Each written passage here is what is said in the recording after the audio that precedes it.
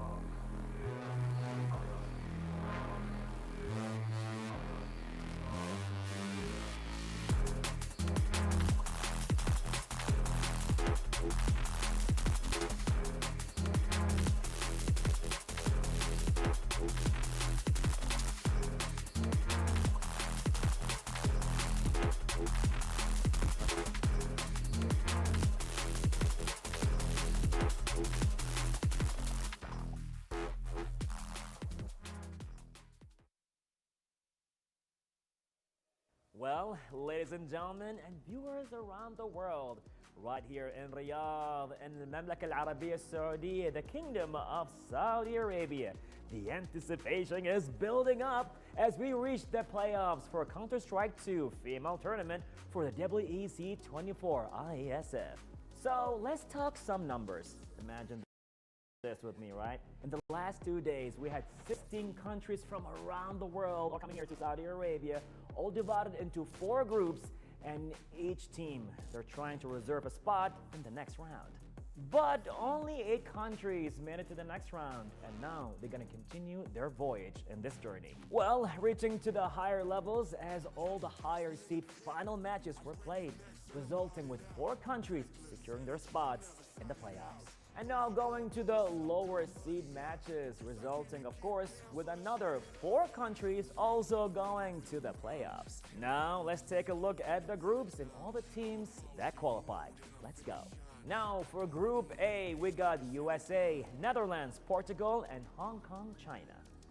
Portugal claimed their spot from the higher seed, while USA advanced from the lower seed. As for Group B, we got France, Argentina, Kazakhstan, and Sweden. We saw France advancing as the higher seed winner, with Kazakhstan making it through the lower seed. And now for Group C, we have Poland, Canada, Denmark, and Iran. After an impressive run, Poland qualified as the higher seed, with Denmark following from the lower seed path. And in the 4th group, Group D, we got Spain, Australia, South Africa, and Norway. The higher seed round saw Spain advancing, and Australia made a strong showing to qualify from the lower seed. So this is the story so far for the CS2 female tournament taking place right here at the World Esports Champion Iesf 24. So let's see what's gonna happen.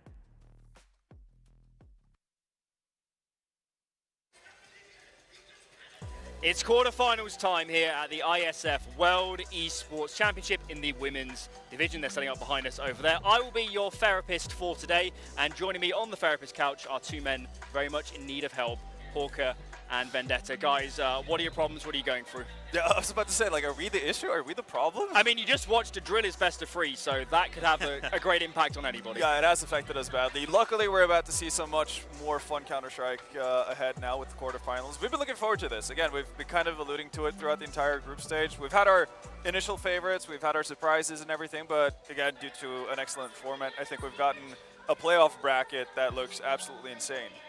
My question is, Alan, who is in more need of therapy, in your professional opinion?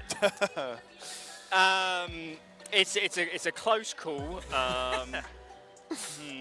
I'll take Vendetta because he hasn't eaten a vegetable in 20 years. Yeah, there you go. And that's probably not very healthy, guys. Don't do that at home. But as said, we have a lot of the expected teams, I think, making it to the playoffs, a lot of the expected group winners. Let's take a look at those groups and see exactly who got out. Group A here.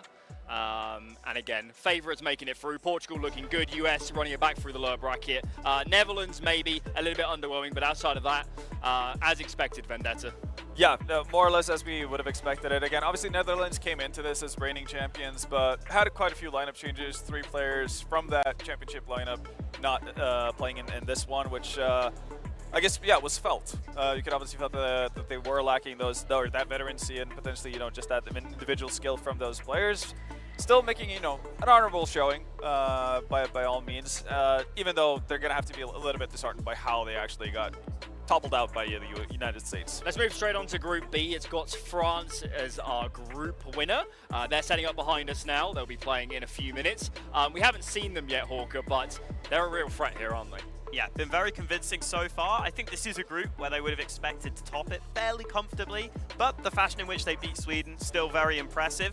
Having said that, Sweden themselves, they didn't have the easiest time getting through either. Kazakhstan posing a threat at times. Sweden were just a little too well-rounded yesterday though, so they make it through. And another group where the teams that make it through in the spots we were expecting. Let's move on to Group C. Poland reigning victorious over Denmark over there. Denmark, the adversary of France, setting up behind us. Poland, no doubt, Vendetta, a force to be reckoned with in this tournament. Yeah, every match we've seen them play, they've looked fantastic. Had a bit of a hiccup versus Denmark on Inferno in their winners bracket match, but then brought it back to 2 quick maps, 16-5, 16-6. So they're looking to be on track as we would have expected. They're probably, you know, this disc's top favorite, I'd say, for the tournament as a whole. So not surprising to see them take the first seed. And Denmark then having a really, really slugfest going on in that Deciders game versus Canada late yesterday. That was down to the wire, 13-11 on the Decider map, but they made it through. So obviously, gonna feel fantastic about that, but they do have quite the challenge today. And finally for Group D, get your avocados in the chat for South Africa. Unfortunately, they didn't make playoffs. The Cinderella run didn't quite transpire in the end, but no doubt they won our hearts, Walker. Yeah, definitely a shame that they couldn't quite make it through, but Australia, absolutely a team that I'm excited to see in the playoffs anyway. And then Spain, again, we're getting these teams 2-0ing their way through into that first seed, but the pressure of the playoffs can make crazy things happen, Alan. So just because these teams have made it through comfortably, we've got to see if they can keep that up. We're getting a lot of split opinions, Vendetta, on Spain, because whilst they are a team, there's questions about the individual skill. Again, we haven't covered them so much here, but how do you rank them at the moment?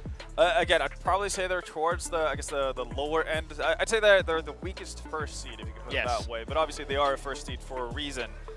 So they're not to be trifled with. Again, I think it goes a long way just having structure within your team, even though you might not have the strongest individual in your teams. Like, you're only as good as the, you know, your weakest link. And in this sense, it seems like Spain doesn't have really that many like glaring weak links. And here's our playoff bracket. Top half, Portugal, Australia. There'll be the off-stream game. On-stream, we'll have France versus Denmark. Lower half, on-stream, Poland versus Sweden. Then off-stream will be Spain, USA. We said it earlier, Hawker, a stacked playoffs. Whatever happens, semi-finals onwards are going to be mega. There are a lot of good games to come. Yeah, definitely. And I think this France-Denmark game will be exciting just because we haven't really seen these teams so far on the stream.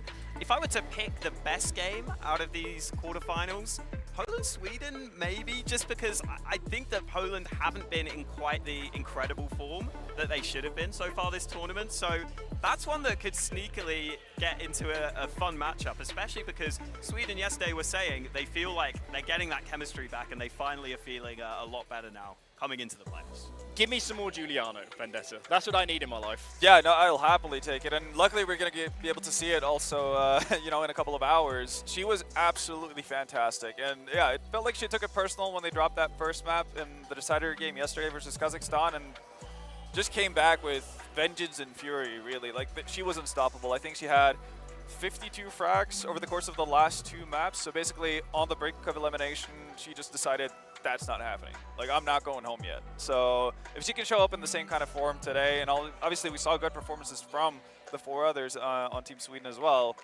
yeah, they absolutely have a shot to pressure Poland.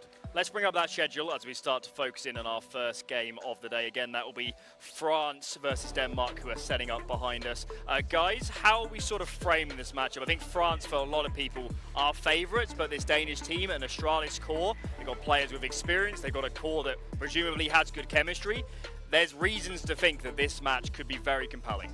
Yeah, no, absolutely so. And also the Danish team has a bit of an unknown entity in Sugar Shock, which I guess translates into, you know, Sugar Shock, who's been doing a really, really good job for herself so far in the groups. She was kind of the figurehead, really, for Denmark in that deciding game versus Canada. So she went head-to-head with Goose Breeder, and definitely like an essential reason as to why we're seeing Denmark here instead of the Canadians. So that's exciting for Denmark. Obviously, they do have a momentous task, but we've seen that on this stage. Again, the team that comes in without that, you know, basically expectancy to win, they usually play pretty decent Counter-Strike. They're able to kind of let the nerves go. They're able to play their own game, and they're able to actually put it to the opponents in a good way. So I'm not putting that past Denmark whatsoever. Yeah, and they were able to take a map off Poland, at least, in the series they played. They lost the other maps pretty convincingly, but a map off Poland is already a good sign that they can be competitive here. I still think, I look at the France roster, though, and it's just so stacked across the entire lineup, and I just don't have that same feeling with Denmark. I think it is a pretty big mountain for them to climb here if they want to get this one. Let's bring up that French roster and see exactly which players we're talking about. A star-studded lineup, I guess more disparate in terms of where they come from, their origin of, you know, their professional teams that they play under. But guys, if we had to pick out a couple, who would they be here? I mean, the one that really stands out is Astra. Obviously, she's been phenomenal. One of the top-rated players, obviously, at the event. She's one of the top-rated players just in general in women's CS. and she's basically backed up by Keode from the FlyQuest Red team, who's also fantastic. And again, been playing fantastically so far in this tournament. So those two got to be the kind of the spearheads for Team France.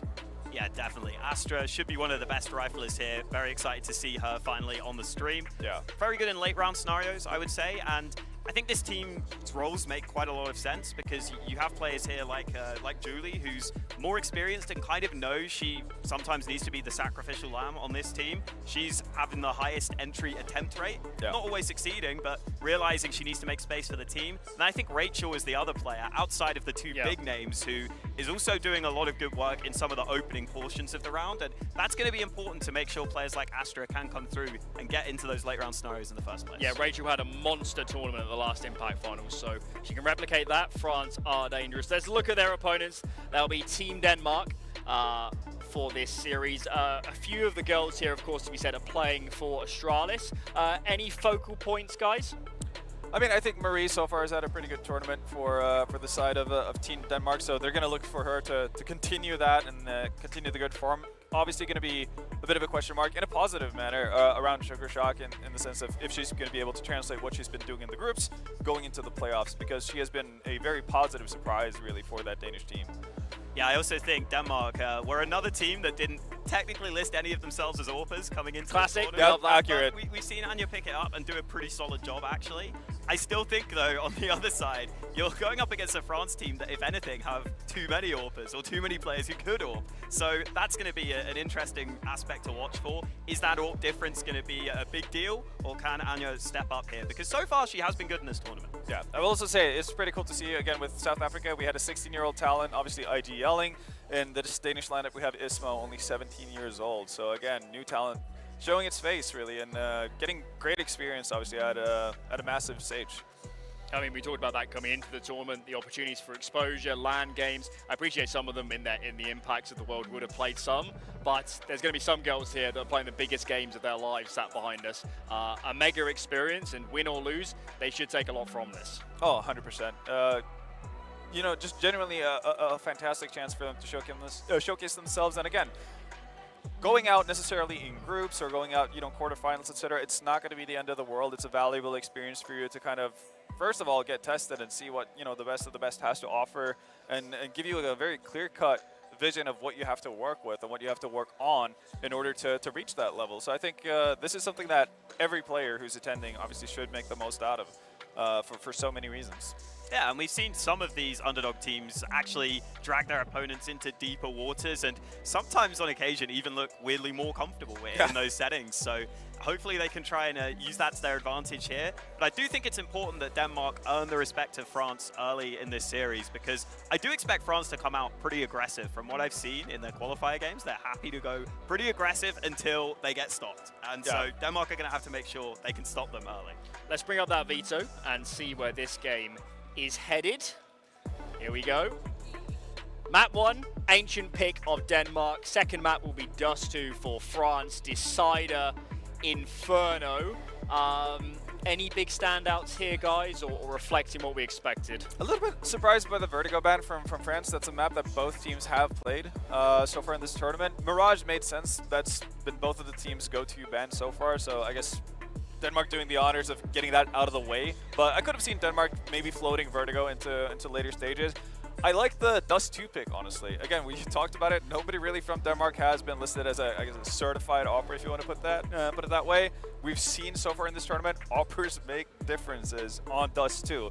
So if that might be kind of a, some of what France are playing behind with that map pick in mind, could very well be the case, because I think Keode is going to have a field day in that sense. Yeah. Or it's very likely that she's going to have a very comfortable Dust 2 in that matter. Ancient's fun.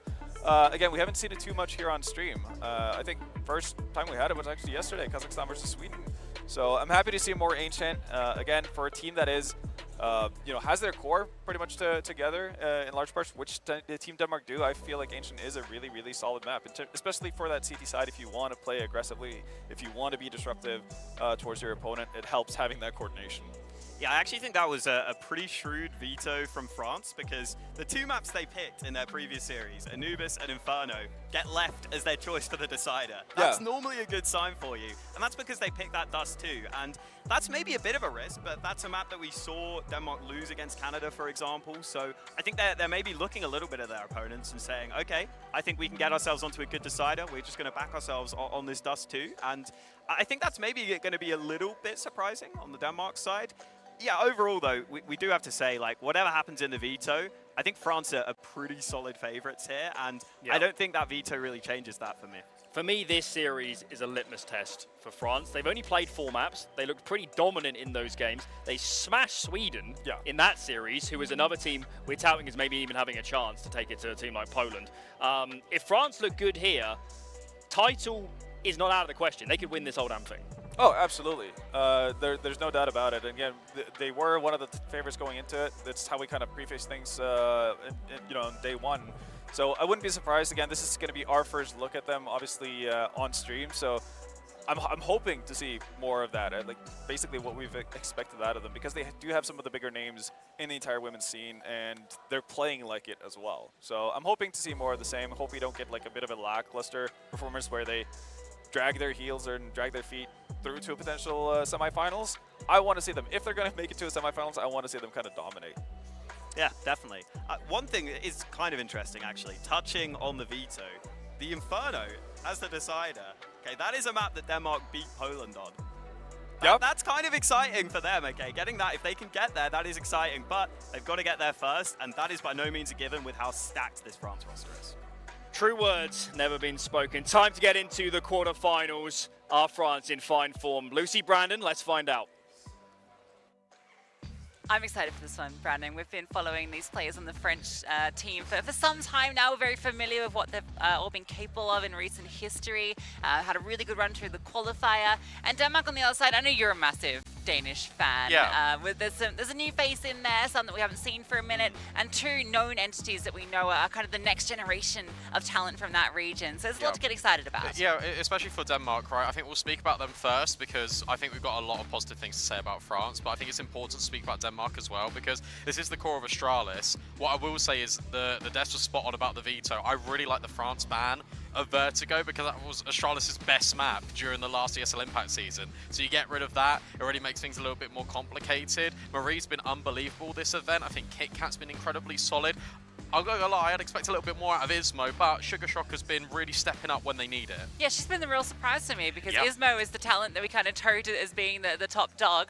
I like the Ancient pick, you know, for both teams. Obviously, Denmark plays a lot through the qualifiers, look very solid on it. We know that the Astralis players are comfy on here. We know Guild were very good on this map as well, right, for Kit Kat. So, you know, I think overall it's a good pick, but we have Astra and Rachel on the outside. I was going to say that, it's scary. This was the one-trick map that Lella Cook went all the way to the grand final with. Last finals out for ESL Impact. Ismo already looking for shots, but it's Julie, not once but twice with the dinks. And nice shots from Julie. They're going to continue to extend. There are 3 players in lane they have to get past, and jumping past will do the trick. Rachel will allow them to get by. The smoke will land, and that's locked off a lot of these CTs. In fact, almost all of them. Yeah, Kaede now needs to go back in, but she has found a shot, and Judy's found another one. This has suddenly turned into a 5 versus 2. Denmark do get the bomb down, but France are on the way. Yeah, and they're just moving as a pack. 4 of them. This is this classic, the kind of style of Astra and Rachel just running at ya. And it's going to fall now to Marie to get every single kill. Bomb's not planning for it either, which doesn't make her job any easier. With the kit on Astra, there was no chance there. Yeah, I really like that. It's the disengage out from CT. They see the smoke and they think, well, Kaede's got good space over at ledge. We'll just take everyone. And we'll just move as a unit. You've already highlighted it, but it's worth saying. It will be Astra and Rachel having this pack mentality. I think Judy's really good at holding down mid angles. And then Kaede can be really free where she wants to move with the AWP.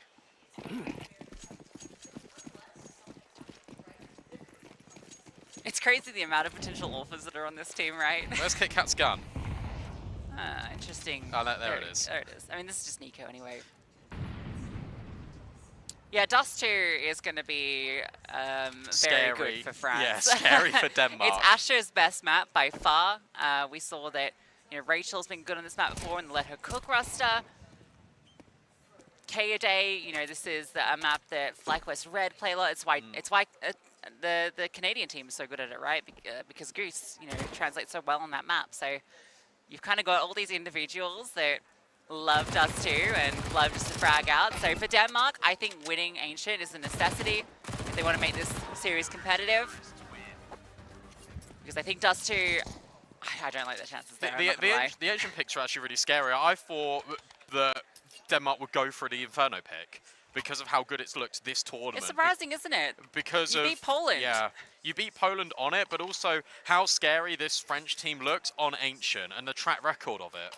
I guess, you know, you do have Astra calling, you know, well, not calling. I think Kate is listed to call her, but Astra on Inferno, we know that's one of her best maps as well.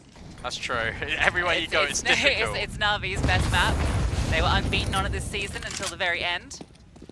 Yeah, this is actually a really hard veto for Denmark, but they'll still give it their best shot. Flashbangs counted in towards mid, and it's the MP9s doing the work. Between Julie and Emerald, they're able to clean up all of middle, and yet again, Denmark are put in a really uncomfortable spot. Yeah, not a good way to start your first gun round. Anya with that ult. Maybe she has a chance to crawl this one back. 2 defenders on B, so they will have even fights. And it's the MP9 that falls back in short. Rachel goes back to cover off Red, so there is space to gather. Can they catch up this play along? Oh, wasn't quite looking, but Astra adjusts. Anya misses her mark. Now's the bomb dropped. She might even be allowed to save. No, Rachel will run her down. Yeah, and now suddenly your MP9s can be upgraded into both AKs and AWPs. Emerald is definitely a player that will fly under the radar a lot for just people in general when you're talking about this France roster, but during the qualifiers I thought she was absolutely brilliant, and on Ancient in particular, I can't remember who they were playing against, but Emerald had something like 20 kills, 6 deaths. She was running over people, especially on that T side. Yeah, I've always rated Emerald. I think she's a player that we haven't seen enough of, you know, kind of at the top level of the women's team, but she does have a huge amount of potential, and I'm really glad we get to see her kind of play for the French national team, because I do think she's a really, really strong player. We saw her a bit, I think, during like the first year of ESL Impact in and out of teams, but yeah, it's been a bit of a minute since we've really seen her at the top level. Yeah, she's playing on Whopper right now. She's got another teammate here, right? Whopper? I feel like, does Alonda play on that team? Not 100%. I know Meliti does. Okay. No, I don't think she does. No, she doesn't. No, I'm thinking of another... I think it's a similar name. Exo? I don't know. Anywho, we've got Emerald here. We've got Emerald here. That's the important thing. So the first gun round, they get absolutely run down. That's kind of what you should expect from this French team just throughout, is unbridled aggression. Yeah. They're going to get in your face. Yeah. Every one of these players likes to do it. I think what's interesting is we've got another one of these games on stream where it is one team that is incredibly aggressive versus more structured Counter-Strike. Yeah. And it's all about how uncomfortable Team France can make Team Denmark feel. If you're trying to go for a setup on the T side in particular, if you lose map control at the first instance, what's your backup plan? If that isn't working, a timeout should be called early by Zebron, and they should be able to just reset and adapt. It's all about improvising and sort of overcoming all the adversity that Team France are going to throw at you. It's cool they got Zebron here, actually, right? Because I think he just very recently has stepped down as the coach of Astralis women's team, so good they were able to keep him on for at least the Danish national team. But again, that's experience that he's had working with these individuals too that translates over, very similar to Alsace for the Team Poland.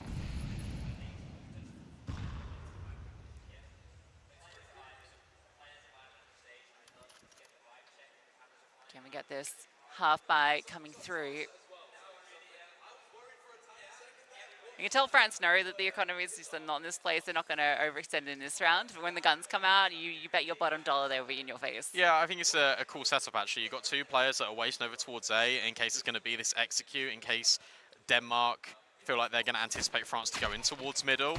Instead, it is very similar to the pistol, where Julie is trying to take names. It's Marie that takes her head off instead. And now Denmark can scale into Donut. Kaede can just swing with the orb, and you're worried about the player on boost. You can have no idea that she's there.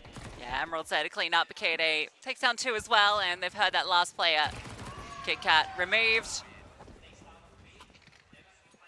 It's interesting that Julie plays such a prominent position kind of in mid here on Ancient. Not that I doubt her by any measure. She's definitely an incredibly experienced player that I think is able to step up in those big moments.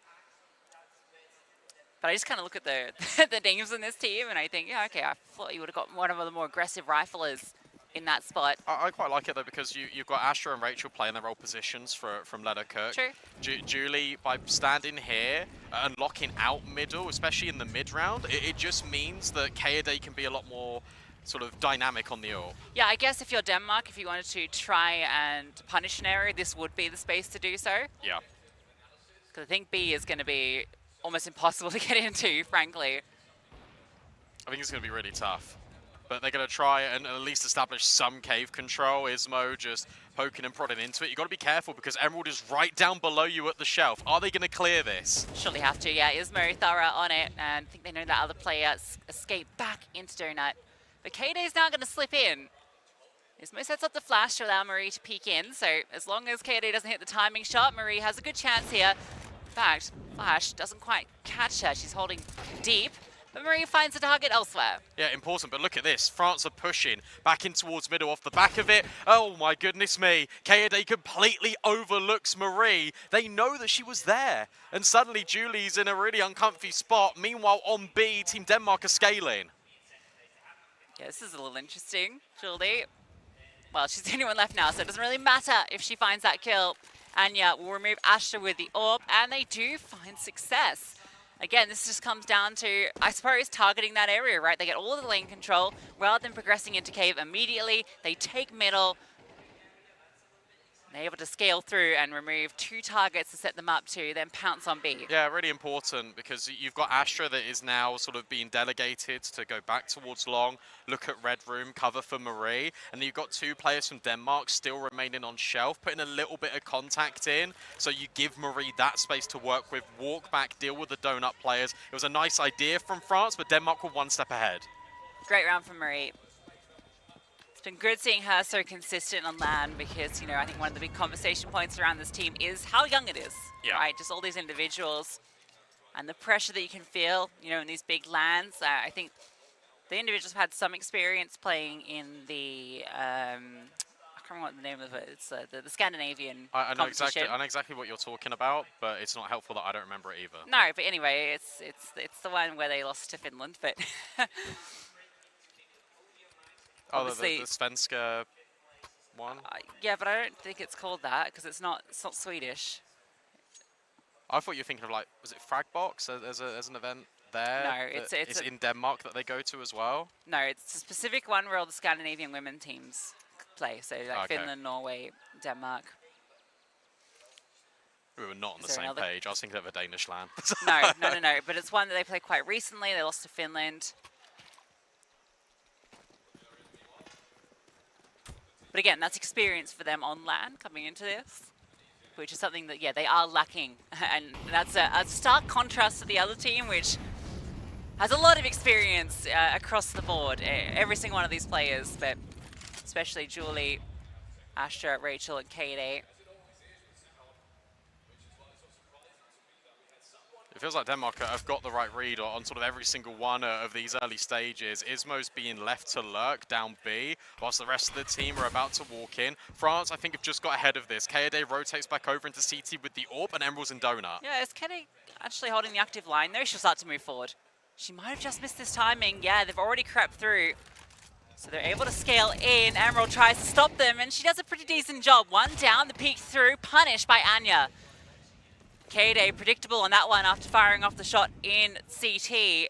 And Iesf is holding for Julie's push. This is looking very calm and collected. So this is what we were speaking about in that technical pause, where you've got the 2 variances of play style. You've got France that kind of want to get aggressive, and they're going to play a much more loose style of Counter-Strike with Astra. And you've got Denmark. That entire round was so calculated. Minute 1, Iesf lurking, being given the space over at B ramp, communicate to the team. I don't see anything, so be a bit careful when you come out of A. The entry path in, they're scaling, so they avoid the donut swing initially. They avoid Kaede's contact. And then you've got Anya just posted on the natural angle that Kaede is going to slide into. Everything by design. That was a brilliant round of CS. Yeah, it's just as a side note. Okay, they're getting excited. Oh, if I confirm yesterday, Brandon, everyone listening to the broadcast can actually hear Nice. the noises, the cheers, the jeers, the maniacal laughter that comes through. We spoke to Zaz about that yesterday. She just started laughing again. Again, yeah. And Juliana was like, "Yeah, I get that through 3 different headsets." Yeah. It's just layers of Zaz laughing all the way down. Couple of rounds built back now for Denmark. Money's still not quite broken, and this is France now getting aggressive. They've really prioritized this lane control, and they've got it between Rachel and Astra. Yeah, deadly duo to lock down this position. But Denmark will look to retake it. Smokes have been used early, so that'll burn some time off the clock, but I don't think there's a third one to follow up. They used one in cave early just to get out quickly. So let's see how successful Denmark are at breaking this. There are a lot of CTs holding for them. They flash through, but Julie close by, and Astra and Rachel. It's an absolute massacre in the doorway. I don't think they were anticipating quite that much resistance. Yeah, there was also 2 players playing anti-flash. So you've got the MP9 close to the door playing anti. Astra was also anti behind the box, and then Rachel was just taking the contact. Rachel even finds Marie as a follow-up. Good discipline from France, expecting that reaction out of Team Denmark, because I haven't seen them anywhere else on the map. This time there was no mid-control. Anya will at least find one back, but this would be an incredible clutch, but she's only got 30 seconds to work with, and the walls are closing in. Yeah, maybe she found that kill into K-Day. There might be something to say, because Julie is low, but she's getting pushed through spawn now, so saving is even going to be impossible. If she attempts it, you imagine they're going to hunt for sure. This is a team that won't let you get away with a single thing. And Emerald will confirm this kill. Certainly, there's just no way Anya is ready for this position. Clean round, and that's all from being proactive from the word go. That was Rachel and Astra establishing the lane control incredibly quickly. And then Denmark just forced into making a reaction, to be honest. One in which they didn't really want to. Denmark now take a timeout. I still do feel like that if they want to pressure middle, that does feel like a vulnerability, but at the same time, you can just lead with utility. You don't have to use your utility and go with it, to say. You can go for a late round play. It felt like that when Denmark were setting things up and they were sounding out the round, feeling a little bit more comfortable within their default, that's where they do their best work.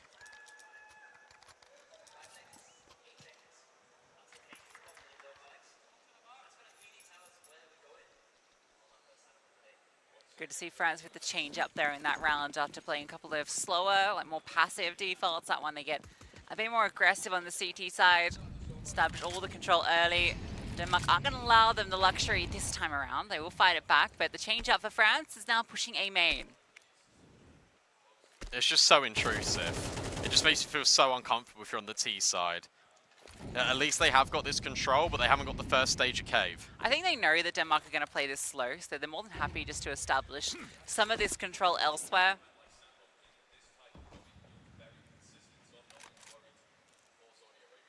Anya scoped. I wonder if that had been heard by Julie. It's going to be a tough one to clear, yeah. I don't know if the ops are necessarily the best weapon for the job for those close angles. That's going to free up Emerald now to rotate. I wonder how much information that also gives the other way, though, to Denmark, because you've seen Julie, who's been playing in red room the entire time, now push A main. You've got to start to think maybe the AWP is in middle now. Well, now you know. Yep, now you know. KitKat gets a shot to the leg. K-Day flashed off. That one goes deep enough to deal with her. She'll be forced backwards. So they can try and take some space, but the problem is A main is completely out of control. Bob needs to be recollected too, and Rachel is slowly pushing up towards ledge. Julie's gone as well. If they go back, oh, this fight could be everything. Iesf looks like the timing will favor her. So now you definitely feel like you can go A. Yeah, you do, but how much can K-Day find? There's the first, not quite the second. Marie will trade that one and looks to take space. There should be a smoke coming in momentarily in CT. They're not ready for this fast line through Donut. Surely, no, Sugar Shock is anticipating Rachel already being there. It's a double up through Temple. They're going to force their way out. Iesf sees Emerald on the cross. Now there is Smoke and Kit and Molly, so plenty of utility to use here to flush out these Ts. And Astra heads up play, expecting Marie on that flank. Smoke lands to block them off. There is a Molly they can throw for, but I think even still Astra has another Smoke, so you can't quite counter this defuse, and they're just going to try and stick it. We see this so much here this event, and once more we will see it. Diffuse in front of their faces. So clever from Astra because she runs in front of the diffuser, and where the spam has then changed and you get the kill, you think, oh, I can just stick the reload. That's the diffuser knocked off the bomb. No, it isn't. Right under their nose the entire time. And where Denmark answered back with a few rounds, it's a French rebuttal. At least the bomb down can give you more economy, and it can still be on the AWP, but the game is starting to escape Denmark.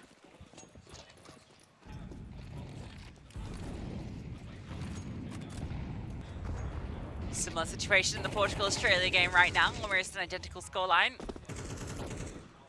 For who? For Portugal.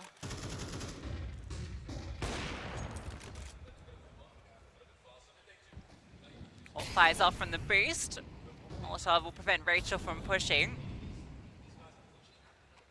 I think they'll be aware though, because you've dropped that Molly close, that there's probably going to be one on the boost. This is very one-dimensional out of Denmark. They haven't got any mid control, but this is the first time they've really been prioritizing Cave. If they can find their target here on Julie, it's a 1-for-1 on ramp itself. Rachel does get curious, but she's removed. Tucked in, Astra has no chance against Marie. And Kit Kat, quick on the trade, gives an advantage for Denmark as the bomb goes down. Really smart from Marie because she saw the grenade coming in from the right-hand side, so she just hard clears Astra. Ismo now trying to lock out Emerald from the site, and in fact it's Anya to do it. And Kaede's got the AWP. The money's actually quite low for France, so Denmark will get away with this round. It's just whether Kaede can get away with the AWP. Yeah, I don't think Denmark are so eager to hunt. They just want the rounds on the board right now. I've been actually fairly surprised by Anya so far. I feel like she's had a couple of good, impactful rounds, this one included. They're keeping the energy good in their cap.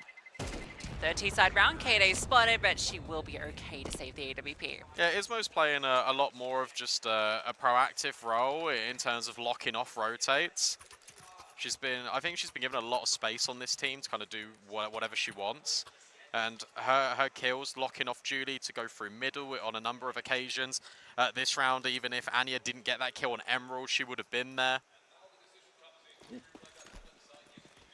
It's almost like the players that have got the least experience, but the most experience playing together are the ones that have got the freedom to do the most. Smoked off trees. That one's a bit off meta.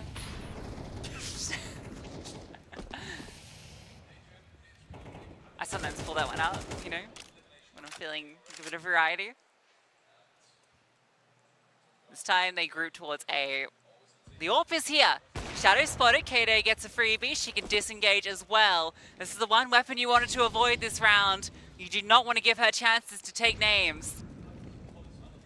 They're still going to commit into it, but the rotations are already here. And again, no ramp control for Denmark, so you have to walk back in towards mid. The pause comes in with the bomb. And for Ismo and Marie, that they look to at least take some space. Anya's hoping for an opportunity, and Kaede gives it to her. Rachel that picks up the AWP instead. Probably the only one that isn't really an AWPer. Yeah, funnily enough. Ismo. Oh, Emerald! She's a digger. Beautiful shot. There's Rachel with that AWP. They're still going to commit in. They have to at this point. Emerald is taking everyone down. She shines bright in Donut. Yeah, that was awesome from Emerald. The reposition. You think, oh, there's no way she can get all of them, and she does. Rachel does her best work locking out A main. Anya's not ready for another peak to come forward. And it's with the limited weaponry, that one AWP. France is still able to build in rounds. Denmark can still survive the half. Now they've got 2 AWPs. And Emerald, again, a really strong AWPer. It's crazy because you think Astra could be the secondary AWPer, but Emerald more than happy to take up that role too. And I don't think she AWPs on her team actually either. Really? Yeah. Okay. She's definitely done it in the past. But I don't think she's always been a primary anyway. KD is the primary AWPer though. Yeah, and you got to be careful because KD will just keep re-swinging. She loves to fight. Always wants more. Astra tucked into the corner, Rachel playing behind default, and KD is just looking to either help out by peeking or setting up her riflers.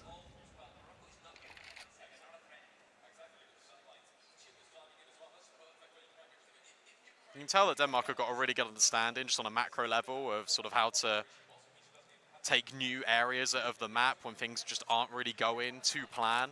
Yeah, I've been really impressed by the pauses they take in the mid-round to reassess the situation. That's unlucky. Oh. They do have space in towards A. There's a rotation now. That's really interesting. That just comes from Julie. That comes from the Red Room player immediately moving to Temple. Emerald on a tight corner. Whilst the AWP will ring out, you still got Julie who just walks through the smoke. Bomb's not yet down. This is so intrusive from France. And now Anya has to do everything. First kill is hers, but 20 seconds left. The entire French roster, it doesn't feel great, but there's another one on Julie. It's exactly the style of CS you expect from France. They don't want to allow you to get comfortable. The AWP sing out on A.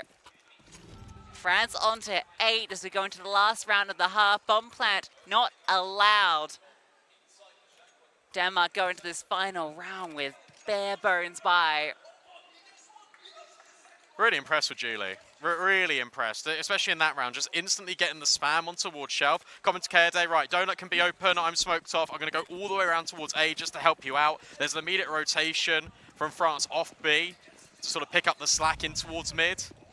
Another off-meta smoke in elbow, but it's okay because Denmark eat the utility instead on Shelf. Yeah, they want to go fast onto B. That's going to be the play. Astra, who hasn't really been tested too much, will be in this round. They're very quick here, but so are the CTs. It's 4 of them. 4 of them lie in wait, jumping over. They're able to make it uncomfortable, but Julie, she's looking incredible comfortable. Look at those shots. Last comes from Julie. Locks out B. France absolutely demolishing Denmark. I guess it is Astralis. Yeah. But yeah, 4 kills from Julie, 4 players on that B bomb site for France. And where it felt like in the middle of this first half that Denmark had a good understanding of what Team France were trying to do. They started trying to make their way back in, but it's just France with the consistent re-aggression, putting a disruption to all of these plans. It is one-way traffic, which is pretty diabolical, considering the scoreline doesn't really reflect how I think the game's really gone. No, I don't think so. Like, I feel like Denmark have had some really good control. Their mid-rounding has felt actually pretty spot on. But France doing French things. And they're going to be going to B, where at the moment it's just Ismo. They've lent heavily towards A. That does not look to be the play. No, Ismo's just spamming, just in case you can grab one of these kills, but nothing given. Rotations need to come in. France, that they gain all this real estate for free, and now they can set up comfortable afterplants. It's tricky. They didn't buy a kit either, despite the heavy stack towards A. They knew that B would be conceded, so dangerous move. Let's see what they can get done with all of the USPs scaling in. Marie gets 1, but the boost up is beautiful for Julie. She's been so good. She just keeps on going. Anya looking to finally put her down, and it is a one-on-one, but time is ticking. KD tucked into the corner, will fall back, disengage, knows this bomb needs to be defused. Anya's charging her down, but KD plays the clock, and she has done enough, most certainly. The kill will go the way of Denmark, but the round goes to France. Yeah, really well played by KD and Julie, to be honest, because even in that situation where she's reloading, she's still jumping, spinning around, making it really difficult to kill and just burning valuable seconds off the clock. It's going to be so frustrating when you're in that position. You know you need that kill to get on the bomb as soon as possible, and then KD jumps and then just runs away.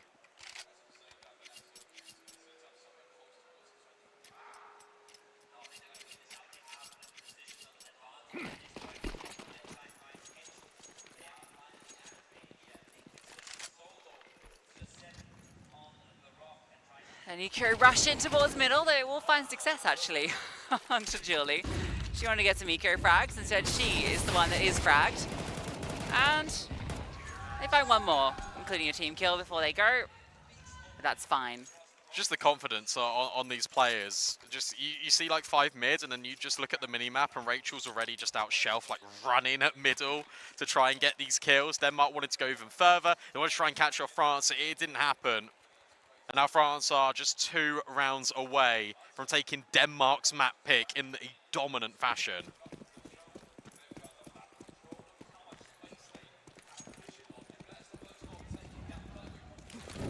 Free lean A early.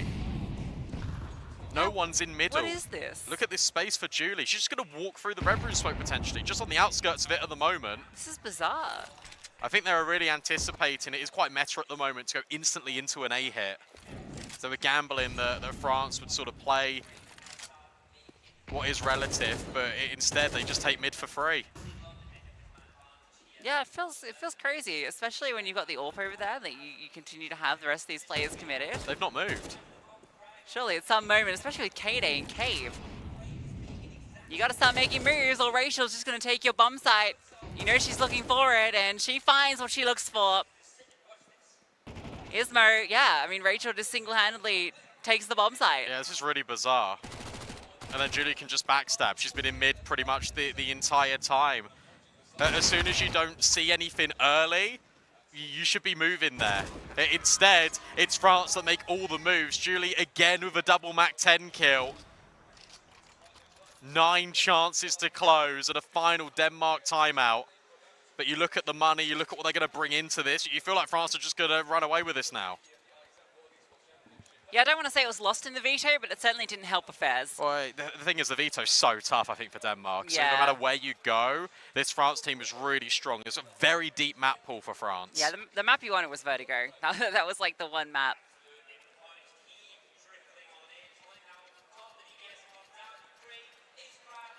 But I do agree with you that Inferno probably would have been the better choice, in my view. Yeah, I think so. Especially because France perma Vertigo. Like, I feel like you got to go Inferno. You did take down the core of Na'Vi on Inferno. Yeah, I imagine they feel that Ancient is their best map. You know, it's their favorite. It's the one they played so much in the qualifiers. They want to stick to what they know, but it's also a very good French map. And Julie continues her run. The Glock's out. The Glock is out, and Julie does not stop. She got 20 kills. She is outrageous here on Ancient, rolling back the years. At least Sugar Shock will get something back, but Ash is already there. They're doubled up in mid, charging through these 2 remaining CTs.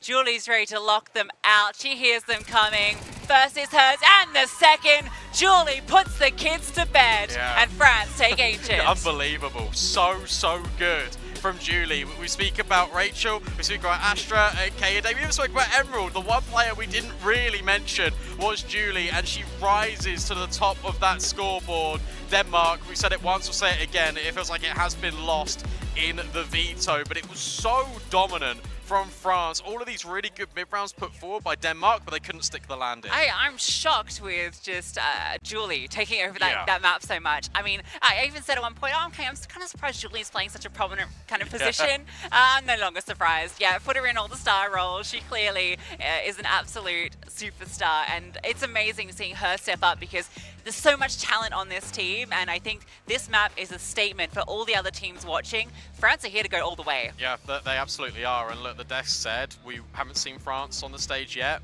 They wanted them to be incredibly dominant coming into this. I mean, that is your opponent's map pick. That's a statement and a half, and if Ancient's anything to go by, I'm really concerned about the longevity of Denmark in this tournament now that Dust 2's around the corner. Yeah, it's not over yet. Obviously, we still got another map, and Denmark did take it to Canada on Dust 2, so I won't write them off completely. Anya actually was looking some decent in times there with the AWP, so it's not done yet, but that was very convincing. What do you guys have to say?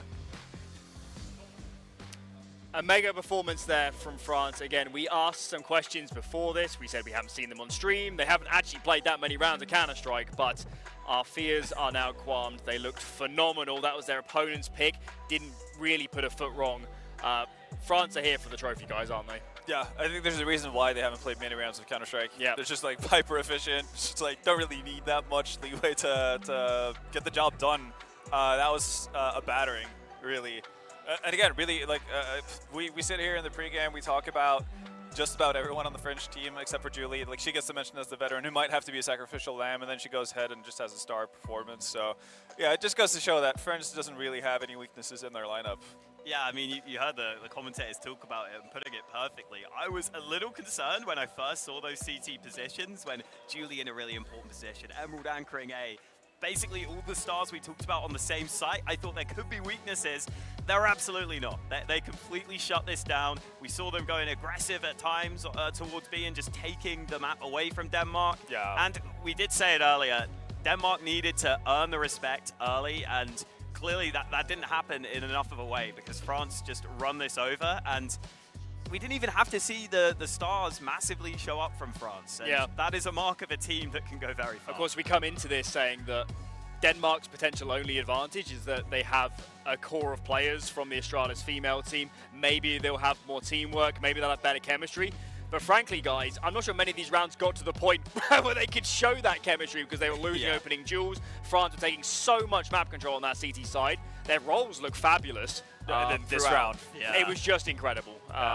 Perfect. This D ground, I think this was a big Sick. move. Yeah, this probably just pushed them over the edge and was a big turning point because they didn't have the best buy. And Emerald is one of the players, I don't think she's on a team right now, but she's like clearly very, very skilled on this team as well. And that's just a really nice sign for France. And I was hoping we'd get this France because I felt like if this France team played at their best, they're one of the teams I think that we could see go up against some of the favorites like a Poland and really take it to them just based on the talent that they have.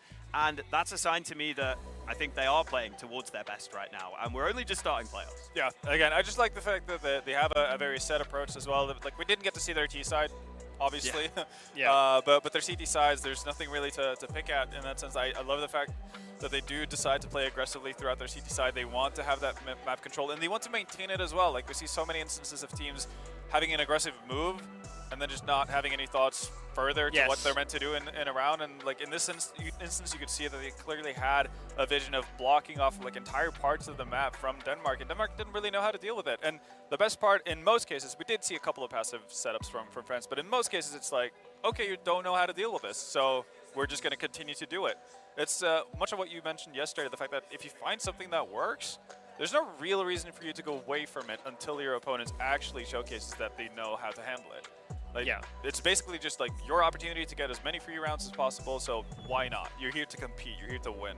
And I like that from France. And they dealt with the fact that, again, like on several occasions, they leave the A side open, but they do have their rotations once they establish the control in mid, once they establish the control in B lane. And I think that's really, really awkward to play against for a lot of the T sides. Yeah, and as you say, all the skill in getting aggressive isn't actually the aggression, it's how do you move after that? Yeah. How do you rotate? How do you say, okay, I've got this control, I've got this info, how do I move? And this team has two in-game leaders, essentially. They've got Kaode, who we believe is calling, and then Astra, who is very capable of calling, we believe calls for Na'Vi Javelin. So there alone, you've got lots of leadership, lots of strong voices, and it looks like it's working. Whatever they're doing, they're making good calls, they're making good moves. This France team has a lot of good pieces. Yeah, and even just the experienced players in there like Julie, you're not going to have issues with her making wrong decisions, you wouldn't think. And, well, I guess if she's winning pretty much every fight, it doesn't really matter what decision she makes. But it's definitely a really good sign. I think for Denmark, I'm trying to like clutch at positives. It's tough. I think there were rounds towards earlier in the game where it felt at least somewhat close. I thought they might get more out of those rounds that they went towards A. There were a couple early on that actually looked pretty successful. And I was thinking, okay, this is maybe something they can exploit, something they can take advantage of. Because, you know, you're coming into this, you've gone for this pick, you think that they should have that ability to have done a little bit of prep work and say, hey, this is where we can take advantage. And maybe that was the game plan, and maybe it was just Julie playing so well that denied it. But yeah, there were moments where I thought, okay, you're actually finding the weak spot on the map. You're kind of avoiding the best players on Team France. But it just felt like it didn't matter still. Like we didn't really see any of the Danish players have that performance I know that they're capable of. Yeah, and it's certainly needed, and they're obviously gonna have to show up in a better form going into Dust 2 as well. For me, again, a lot of it comes down to the same kind of formula as we've touched on with multiple games so far. You need to basically earn the respect of your opponents, not let them kind of just run around and do whatever they want, and that kind of felt like Denmark never got to the point in Ancient, or on Ancient at the very least, where France started to kind of get the fear in them. So France were still like pretty much doing whatever they wanted and not getting that much pushback from Denmark. And if Denmark's not able to do that on Dust 2 as well, we might get similar figures. But Dust 2 plays differently from Yes. Ancient, obviously, so I think it's going to be a lot tougher for France to be able to maintain that kind of map control and that kind of pressure on them the entire time, unless they choose to obviously go through Catwalk and Lower Dark consistently on their CT side. But that should be a little bit more, I guess, telegraphed. So Denmark should be aware of this being a possibility quite often. Yeah, I think the other thing that I'm interested in is like, what side do you now choose to start on this map? Because like on Dust, you kind of normally would like to start on T side. I think normally. I feel like I kind of just flip a coin at this point. If I'm just like whatever it lands on, I'll be okay with. Dust 2 feels like one of those maps where you can get stuck either way, like regardless if you're CT or T, you can get into that like, or you could get that avalanche, coming running towards you that you're not going to be able to really topple. So, yeah, I don't think they can really focus too much on sides. Like they're just going to have to do a better job regardless of what they start on. And again, like they didn't show anything from their CT side here on Ancient, so maybe that's going to be their reasoning for picking CT sides. The fact that they want the chance to defend for once. That's kind of what I was thinking. Like they maybe just want to get that CT side. It's just like on Dust 2, I guess it's changed slightly. It's a bit more CT sided now. It used to be you'd always want the T side, so they'll probably be okay with that. But yeah, I think the problem was if you do pick that T side again, it's like, okay, we just weren't getting anywhere. We weren't getting any map control. On Dust 2, it wouldn't be exactly the same, but I think, yeah, hopefully, I guess they should just start CT, honestly, and just, like, actually make France, like, have to run some rounds and just be, make some decisions. Yeah, in theory, a bit more comfortable in CT, but I think if you're struggling and you're on Dust 2 CT side, those rotations can be tricky, knowing exactly the right move to make and having to play retake on A sometimes, that's not an easy thing to do, so I think whatever happens, they'll probably be a bit stressed. Yeah. I would love to find the person that could convince me that Denmark are going to come back in this series, because I'm finding it really hard right now. I need someone with just that positive. I need Avo. Avo could convince me with that positivity. Yeah, her or Anders Bloom. One of those two. And there's undeniable positivity. So Denmark did play Dust 2 in the groups. Double OT loss against Canada. So, I mean, at least we know they have position, strats, rounds they can run. But going into this second map, are we saying this is an individual deficit? Are we saying they need to up their game strategically, or on all counts? Leaning towards all counts, but I think there was no doubt that Ancient, in very much of a sense, was just individual battles being won by France, just on every position for most parts of the game, really, regardless of whether you went towards A, mid, or B. Every French player just had a really solid game, didn't really mess up anything, and didn't leave anything wanting. So. That just has to be better from Denmark, and I'm sure they are very well aware of it as well. I guess that's the one positive I could take, is that I think that was not only like an underperformance of the Danish individuals, because they shouldn't be that far behind individually, but it's also just an overperformance of some of the French players you wouldn't expect to be that good. So I think that's what they've got to hope for, that was just like a one-off map from Julie, that we don't see that again, and that they can at least hang individually, because I think that was just the biggest problem. If you can't even hang individually, you've just got nothing in this series. Dangerous waters then for Denmark. Dust 2 to follow. France, one map win from the semi-finals. Don't go anywhere.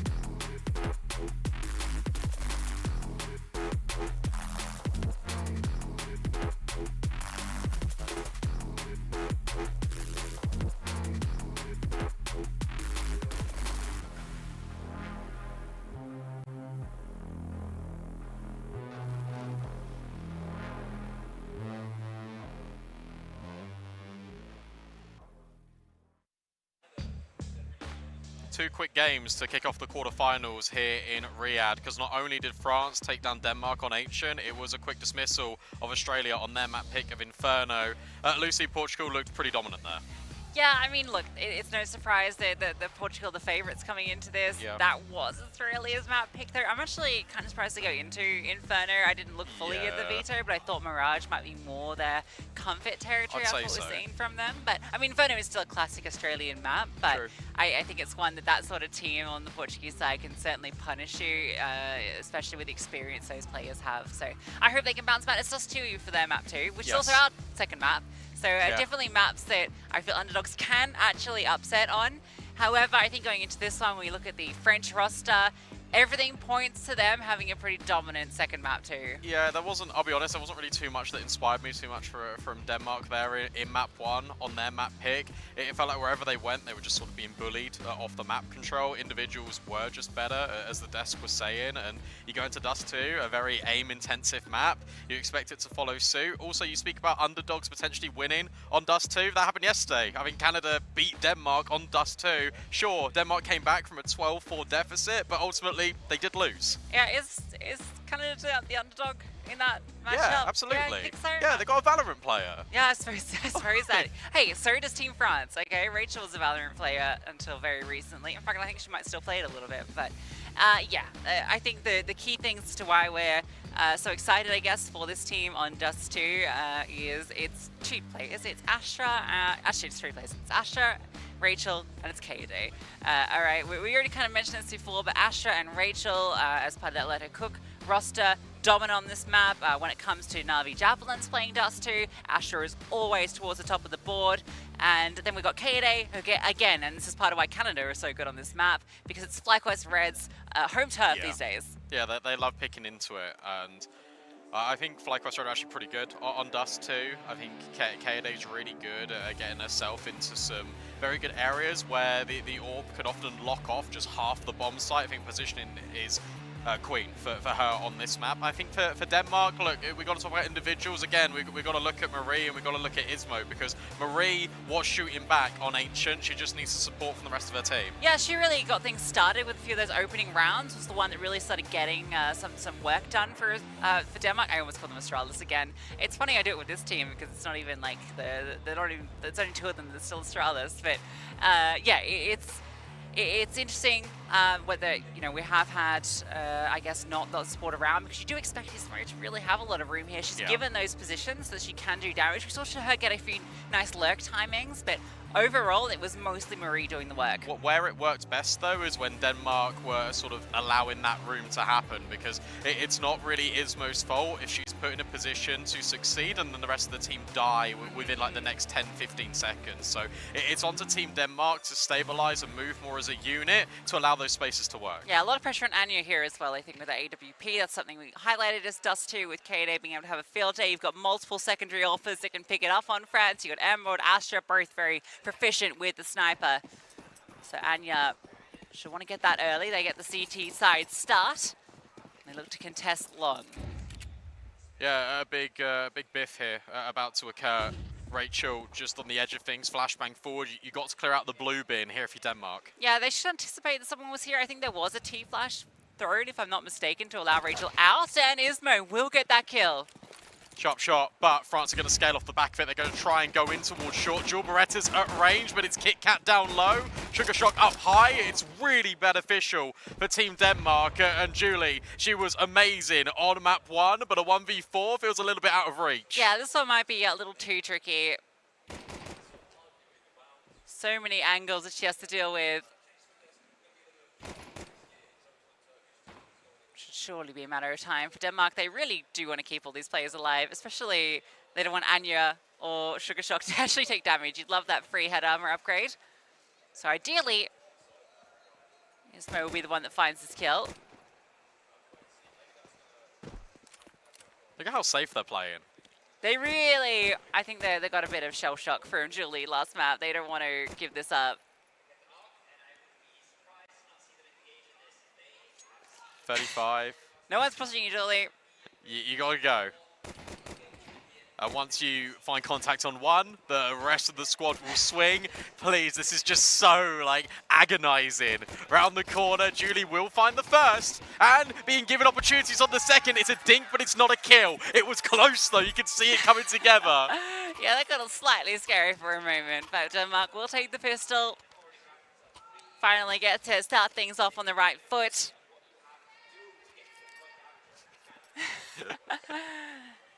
They're still feeling positive. That's good.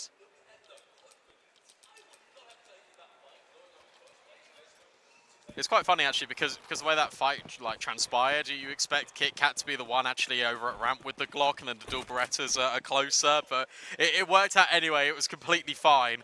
Full eco pretty much out of Team France. Their objective in this one is to try and get the bomb down. Marie rocking the scout is quite fun. Yeah, I think she's on it just because Anya was able to buy head armor and get the M4 immediately, so she didn't want to waste money buying a scout. So she'll get the rifle out the gate, and they're just going to attempt to see if they can split through B, test it out early. She might have a chance of doing something here. Okay, it looked a little wild for a second, but Anya will control. Like the last two bullets connect onto both of them. And so as long as you lose nobody here, you've really done very well. Should be the case. There it is. Important rounds for Team Denmark, just to act as almost a stable base. When you haven't had that much time just on the stage in general, that first map came at you and went away real quick. First full gun round about to enter the equation. All the AKs are now out for Team France. A little bit of an interlude before we get into the first full gun round. Good news for Denmark, prioritizing those rifles early. I mean, they have 3 M4s into this round. No SMGs to worry about. The scout can still be pretty deadly. I would like Anya and Marie to swap, though. Yeah, I would like that as well. You really want Marie with the M4. Especially what she's shown so far at this event.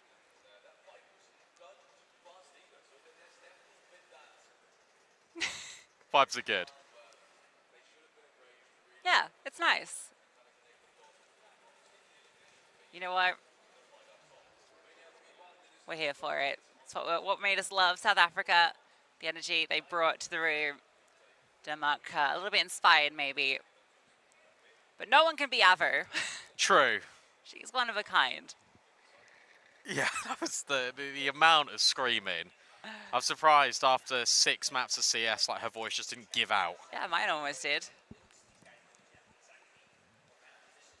Let's speak a little bit about what France are going to show us on this T side, because it won't just be the quick B hits. They love prioritizing long on this map. I think the fact that you can get K-A-Day on these advanced angles pretty quickly will help out a lot, and you can have that scaling between Astra and Rachel. It's that duo again that just feels so comfortable in taking space on T side. That's what Denmark need to watch out for. Yeah, it's cool that Julie is in good form too, because now you've got 3 players that love to kind of get up in your face. So there's a lot that France can rely on here in terms of taking space. So expect Astra to play a lot more of an active role than we saw on Ancient. Not that we really got to see the T side. I think we sort of built up, you know, this aggressive France team, and we didn't really get to see it so much because there was like 3 T rounds played. Yeah, we'll have a whole half of it though. For Denmark, it's all about controlling the chaos. Now you're on this CT side, you need to be ready to react. And I'm interested to see sort of what they bring into this, if they're going to push in towards tunnels, very much like South Africa did. We saw a lot of that yesterday, whether they'll control in towards short. I feel like where you've got, again, Marie and Ismo, like you can just deploy them to go and get space, go and fight for control. You've got really good supportive players in this Danish lineup. The way that Anya's been playing with the AWP as well, it does warrant a much more sort of helping out the team rather than setting up the AWP for success. It's 4-0 start for Portugal versus Australia on Dust 2. They're on the T side. On map 1, you know, you mentioned the scoreline. D7, 1.90 rating. Zana, 1.80 rating, both on 19 kills. Yeah, pretty good. Caddy Jones, 1.45. BBM played pretty well. the only positive rating for Australia on that one, but it looked like the whole team kind of got shut out.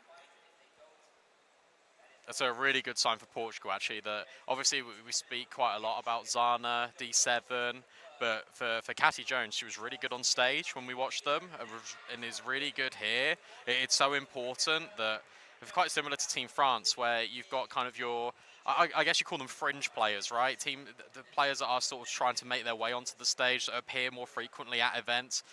Shining the spotlight on them as well. I think it's really good to see these players sort of coming into their own here, especially at a LAN event, and for many of them, their first big LAN event. Yeah, I think that's one of the coolest things about the Iesf events in general, because you do get all your known entities here, but because almost every big team in the women's CS is an international roster, it means that when they actually have to bring the national teams in here, they do have to fill out the ranks with some of the lesser known names. So it's really cool to get the spotlight on them. Obviously, Emerald here as well is one of those names, and she was brilliant on map. But it was surprisingly Emerald and Julie that were actually the most impressive players for France on that map. And I think, especially for Sugar Shock as well, Yeah. because that's a name like I'm not familiar with at all. No. I don't think I've covered her, and was unbelievable against Team Canada. A really heavy hitter in some of their earlier qualifier games as well.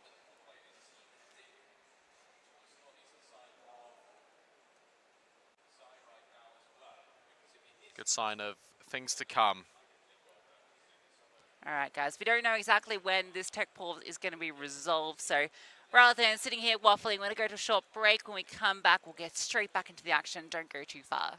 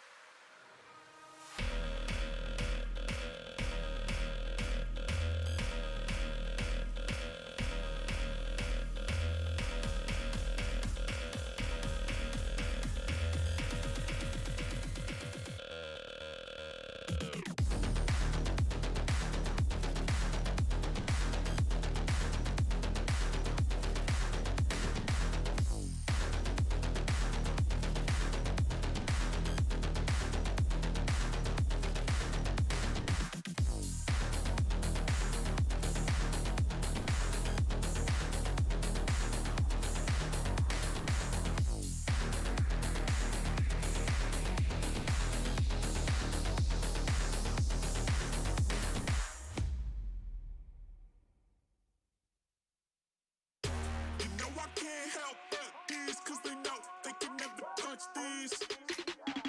So baby, let me talk my shit, or I might just throw another fit. You know I can't help but these, cause they know they can never touch these. So baby, let me talk my shit, or I might just throw another fit.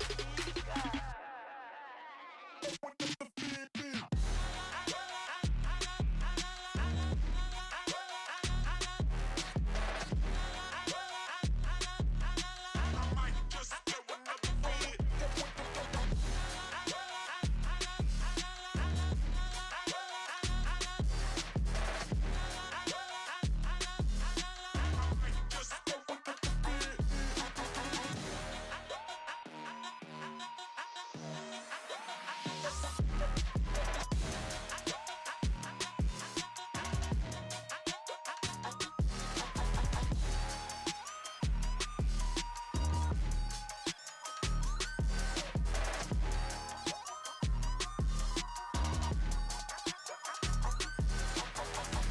You know I can't help but these, cause they know they can never touch these. So baby, let me talk my shit, or I might just throw another fit. You know I can't help but these, cause they know they can never touch these. So baby, let me talk my shit, or I might just throw another fit.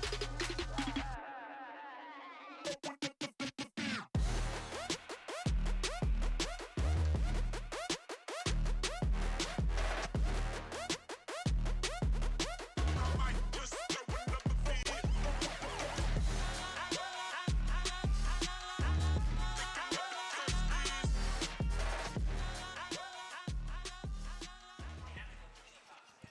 And we're back. Sorry about the delay there, guys, but we finally can have the first gun round of our second map here. On the other stream, the community ones, 2Tap Tony is covering the Australia-Portugal game. I've been watching that just whilst we're on the break. It's a pretty fun one. Australia are coming back into it a little bit. I think Portugal just won the next gun round. Okay, well, we'll keep a close eye on that one. So no, I will be. Let's see what France bring out with the guns. Pretty standard thus far. Seeing if Denmark get aggressive anywhere. About as default as you can really hope for. Yeah, nothing too complicated really going on. Long control been established by Denmark. A couple of grazing blows.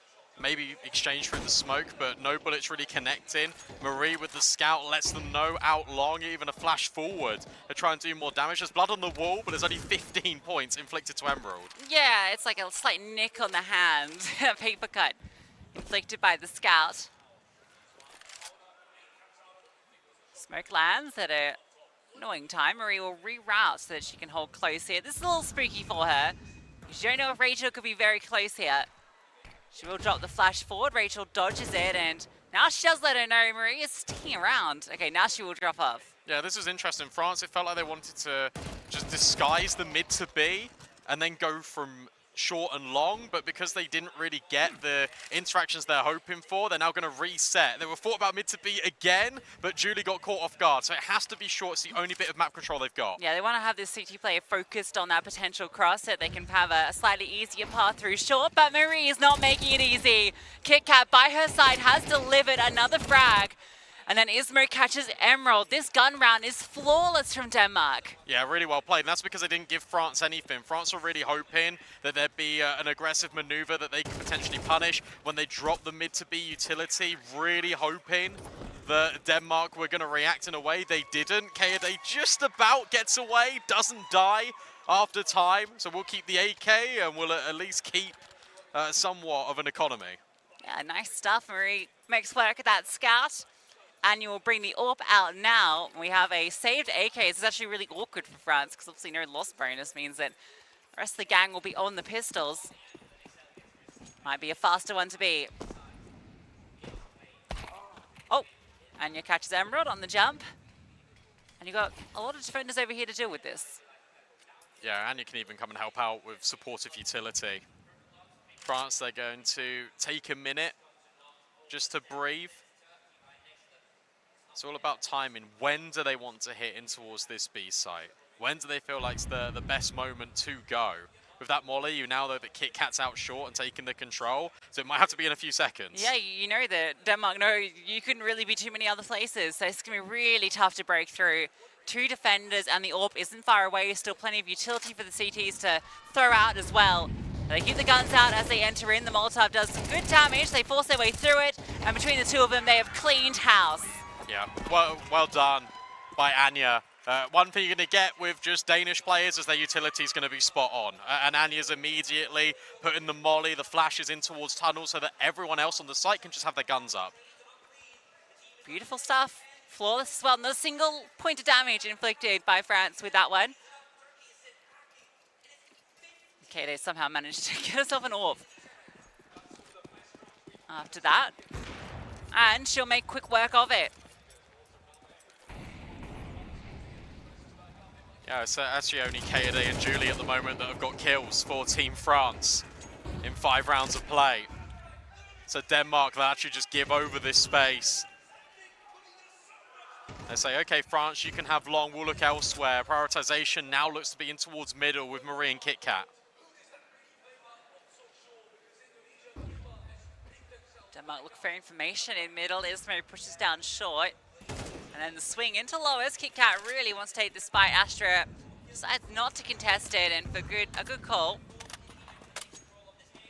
Long's going to be a big issue for them. Yeah, to be honest with you, it's actually quite scary for Denmark that they spotted Astra and there was a couple of blows exchanged, just because it's quite typical at the moment to go and look for space in towards mid. If you don't see anything, you know it has to be this long play, and you can reset and juggle your force over. Instead, Rachel's now scaling with Julie basically on their own, and Denmark has still got to split the defense. Got under pressure. That Molotov took so long to go out. I felt unfair, but smoke does land, gives them some room to play around. Kit Kat's so low, surely going to be removed here. Rachel will be the one that does it. Ismo found her mark though, so still a chance here. The AWP is lurking in middle low. Bomb needs to go down, and just about allowed, but flustered are these defenders. Marie takes down 2, and Kaede can't get involved. It's the young guns from Astralis on this Danish team that shine. Yeah, really well done from Ismo, because she is jiggling the angle and then only takes the shot when Sugar Shock is in position to be able to guarantee that kill. She was lurking right around underneath that pillar, but it's Ismo that takes all of them. And good work by Marie on the follow-up. Kaede's lurking there in towards short with the AWP. That feels a bit dodgy. Yeah, they had a second lurker. I think Iesf caught her, and so then Kaede decided to take over that position rather than going long with the AWP. But you kind of value her chances more if it's posted up for long for her to be there. It was planted for long as well. Yeah, it's a little interesting decision. I think she didn't anticipate all her teammates just to die. You know, remember, this is a 5-on-4 that France had. They just couldn't get beyond the bomb site. Team Denmark let them have control, but being pressured in from both CT and short at the same time felt really uncomfortable. And whilst France felt like they had space, they really didn't. Ismo out here sitting 6-0. That was a huge round from her. We asked some more Ismo after map 1, and we're getting it. Faster play again out long. Anya fires off the AWP. There's a little bit of spam from Emerald on Kaede, but France are going to use this smoke to scale. Look at how quick this is. They're just going to play around it. Kaede's looking for that kill. Rachel on her leg timing finds success with Iesmo. That's a bit frustrating because it feels like one player on short is deliberately supposed to be looking unders. Anya will answer back though down long, so they have a read on these players slowly scaling. Imagine the T's won't peek too close here. HE over, see if that reveals anything. Doesn't quite. More utility doing a lot of damage, and the alert was spotted. Astra removes Anya, so gives some space for France on the bomb site. But Denmark have been suffocating. They've not made this easy for France to get into A. Yeah, good molly by Marie, because that means that Kit Kat can now come through from CT, and Sugar Shock is here as well. They heard the jump, but they can't get the kill, and instead it falls to Astra. A 1v3, knows where both of these players are, and just needs to try and isolate. Crossing the bomb back over without a smoke is going to prove tricky, but with Sugar Shock playing passive, and with Marie disengaging, the bomb site is Astra's. Yeah, they're giving her a lot of respect here, and I guess for good reason. Tap on the bomb, but the swing isn't going to come. They're waiting for that commit. They've got all the utility to go for the retake, so they're fine with the bomb going down here. Astra will plant safe. And now the CT should start to make moves. Astra now known on the site, half HP note. Sugar Shock starts to make her moves forward. HE over, doesn't quite hit the mark, but Astra does a good job of isolating these fights, but she can't get past Marie. Creeps forward and takes her head clean off. Yeah, well done by Marie. Just immediately, as soon as that contact is taken with Sugar Shock at CT, she moves past the common angle, keeps her head tucked, and Astra can't reset back. I think Astra did really well in that situation. She was so worried about a potential of Long being flanked by Marie after Marie left short in the first place. She's the nade coming over from Sugar Shock. That's unlucky. You feel like you've got Astra winning that, honestly, 9 times out of 10. Instead, it's Denmark 6-0 against Team France. Astra's even got the headshot angle. Now Marie gets aggressive. They managed to get Astra out long this time, so she gets past the smoke. Rachel going very fast. It's a bit more of what I expected from Team France, but KitKat's holding strong for it. Julie will overwhelm. That's a lot of information. So many players going. Great HE. Bomb drop that will slow down the progress of France. Yeah, and Ismo knows that Astra's locked in. So throws a smoke back on the long doors. It keeps Astra here. Where do you go? Ismo's really worried about the players on site, so needs the players in top mid to help her, but instead they ignore Astra and they go back in towards short. Ismo comms this. She has to be behind you. Someone's got to clear this for Denmark. Yeah, that smoke is so good for allowing Ismo to focus on one angle, but she's still not focused on it. Okay, Kaede thought maybe she got down into the pit. Maybe a miscomm there. Molotov is good, but Julie standing in front just about finds that gap for a moment. It all onto Astra again. She doesn't even get a chance. Yeah, you have to know that because Astra was the player that had left over at Blue Bin. Ismo hadn't seen that player come back at long. Whose map pick is this? It's supposed to be France's. Feels like an inverse. Some fight from Denmark. They got plenty of reps on this map versus Canada. True. Put through their paces. They're playing really well. Good example of communication there. Yeah, comms are on point. Their movements around the map, they've always been where they need to be to deal with France. Just it's surprising because you think the individuals on Team France would be performing a lot better than this. Yeah, I'm really surprised. But it's a pleasant one for Team Denmark.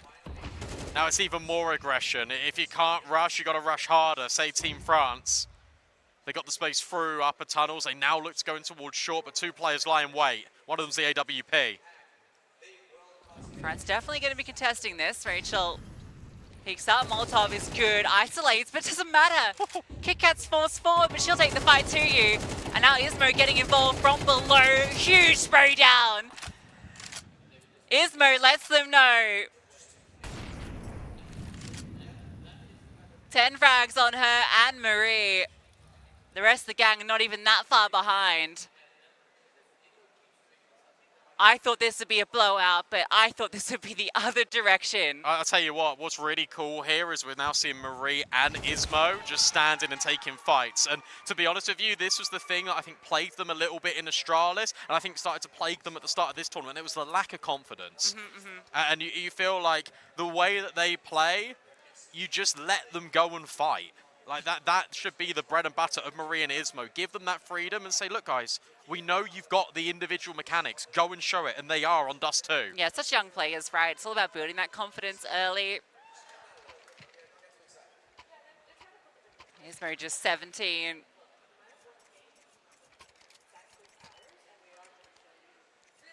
We got to see exactly why we get excited for this name in that round.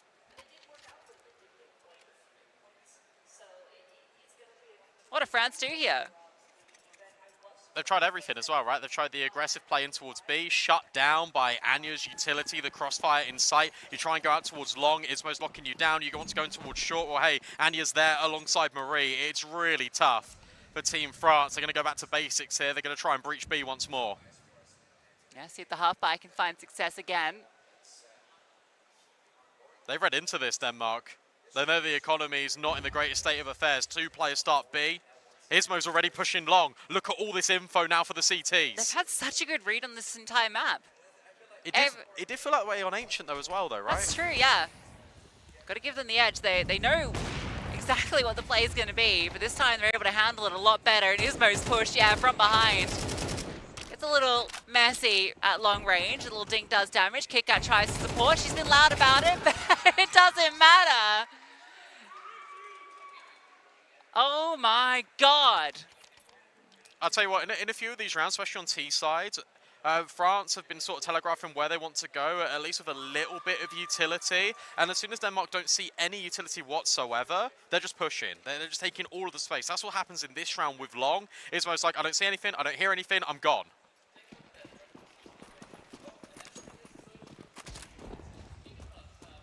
Kaede this time wanted to fight the mid-doors cross, doesn't happen, and Marie gets in towards unders.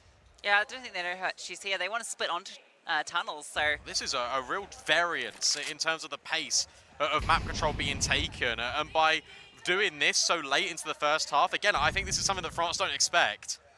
Yeah, Astra is semi-aware this control could have been taken. In fact, she's got a beautiful timing to walk back in. Kaede catches Ismo looking. France very passive in this round, and so Denmark are looking for answers. First time, well actually not the first time we've seen France get an opening kill, but let's see if it's the first time they can convert it into a round. Marie's on a timer here between looking at lowers. She's just seen the lurk, so she knows that Astra's here. Go try and take the fight straight to her. Astra not ready. Trade immediate, and now KitKat hiding at the other end of the double doors, but it's Sugar Shot caught with utility. Timing's not good, and France look to accelerate. Flashbang, brilliant. Anya can't quite hit the flick. Reposition will connect that one, but out from long comes Rachel. KitKat, at least in short, has been really proactive in pushing. So a 2-on-2, the bomb being planted. Rachel makes sure that no one can get close to disrupt.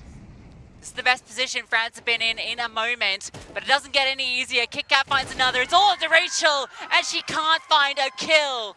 Even when France find all the space, when it looks like they've got an opportunity, Denmark to slam it in their face. Yeah, that's momentum, but also that is every player having info on everyone in that round. You know one's on site, you know one's at long. At the same time for Denmark, you know one was in short because KitKat got that kill, and Marie's shooting from CT. So Team France, Rachel tries to skirt over, dodge Marie, and fight and isolate a 2v1 onto KitKat, but it's KitKat being proactive over the top of the smoke. It's just crazy because it feels like, you know, on such a puggy map, with Denmark playing such a structured style CS, you expect France just to be able to run around and shoot people.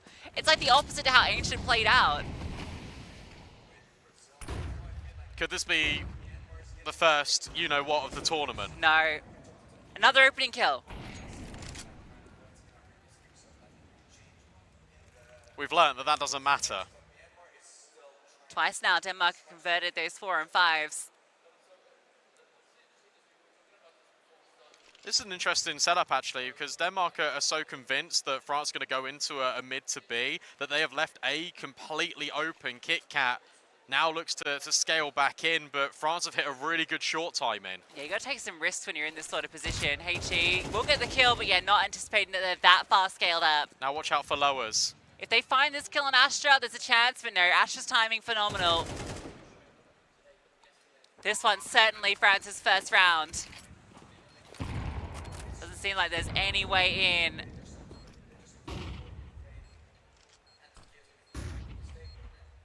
Shock and Marie will give it a go. They've got all the money, no reason not to.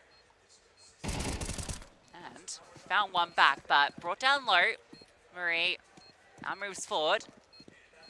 No smoke does make this incredibly difficult. Rachel dealt with. Oh, Marie! Oh my God! They've won. No way! No way! Oh my God! Denmark took it. There's absolutely no way. That is magnificent from Marie. Like, are you joking me? 2 pixel peaks, 2 headshots collected, 11 rounds on the board for Denmark. Marie is her. What? Oh my God. That was, everything went right for France there. Well, it didn't. They made the right call. It was into short. They had, it was a 2 on 4. I can't believe it. I am gobsmacked. I'm sugar shocked. Like 11-0. And now a boost for this AWPer on towards short. Denmark are leaving deliberate gaps all the time in the defense, only to come and reclaim the space later. We've seen some wild retakes, but that one, That's insane. it's kind of unforgivable for France. That cannot happen. But that is when you've got momentum on your side. That's when you've got individuals on full confidence. Yeah, Astra just not there to help out early enough.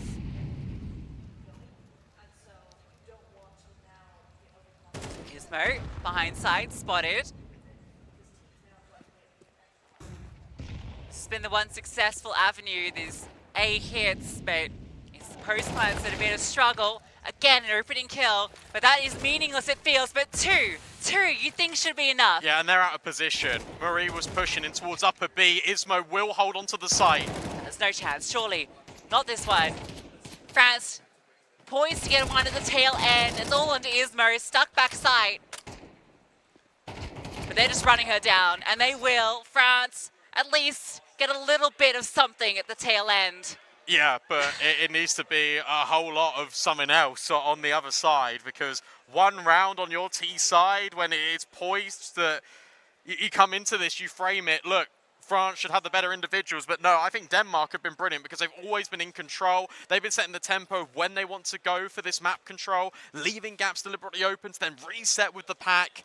It's been really impressive CT sides. I'm in shock.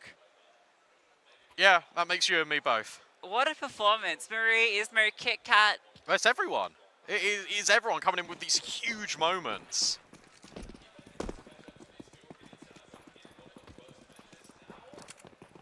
Out long they go. Astra will spot some. We know she's got a mean hand with the USP.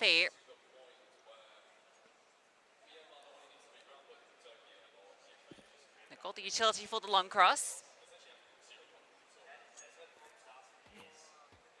Yeah, on the inverse, France have no utility. They've got a kit now on Kaede. But that's it. At least they've got info. They now know this with the smoke, but they've also got tunnels control. That does mean they're out of position. Flashbang really good on Julie, but she doesn't fall. Oh, the way she shoots around the edge of the smoke to try and find that as well. Very cheeky. Astra has to be cleared. Iesf not going to peek it, but now Astra reveals herself with a kill. Kaede as well. And it does look like the CTs will start to run them down. Kit Kat gets a kill back. Marie as well. Marie's been pretty good, but not quite that good. France will take the pistol. Maybe they can build up something here a little bit more respectable. Yeah, at least make it look a little bit more competitive. That's probably another one of those interesting decisions. Say comms are on point for Denmark, and obviously they have been with the amount of rounds, but there are certain sort of inconsistencies, especially with Iesf, because here it looks like she wants to take the site, whereas the rest of the team wants to play a little bit more passive. If she had that second player there with her pushing, Astra gets cleared, and then maybe they can double swing on towards short. Instead, she's completely on her own and she gets isolated.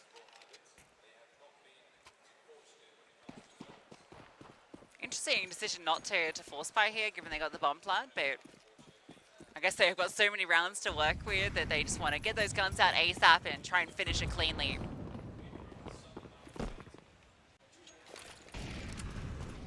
Go for a similar second round that Team France did when they ecoed.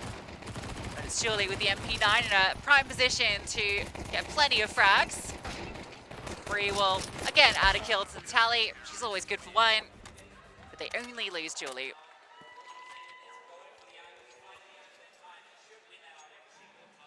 As you said, that was just the eco. Let's see what this gun round can bring, because the buy is going to be better for Team Denmark than it will be for Team France. Only a couple of MP9s sort of weaved into this purchase. Let's see, I imagine Denmark are going to take it pretty measured, fight for long control. They did that on the pistol. Look how aggressive this is from France. I'm glad that even sort of staring at defeat here, sort of being bullied quite a lot on that CT side, they're still playing their own brand of CS. Yeah, they're not slowing down on this push either. Towards top middle they go. Rachel gets flashed forward. She wants this fight and she'll get it, but not the outcome she hoped for.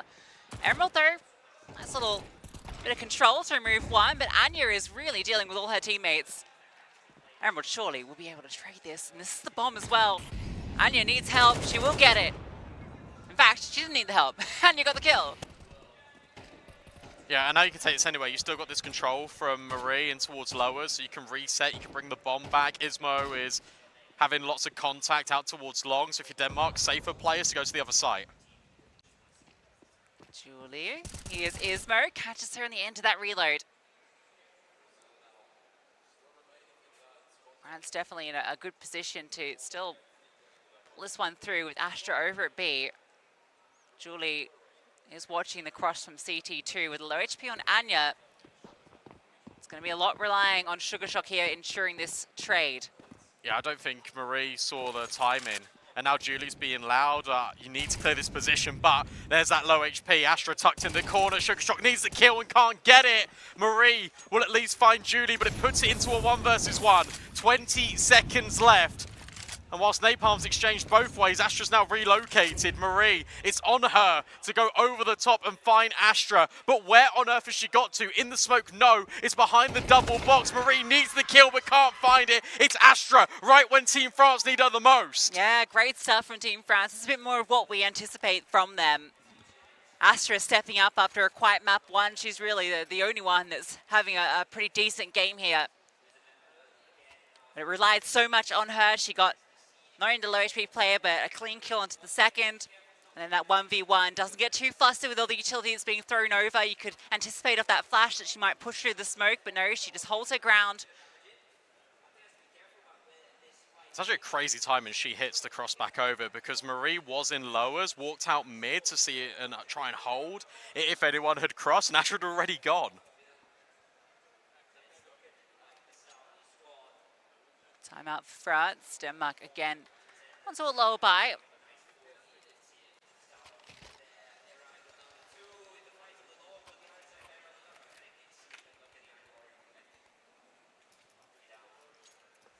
Gonna check in on that Australia game, Brandon. See what's happening over there. Oh,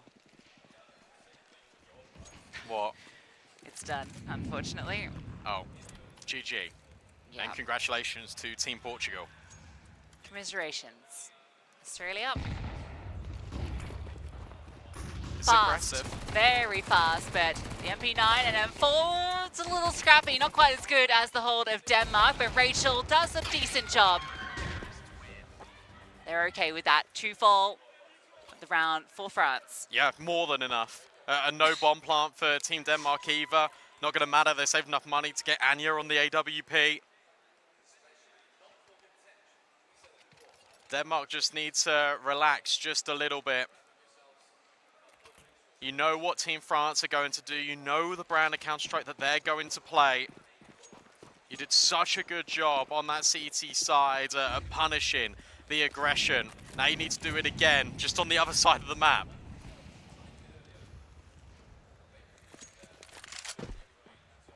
France get full long control. We have AWPs out on both sides as well. That middle smoke is going to cause some concern. Rachel up close. This could be the first fight. That's going to throw mid-speed. Rachel well ahead of this. Molotov go close.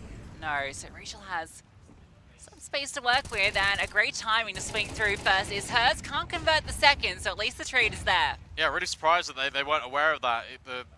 The molly flew so close and landed so quickly. But at least there's a trade. That's the important thing here for Denmark. A flash off the angle doesn't affect Kaede. She can remain rooted. Yeah, I went a little wild. So Kaede's in a great position and has that support out long. You can see the bomb is really towards T-spawn. Denmark haven't committed to a decision, but now it does look like it's going to be a B split, and that is looking like the right call. Emerald is alone on B. Yeah, they have the info as well, right? You've heard Kaede fire off it in towards short. Is there a break on this smoke for France? There is. And Kaede walks over. Flashbang forward, but it's Kaede through the smoke instead. Ismo starts scaling. Unfortunately for Denmark, Marie finds that. And what on earth is that from Ismo? A second from her. Team Denmark finally are going to break the deadlock. Unbelievable. She's fully blinded and finds that first kill. Controls it onto the second. Emerald falls with nothing to her name. Astra giving it a good shot. And you know she's going to go for this. Kit and smoke available. In fact, just drops the smoke forward to try to find some space, scale out with around the edge. Looking to isolate one of these fights. The AWP backside. Astra surely revealed to it, but a missed shot. but it's actually a distraction. It allows Marie to swing through. Again, Iesf delivering. Important kill from Marie on site, but Iesf doubling down in middle is something that France did not anticipate. She had no right to win both of those fights, but does it anyway. The first was outrageous. That was against a rifler too.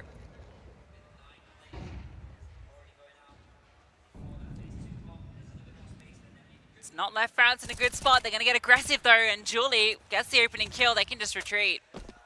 You've seen a player over at mid doors, but Emerald could still push in towards lowers. KitKat has got to be careful. Iesf in the smoke by long. So is Kaede. They're walking past each other. And it's unfortunately not going to go the way for Iesf. Kaede will find that one. It's a 2-player advantage for France. Yeah, I wonder what the percentage for opening kills for France is this round, this map, because it feels like they get a lot. It's the conversions that have been a struggle. So don't count Denmark out, Marie. Oh, that was a chance. Oh, okay. Right. Goodbye, Kaede. Look at B. Right now, look at this. Rachel looking for KitKat. Did she spot her on the tunnels cross? I think she's aware, surely. Has to be, by the way she's jiggling it, but KitKat gets the best of Rachel. That's the B bomb site unlocked, but where did Denmark want to go? I think they're going to go to A still. They don't have the position. So Emerald's going to go info hunting, and KitKat's going to come back. Again, KitKat could find the critical kill if she's ready for Emerald, and she is. That's huge. Look at Astra. Astra still tucked in at car this entire time. Julie's also found KitKat. You've seen her play it out short. You imagine one's rotated. Anya, it's a half clear, but it's Astra versus Marie. And with 20 seconds left, Julie has dropped down in towards the lower site. She's not on short anymore. Marie needs to clear everything, and she does! Team Denmark win Dust 2! Unbelievable scenes. Marie, of course, it is her to close. A lights out performance from her. Iesf as well. In fact, the whole damn team was there. KitKat in that last round. Critical frags. Again, a round where France find the opener, but they can't close. Denmark outclassed them. Yeah, KitKat was amazing in that last round. Just took the risk, sort of broke away from the traditional style of play for Team Denmark, but the individuals were just on that game. That was unreal.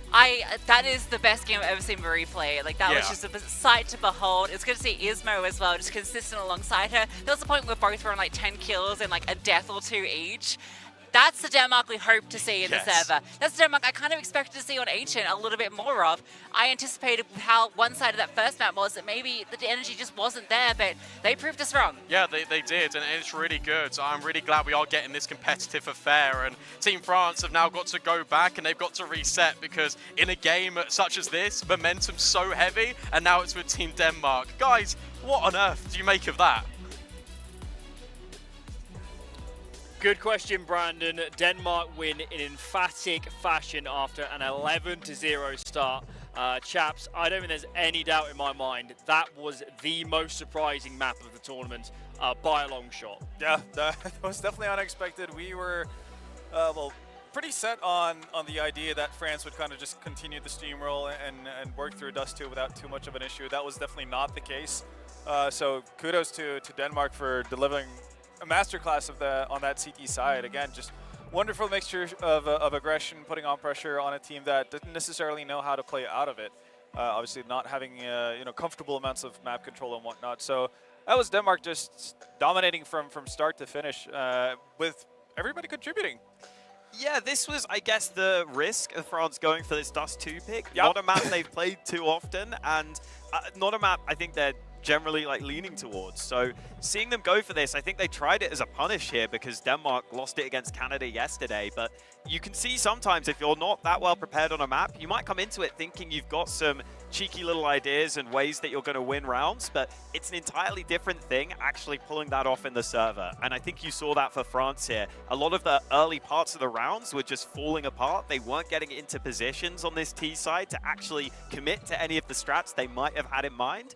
And so they just get shut down, and Marie and Ismo deserve massive credit. They were both popping off early. Marie had some crazy rounds, just headshots all over the place, and 11-0 up at one point. I mean, we were thinking of the 13-0. Didn't quite happen. Yeah. Astra showed up towards the end. That's the one good thing for France, but it's pretty much the only good thing France can take away from I got a little bit, I have to admit, I got a little bit worried once we saw France starting to get going on that second half, but then you had the double kill from Ismo in mid there. The first one, as I think it's Julie coming through the smoke and CT spawn, just completely blinded, still nails the headshot.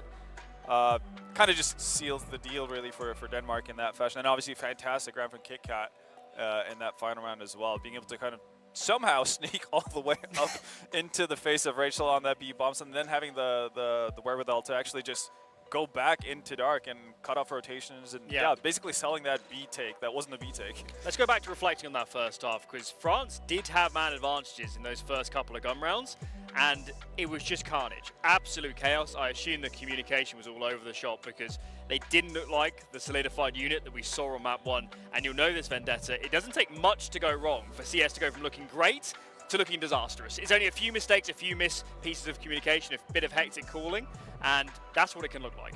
Yeah, it swings very, very quickly. It's like a thin red line, really, and the second you step over, it looks like a hot mess, which is unfortunate, but because it's true, what you mentioned, right? Like, France got into positions where they did get opening kills, much like they did on Ancient, but again, we talked about this, being able to play off of your advantages or actually knowing what to do in that situation. They did not have a similar kind of game plan, or at least it didn't seem that way for Dust 2. But again, this is also due to the fact that we are seeing a much, much better Denmark on Dust 2 than what we saw on Ancient from just an individual level.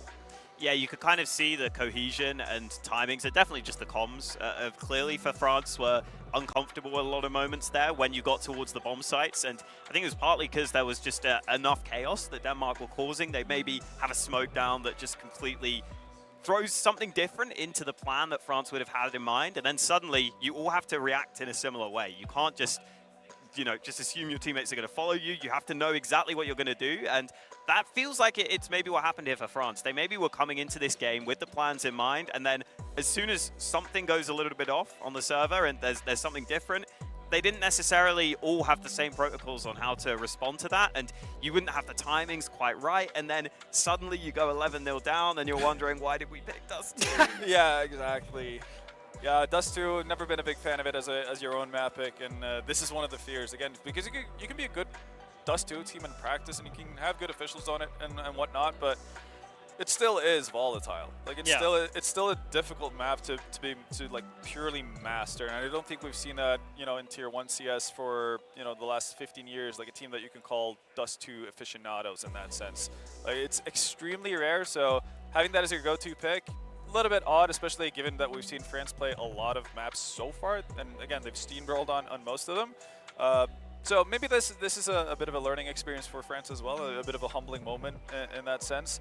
But it doesn't necessarily get easier, because obviously going into Inferno, that's one of the maps where we've seen Denmark actually take it to someone like Poland, who, again, we've seen as big favorites for the tournament as well. So they kind of need to right their wrongs pretty quickly.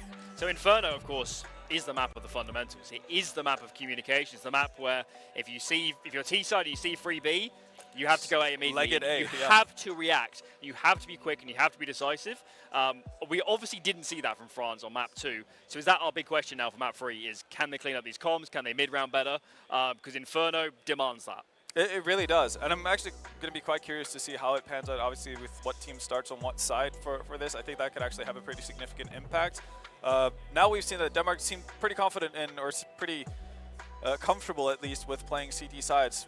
Dust 2 obviously a little bit of an anomaly in that sense. You're not going to have the same kind of freedom on Inferno, but still, like, we have a lot of unanswered questions. Like, we haven't seen the most fantastic T sides out of Denmark on Ancient. Obviously, they didn't need to have one on Dust 2, but if they get started on T side Inferno, are they going to get bogged down? Are they going to get locked out and not have an idea of how to kind of just slow play it and creep onto sites and basically play methodical? Or if that's going to be the issue for France. Like, again, bit up in the air. Yeah, I think they should be okay here. I get the feeling that that's just a position where you're playing a Dust 2 kind of for the first time in the tournament. You haven't really got the actual match reps on it, so maybe it was going well in practice, and then just on the actual server, when you get into the match, it's a different thing.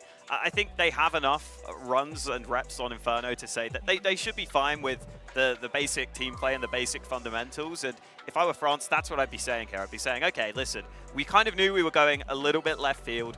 Initially, I thought it was actually kind of a smart pick because it was a weakness earlier for Denmark, but I think maybe it's almost maybe like respecting Denmark a little too much, because I think the thing that France was scared of here is that they share a lot of maps. So like in Anubis, for example, Denmark have been very good on. It's a map that France like as well. But if I'm France, I'm probably actually saying, I think we're the better team. I don't think we need to introduce this element of a Dust 2. And I was hoping that they would have it really like locked in and nailed on, and that's why they picked it.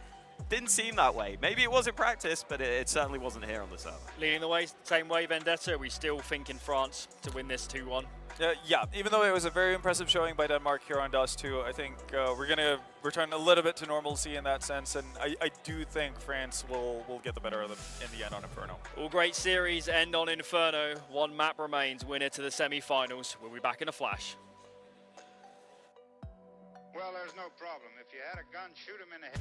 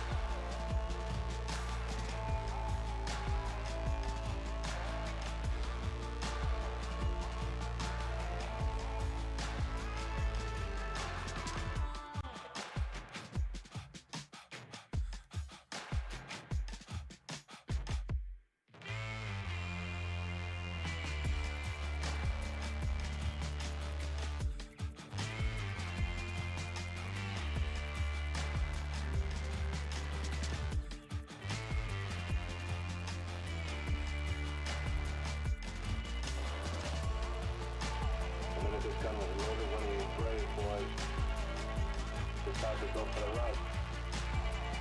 It's the fire. It's the fire.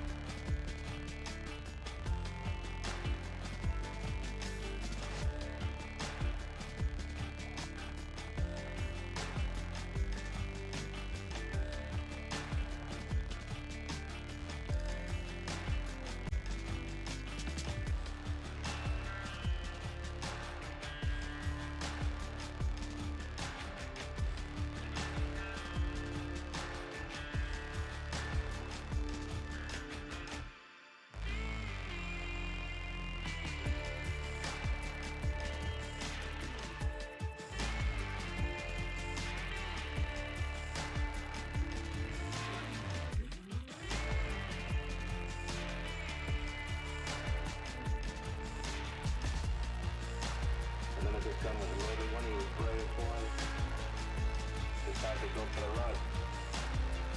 It's the fire. It's the fire.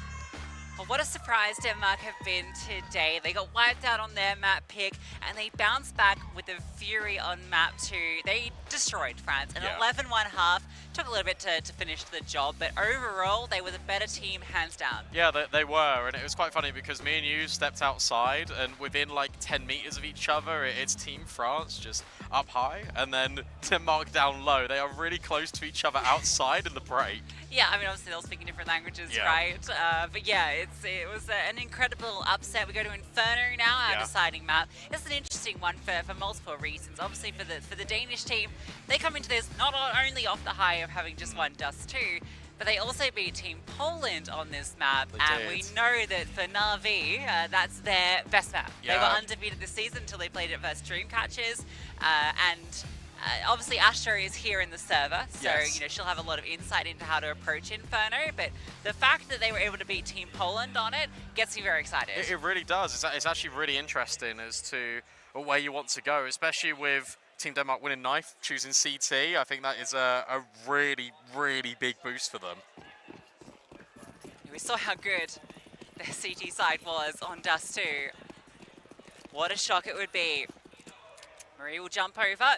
And she'll get the information, doesn't want to overface. A lot of players there, but there is support from Long. 3 players lie in wait. Oh, they're walking in. A flashbang play, they go for the fight, and Astra able to take down one, but she gets removed.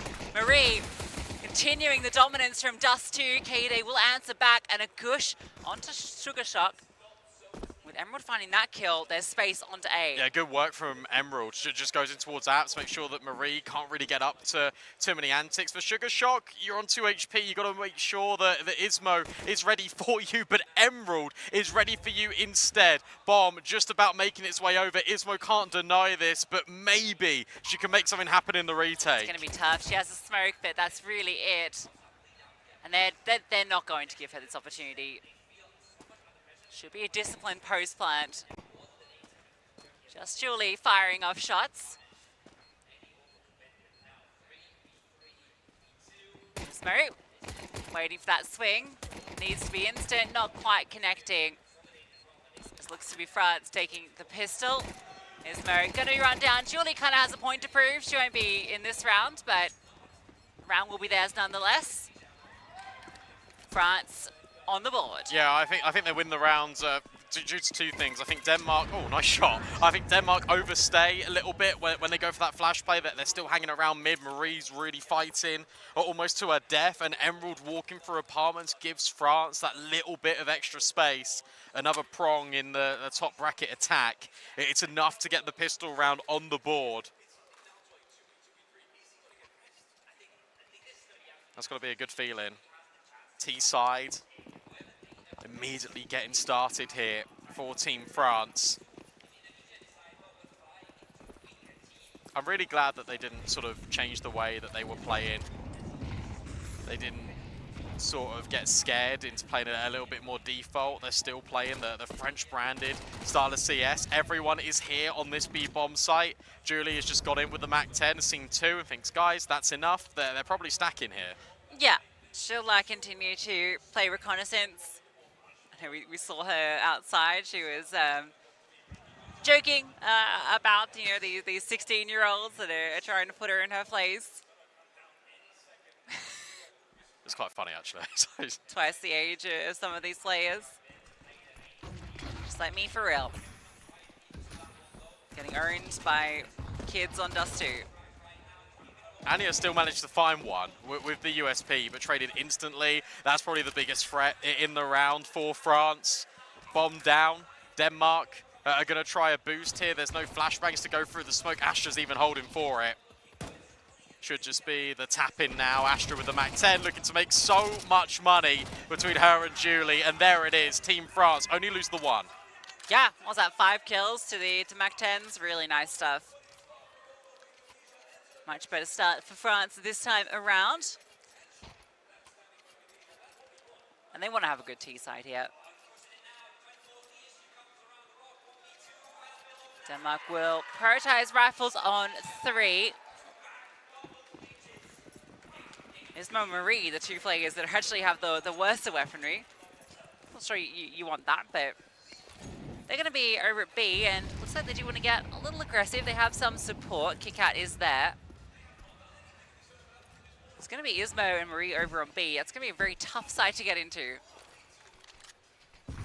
Yeah, but I think with the MAC-10s, you can afford to be a little bit more aggressive. With all the space you've got in apps, maybe you could go for a little bit of a pop later down the line. Julie just jiggling to see if she can upset one of these defenders on site. Anya playing at a very close angle. Info now goes both ways. And for France, they were thinking about going out the balcony, but now have to contend with not one, but two mollies. Yeah, that angle jiggling from kind of the right-hand side, that's a scary one to be doing. I'm surprised we haven't seen a rotation yet. Denmark are playing so passive on B, they don't even have top, banana control. And they've just got info of player close apps. I'm really shocked we haven't seen a rotation. It might be a read, though. But I think it's just going to be A. You've got so much space. Yeah. Okay, now a rotation will come. Marie will slide in. Not the position you want to be in with the MP9. She manages to get into sight somehow, but now the crunch comes. Some extra support, a wide swing comes out. Anya drops 2. Thought she was done for there, swinging into 2 players. You got Sugar Shock in backside, but the MAC-10 goes back and forth. Too hard to deal with. The destination was A from the get-go, and when they do go, it's too hard to deal with. And now Iesf just thrown it again into another one of these impossible clutches. Rachel's up close on the angle. You're now being peppered by players in towards pit. This feels so difficult. Can't even get by the MAC-10. Really like the way that they approach that, though, because you know that Denmark are so trademarked with utility. I thought maybe a flash would be thrown over from pit. Instead, it's just Anya wide swinging with Marie on low HP. They get both. Sugar Shock just needed to either stay alive or when she goes for that fight, just get the kill. Interesting how vocal France get after that one. I think that they're intentionally really trying to be quite loud and fired up and bring that energy. Could tell that they'd been a bit deflated by Dust 2. I mean, Denmark were giving them it on Dust 2. The coaches were even getting involved. Like, Zebron is like using his hands as like a microphone almost. The Screamer card, like, it's so funny. Money is now not with Denmark. Again, that was the first full gun round. Now they're only working with pistols, 2 smokes, no flashes again, so they can't go for these poppy plays that they're trying to bring out in the first couple of rounds.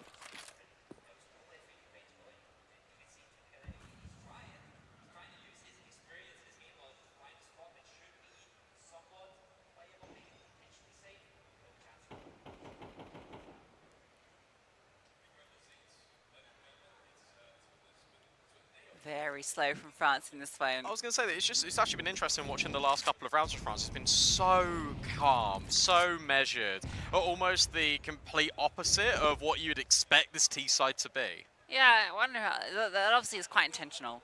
Yeah. Because you see the players on this team and you do expect that in your face aggression, so Denmark have to work out how they respond to the slower play. On a map like Inferno, when it means that you play without a lot of information a lot of the time if the T's are just creeping and crawling around. But they group towards B, and everyone is actually going to be over here for the most part. Good timing in that smoke too. Yeah, you got to come through and you got to respect your utility. Oh, they got to bail. Yeah, okay. They got time to do it. They do, but what if Sugar Shock drops the bomb? I mean, it shouldn't matter too much. You imagine Boiler will be cleared here by K-A-Day, and it is, but Sugar Shock finds 3! Oh my god! That's a shock to the system, indeed. The 5-7, you said the what if, well, she delivers the spray from Astra. Oh, Marie! How do they keep getting away with it?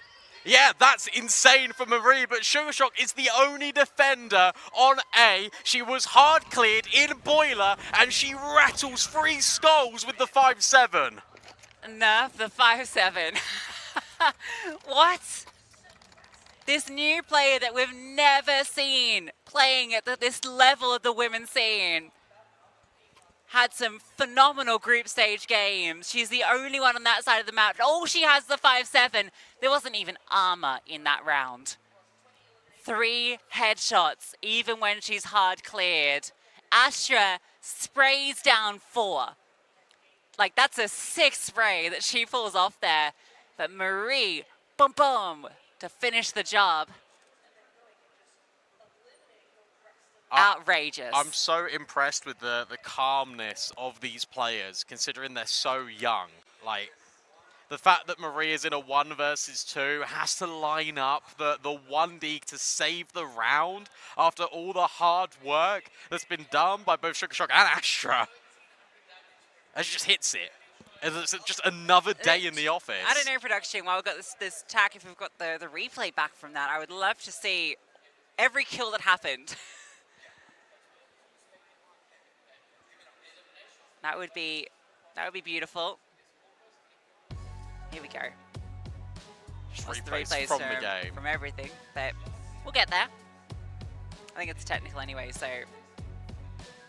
here we go. She just lights them up. It's the second shot. So this spray is sick. Marie, though, had to hit that. That had to be perfect. Thank you, production. Yeah, that was the 3K spray down from Astra. Oh yeah, because she gets the trade here, and then, yeah, 3K from Pit. Wow. I'll tell you what, that is one hell of a way to get you back into the game, because that is Team Denmark's first round. There wasn't even armor. They had they'd stacked the site that they weren't going to. But they were going to, but they put them off. All by design. I guess. My catchphrase of the week. Wow. I'll tell you what, I'll be completely honest with you, this is absolutely a horrible moment for Team Denmark, because you've just had that insane round, you go straight into a tech pause. Like, this is probably best case scenario for Team France, actually have a little bit of an extended break from play now, after that has just happened to you. It's because someone has to check her PC. Both of them. How can you be that good with the pistols? That's so great from Sugar Shock. Could prefer to have a big moment early in this decided map, because it felt like she was pretty decent, along the way. Wasn't a standout player, I think, on either of the maps so far in this series. But we know what she's done so far in this event, and for her to have that big round early, that's going to be a confidence booster.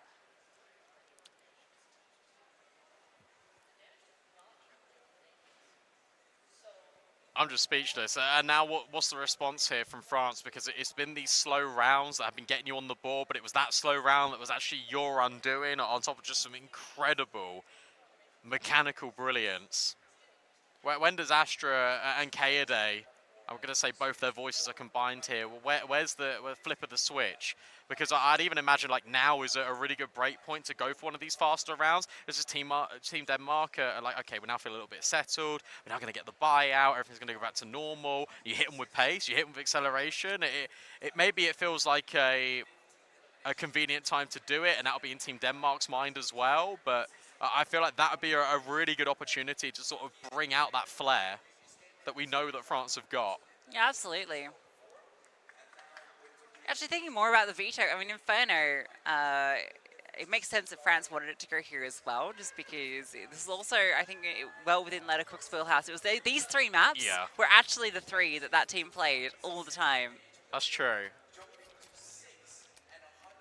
I think FlyQuest play Inferno a bit as well, don't they? Yeah, it's not high on the list, I don't think. Actually, no, is it the perma? It might be, actually. I know they don't play it frequently. It's very low priority. they might not play it at all.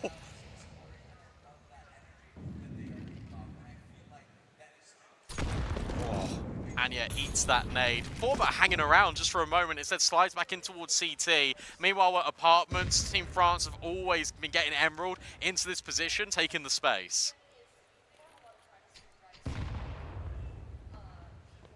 Yeah, Anya low early, but will still hold her ground over at B.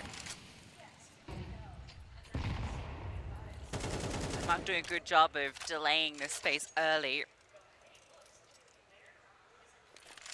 They've been able to get to apartments pretty consistently. Julie has been doing a good job of getting this space. Obviously it's being held for, but Denmark quite passive now.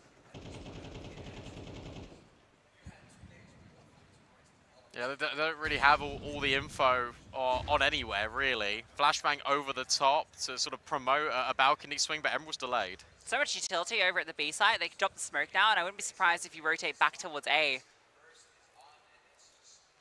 Ismo's still got delaying utility. It's really hard for them to break into B, so A feels like the answer. However, Marie's pushed out towards long, so this might be a bit misleading.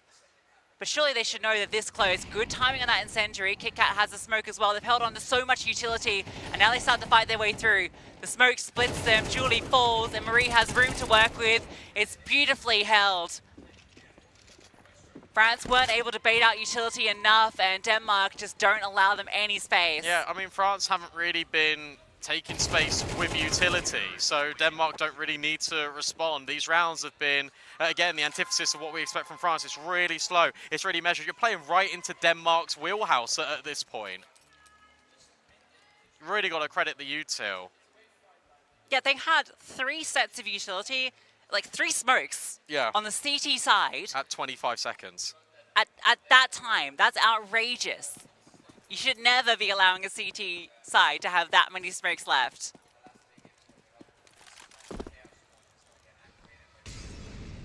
I like how dynamic Anya's been as well, starting over at B some rounds, going into top middle, and taking these proactive fights. Astra in banana, Team France know that they can get this control. Denmark have never really fought for this.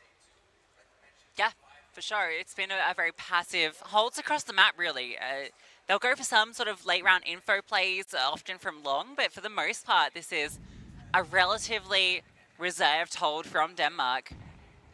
But again, it's about using that utility as late as possible. They don't want to drop it early. That's a well-timed smoke as well. Not that Marie knows it, but they were just putting out nades to go for the B exec.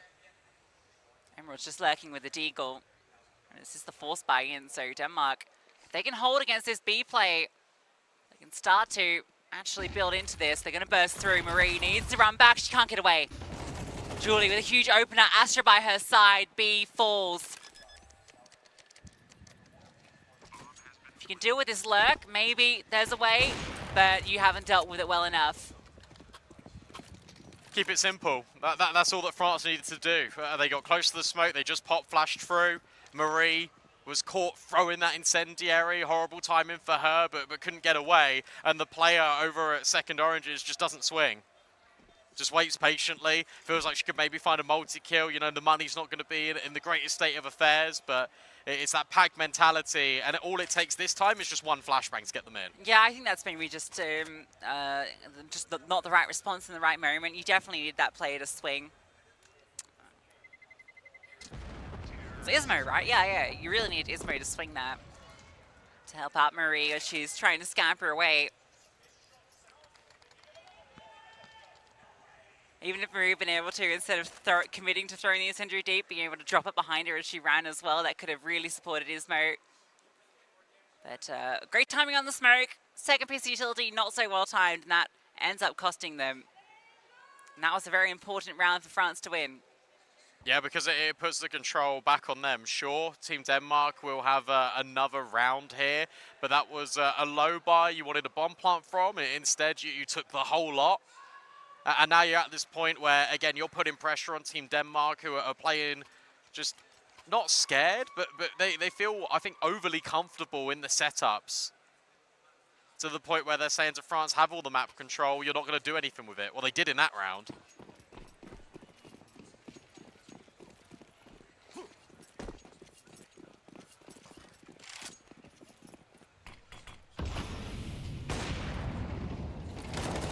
Oh my god, look at the damage they just did.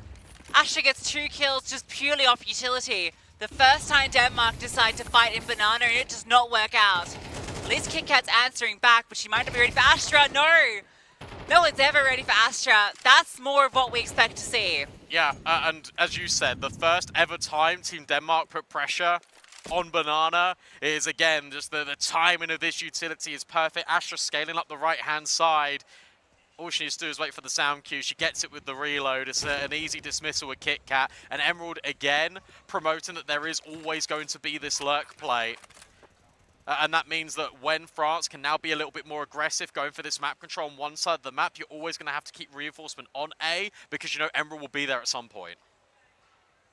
Yeah, expect Astra to be prolific over towards this B side and both sides of the server. I think that they're not going to be so passive on their B holds. I think Astra is, in my eyes, actually, you know, one of the best players for Na'Vi Javelins on this map in particular. She really shines over at B. It's her and Hanka, right, that play that bomb site? Yeah. Yeah. Deadly duo. It's been actually a really interesting storyline, actually, to see Astra go into that team and be just the best player on that team. It's wild, isn't it? Yeah. How does it? Well, she's the second best player, I think. Oh no, I think Rating, she's slightly better than Hanka, right? Yeah. It's pretty close between the two, right, if I believe. Oh, it's pretty close between all of them. That's true, actually. Yeah, it's not like there's any sort of big gap. We'll see Team Poland play later. See most of her teammates. D7 had a pop off earlier. Anya will get the first kill in this round. Finally, some success in an opener for Denmark. With the ult fired off, they now start to move, and Denmark haven't really made their rotations yet. Oh, that's a good collection though. And the swing out from Boiler, they're not ready for it. So KitKat will find Astra. We know how prolific this Boiler position has been for Team Denmark, and now Rachel is catching strays and will even, not quite full, finally gets traded by Ismo, and it's Kaede in the 1v3. Bomb down, feels pretty good, but how much more can she get from this? Oh, this is so difficult for her. They're so close by. Gap on the smoke too. At least the Incendiary buys a small amount of time, but two players now progress. That's a great bottle of flames for Kaede, able to deal with Ismo. This player from Long surely will lock it in. Anya exploits that smoke, denies the clutch. But the critical part of that was that double setup in towards the apartments. As soon as the first contact comes from Sugar Shock in towards onto Emerald, there's no way you're anticipating KitKat then the swing from Boiler. No, because Sugar Shock's always been the Boiler player. She's always been on that left-hand side of the apartments if they've ever been aggressive in their Denmark. I think what's really good is the fact that Anya finally gets purchased on the AWP, gets rewarded for going for these proactive peaks, and now I think that will just keep her persuaded to keep going for them. Sugar Shock's got an XM in this round. It is still a full buy here for Team France, but maybe looks to get up close in the apartments one more. France don't care, because look at Rachel. She wants top banana, and she's got it. Okay, managed to set that control early. Honestly, with how good Sugar Shock was with the 5.7, the XM is basically the shotgun version of that pistol, so don't hate it. Has the same angle from last round. I think Emerald's being a little bit more passive this time. In fact, sorry, it's Julie. Oh no, it is Emerald. Rachel gets up close. Sugar Shock hears the jump up, and now she might not be actually anticipating. They're going to split into apartments in both directions, and it's the two CTs that find success. Sugar Shock didn't have to worry about the other angle because Anya was holding. Another variation in that sniper setup, but now France have to go onto the B bomb site. They try and burst in, Marie finds success, and this time the B hold is strong. Kaede attempts the clutch once more. A tag through the smoke brings her a little bit low. Tap on it, Anya doesn't swing. Patience knows that the advantage is with her team. This time around, I'll swing for the info. Kaede trying to find one of these taps that'll make this clutch easier. With this push-up banana, there are players just simply everywhere. It's so uncomfortable for her. She isolates one, the swing surely comes from another, and there it is. Sugar Shock confirms it.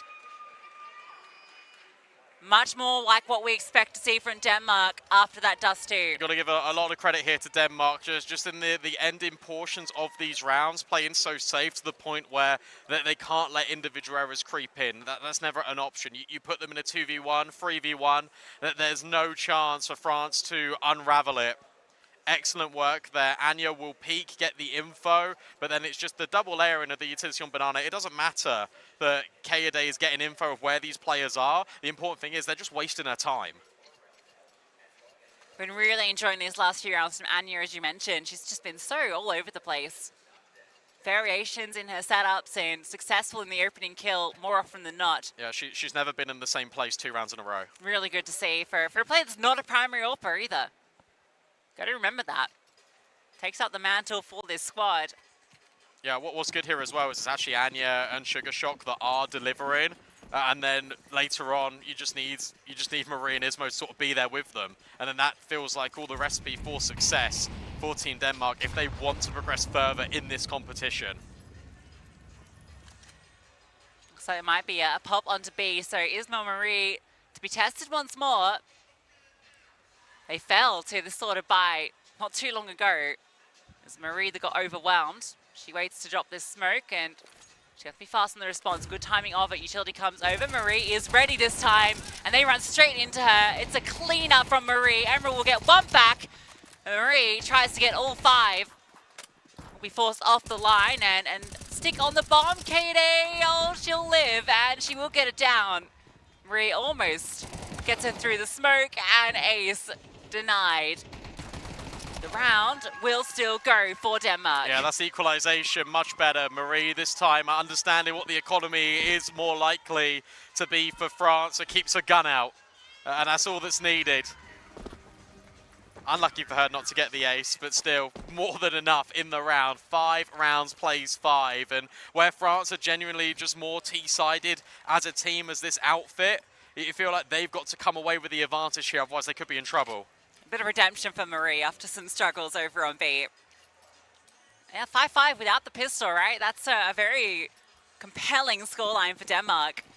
Sets them up in a good position to try and take at least one of these final 2. I mean, it was the pistols that got them that first round. That is true. Kaede. There you go. Orb comes out. She has that forward spawn. She'll get that kill onto Marie. Ismo. Oh, yeah, got to be careful. One of that utility from her teammate's body. We'll get it. Kaede looking for more, and she'll find it. That's an insane pre-fire.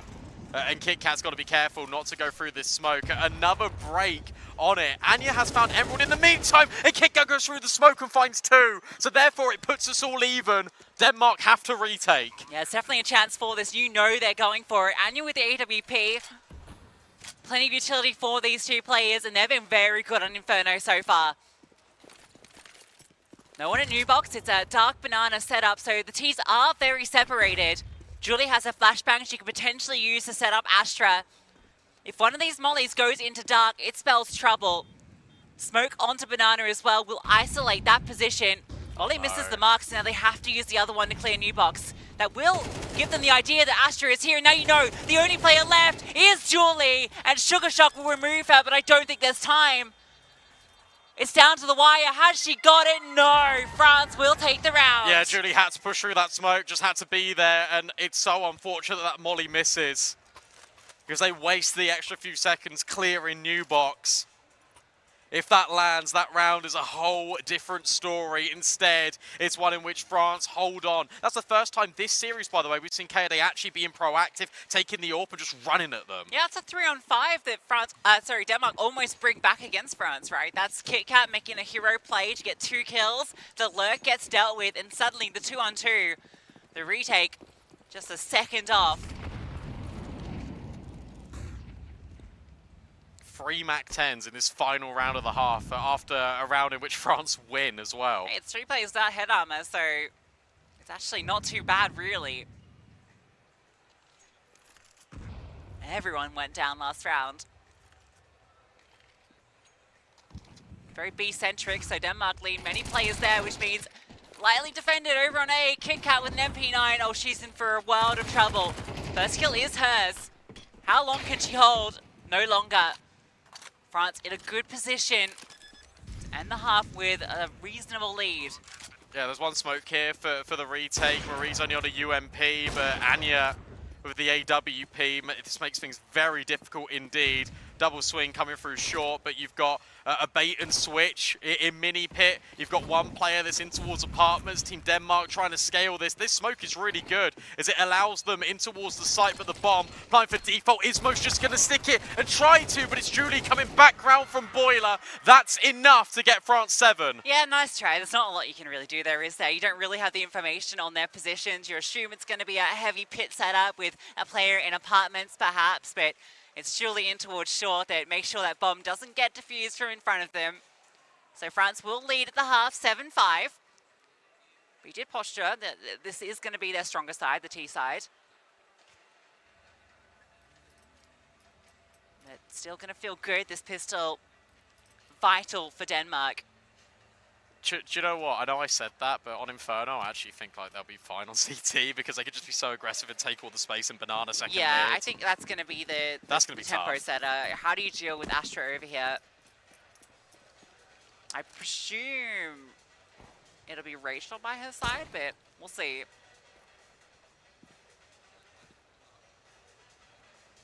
This is so passive from Team Denmark. They're expecting someone to run and jump over second mid to get the info. That's why they hide around the corner.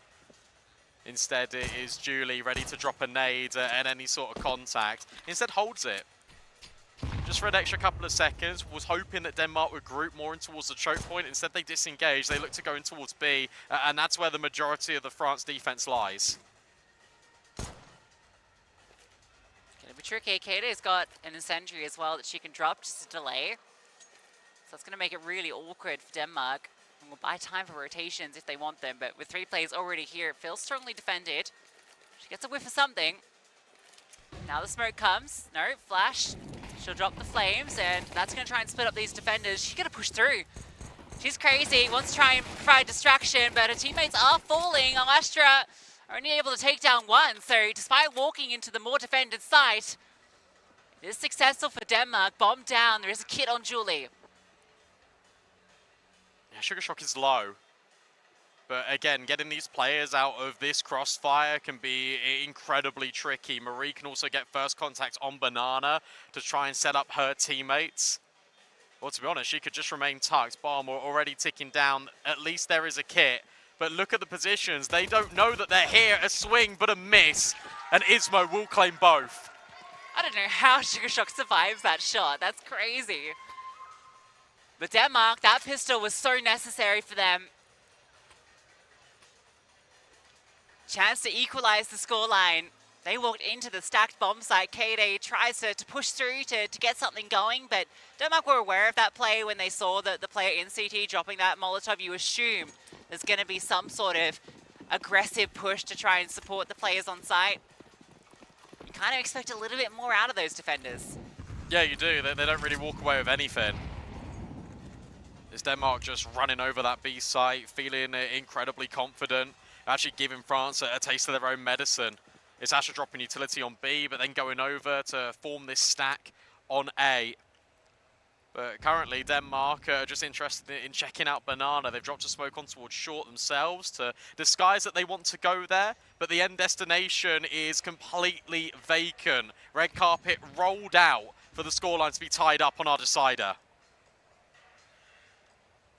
And you will bring the bomb over, and maybe these MAC 10s can go for a little adventure.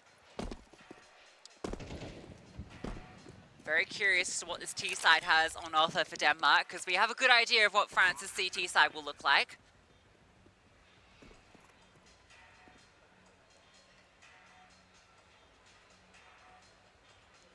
I'm glad we're getting a close one on the decider, because these two teams, they've deserved this battle, both showing their strengths on their opponents' map picks.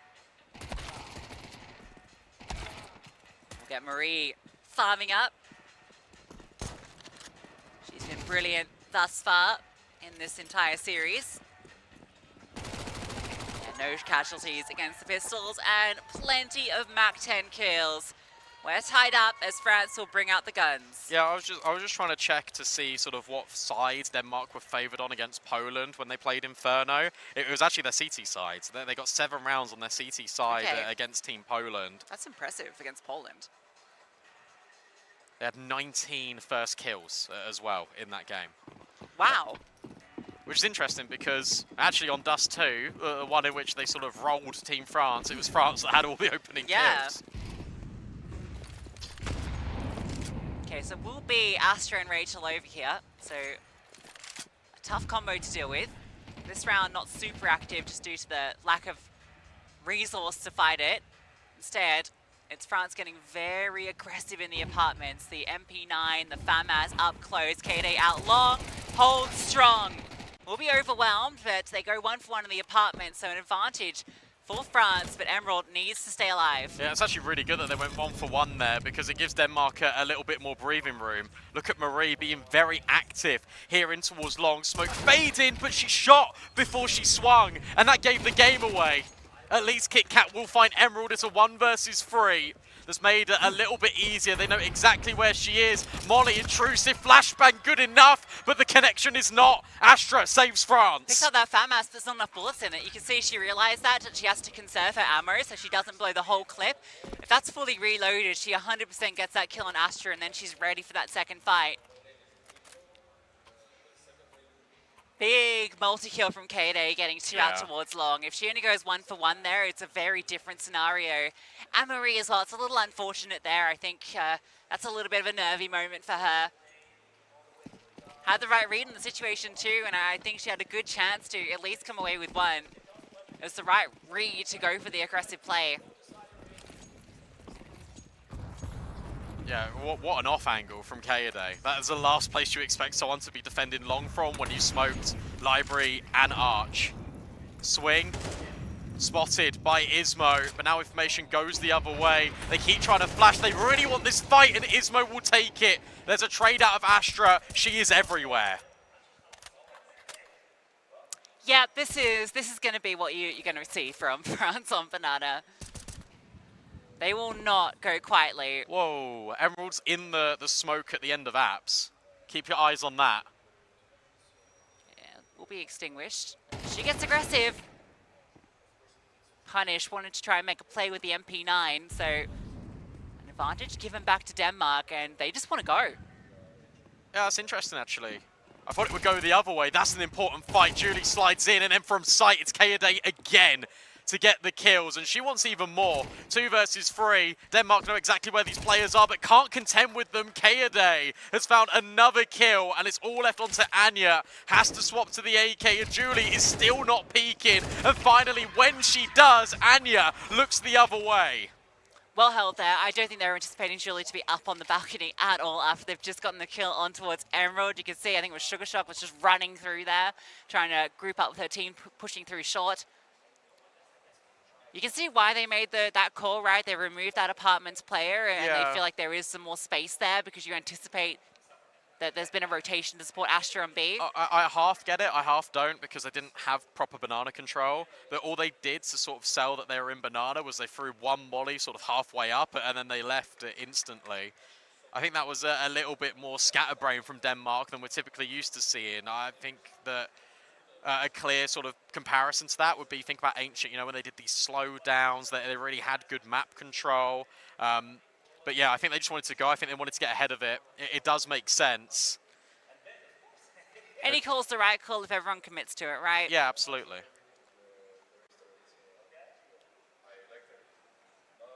So that one will slow down the momentum for a moment. France will, I think, take the lead.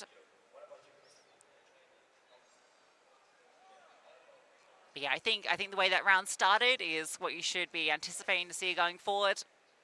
And the question is going to be, how do Denmark respond with such aggressive playing towards banana so consistently? They just got to preserve their utility just a little bit. Maybe lead with flashbangs rather than mollies, and then go back into banana sort of at a later timing. So you don't think you try and go blow for blow? Don't go blow for blow against Astra and Rachel. I feel like that's a bad idea. Yeah, it does. It does, you know, scare you to think about that prospect.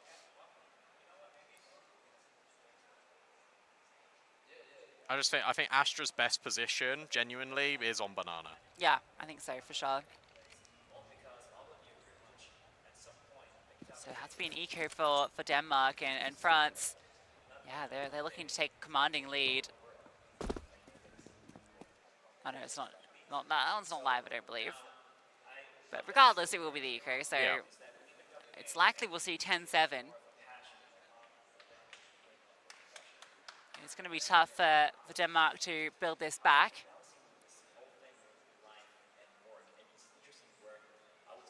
I've got to give Denmark a lot of credit, actually, because obviously Ancient was a complete blowout, and then you go on Dust 2, and then you kind of give them a taste of their own medicine. Inferno starts the same way Ancient did, with France being in control. You win that round with pistols, and it's not just a one-off. You build back in. It's a really competitive third map. I've been thoroughly impressed by just how competitive a lot of these series have been here at the World Esports Championship. Because I think it would be very easy to look at a few of these teams and just expect them just to breeze through all the way. But there's been a lot more contest, and Denmark has been one who have had to play the two favorites, right? They've had to play Poland and they've had to play France. Like that's a tough draw to have to get through. Yeah, and you think, look, if they can actually take down Team France, maybe apart from Poland, like who's stopping them, right? Potential to go very deep into this competition. Portugal will be the next port of call. They're, I believe, on the bracket, so the winner of this will go up against them. Yeah, I think you're right.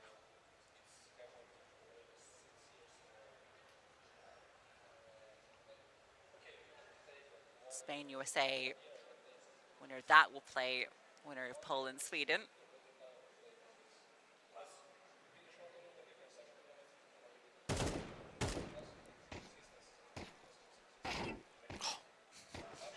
It's only a dink with the clock. It isn't the end of the world. The bomb's still not committing yet. The bomb's still in second mid. Denmark are trying to get as much value out of this eco as possible. Trying to draw blood from a stone at times, but as much utility drained, it feels pretty okay. Yeah. France have not got the biggest bank balance, so anything you can do here is good. They got two flashes on the T side. They're going to pop through late, and the lack of real presence outside of this Glock shot onto Astra means that there's a reasonable chance to pop through onto this bomb site and maybe do some damage. Here we go. Flashbangs over the top. Astra blinded, sprays forward, and Astra undeterred. Drops the molly, doesn't overpeak. Rachel's there by her side. Iesf just needs to make sure she dies, which she'll run to her death right now. Yeah. Make sure she gets that loss bonus. Astra is on like 6 HP and just keeps fighting. just gets so many kills. I feel like Astra has been definitely the MVP for Team France in this series. Was sort of the only outlet for them on Dust 2. Has some really important moments here on Inferno to give Team France the edge heading into this second half. Yeah, it just wasn't needed on the first map.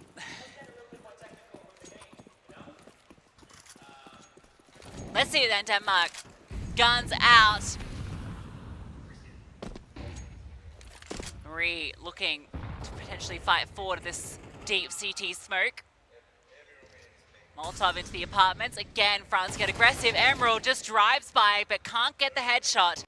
Kade peering out the window. KitKat has the read, but the timing isn't there for her. But maybe it is. Yeah, punishes. 2 kills found. There is a rotation back, so there's still 2 players to deal with on A. I think you go B though, because Iesf has got this space. She's ahead of the smoke. She saw the flashbang come over, but there wasn't any follow-up. She heard nothing. In fact, France are going to just stack on the B bomb site. They figure they've lost 2 players over here. Denmark might well commit like they did last time, but no, they made the right call as you highlighted. Iesf's space, she calls them over. And this is what I thought Denmark were going to do. You know, that round where I was like, oh, you got the kill in towards Apps and you've rushed this. Yep. Like, this is more what I expected. And now they're going to benefit off it. It's going to be the straight execute in, and it's going to be an empty bomb site that they move into. France will be in a position where they'll probably just save it despite having good money. Still a long run ahead, and if you keep all this cash, keep these 3 AKs, which are very important. Yeah, they've got so much. There's no reason to even consider this. Don't want to give Denmark that breaking point where they can actually get back into this game. No, I wonder if there's any conversation going on just with Team Denmark in general, because in the mid-rounds, Banana has never been fought for. It's always been sort of out towards long, in towards apartments. We only see Banana contestment really at the start of rounds here for Team France. I think that is a trend that is continuing to evolve and shape here in this second half, and I wonder if it's one in which Team Denmark have noticed. Julie just holds to see if she can catch an exit. Denmark don't want to lose players here. But they might. Their money isn't great, so if Julie can take a multi, no, they're not going to swing. So, oh. Marie will actually come around from top middle. So, beautiful from Denmark. They keep their clean sheet. No players fall. 2-round game. Yeah, at least they have got a little bit of cash in reserve. Kaede's now got the AWP. We saw that round from her on T's side where she was being really proactive. Got that pre-aim in on Banana. Spawn doesn't really promote to go to B, but she could go for a mid-fight.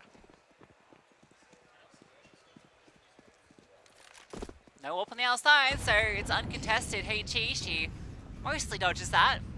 Doesn't wide swing, instead goes for the peek in the second mid, but timing has to fall back. Doesn't reveal it's in play, but Denmark should suspect it. Here we go, here's that adjustment. Now pushing down Banana pretty early. Ismo's conceded the control. Denmark wants to retake this. It's a big fight brewing. And Rachel has only got to smoke it. It's not a flashbang. So Astra's just going to tuck in the corner. Rachel's going to try and bait. Yeah, how good are Denmark at retaking this? Molly, perfection. Astra, cooking. She's burning. She's gone.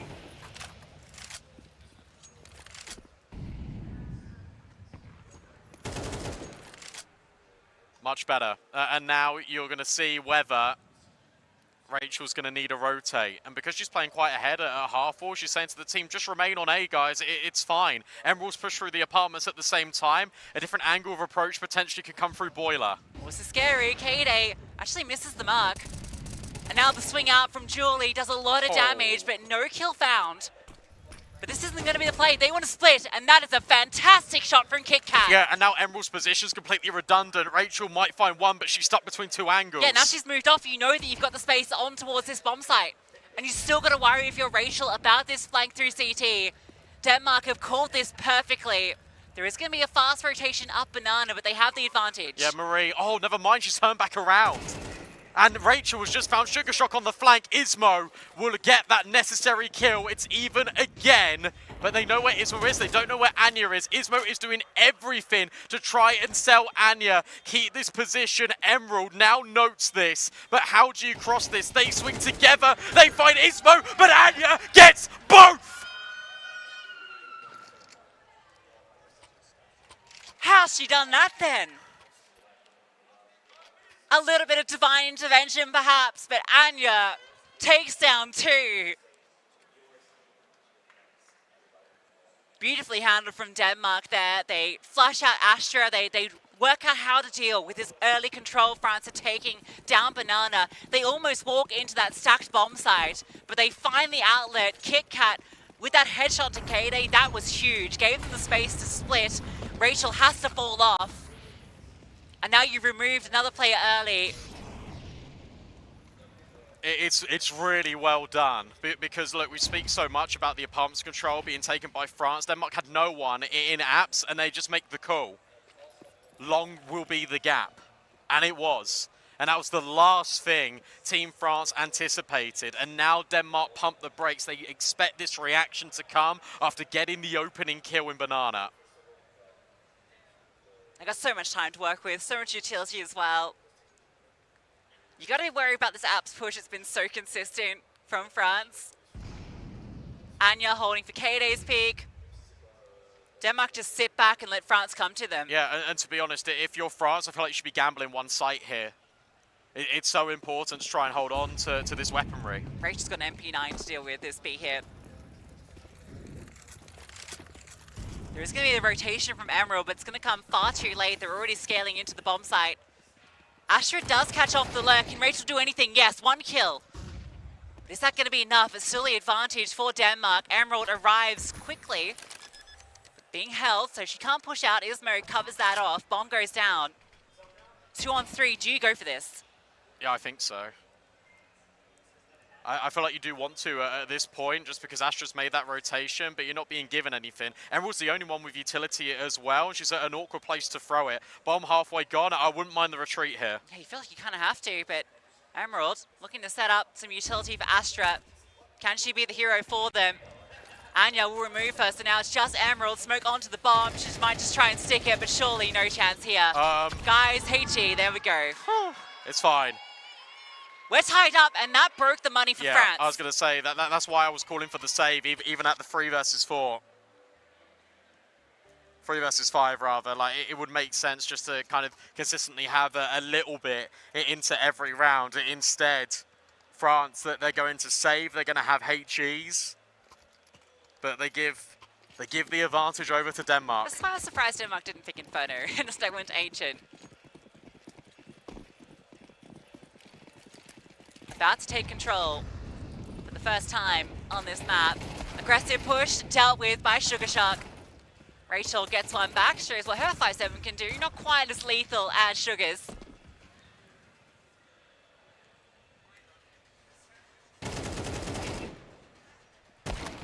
Yeah, and it's still fine, because look, at this point, whilst all that was going on, Marie and Iesf had pushed in towards B. Iesf just goes in towards CT. Rachel anticipates this, so we'll find Iesf. You don't want to give Rachel too many chances, and this position is everything from Marie. That was expensive. That you walk into that with a couple of HEs, you walk away from that with 3 kills, but Denmark aren't going to mind all that much. Yeah, they're fairly unfazed. Marie's got money as well to drop Sugar Shark. Yeah, Anya's got plenty as well. It's a fighting round here. France have basically, their 2 plays so far on this side have been take banana control aggressively early, push up deep, and push into apartments. Yeah, there's been no variation at all. It might even be worth holding a bit more passive. Denmark really burn seconds off the clock, and if you play like Denmark, approach their CT side where you can see this space, there might be an avenue just to delay long enough. Yeah, holding utility I think would be pretty pivotal here, especially in dire straits rounds like this.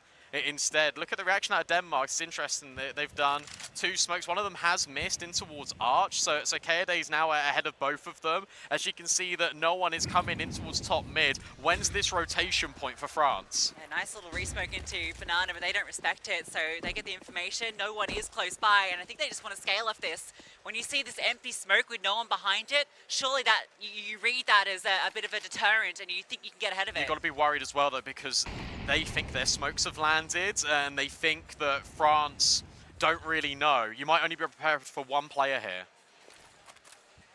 In fact, it might be a third. Kaede starts to move. Oh, this is interesting. So now they go back in towards top brackets to do a second volley of utility. They're really trying to keep the A defenders locked in. Yeah, smoke and mirrors, isn't it?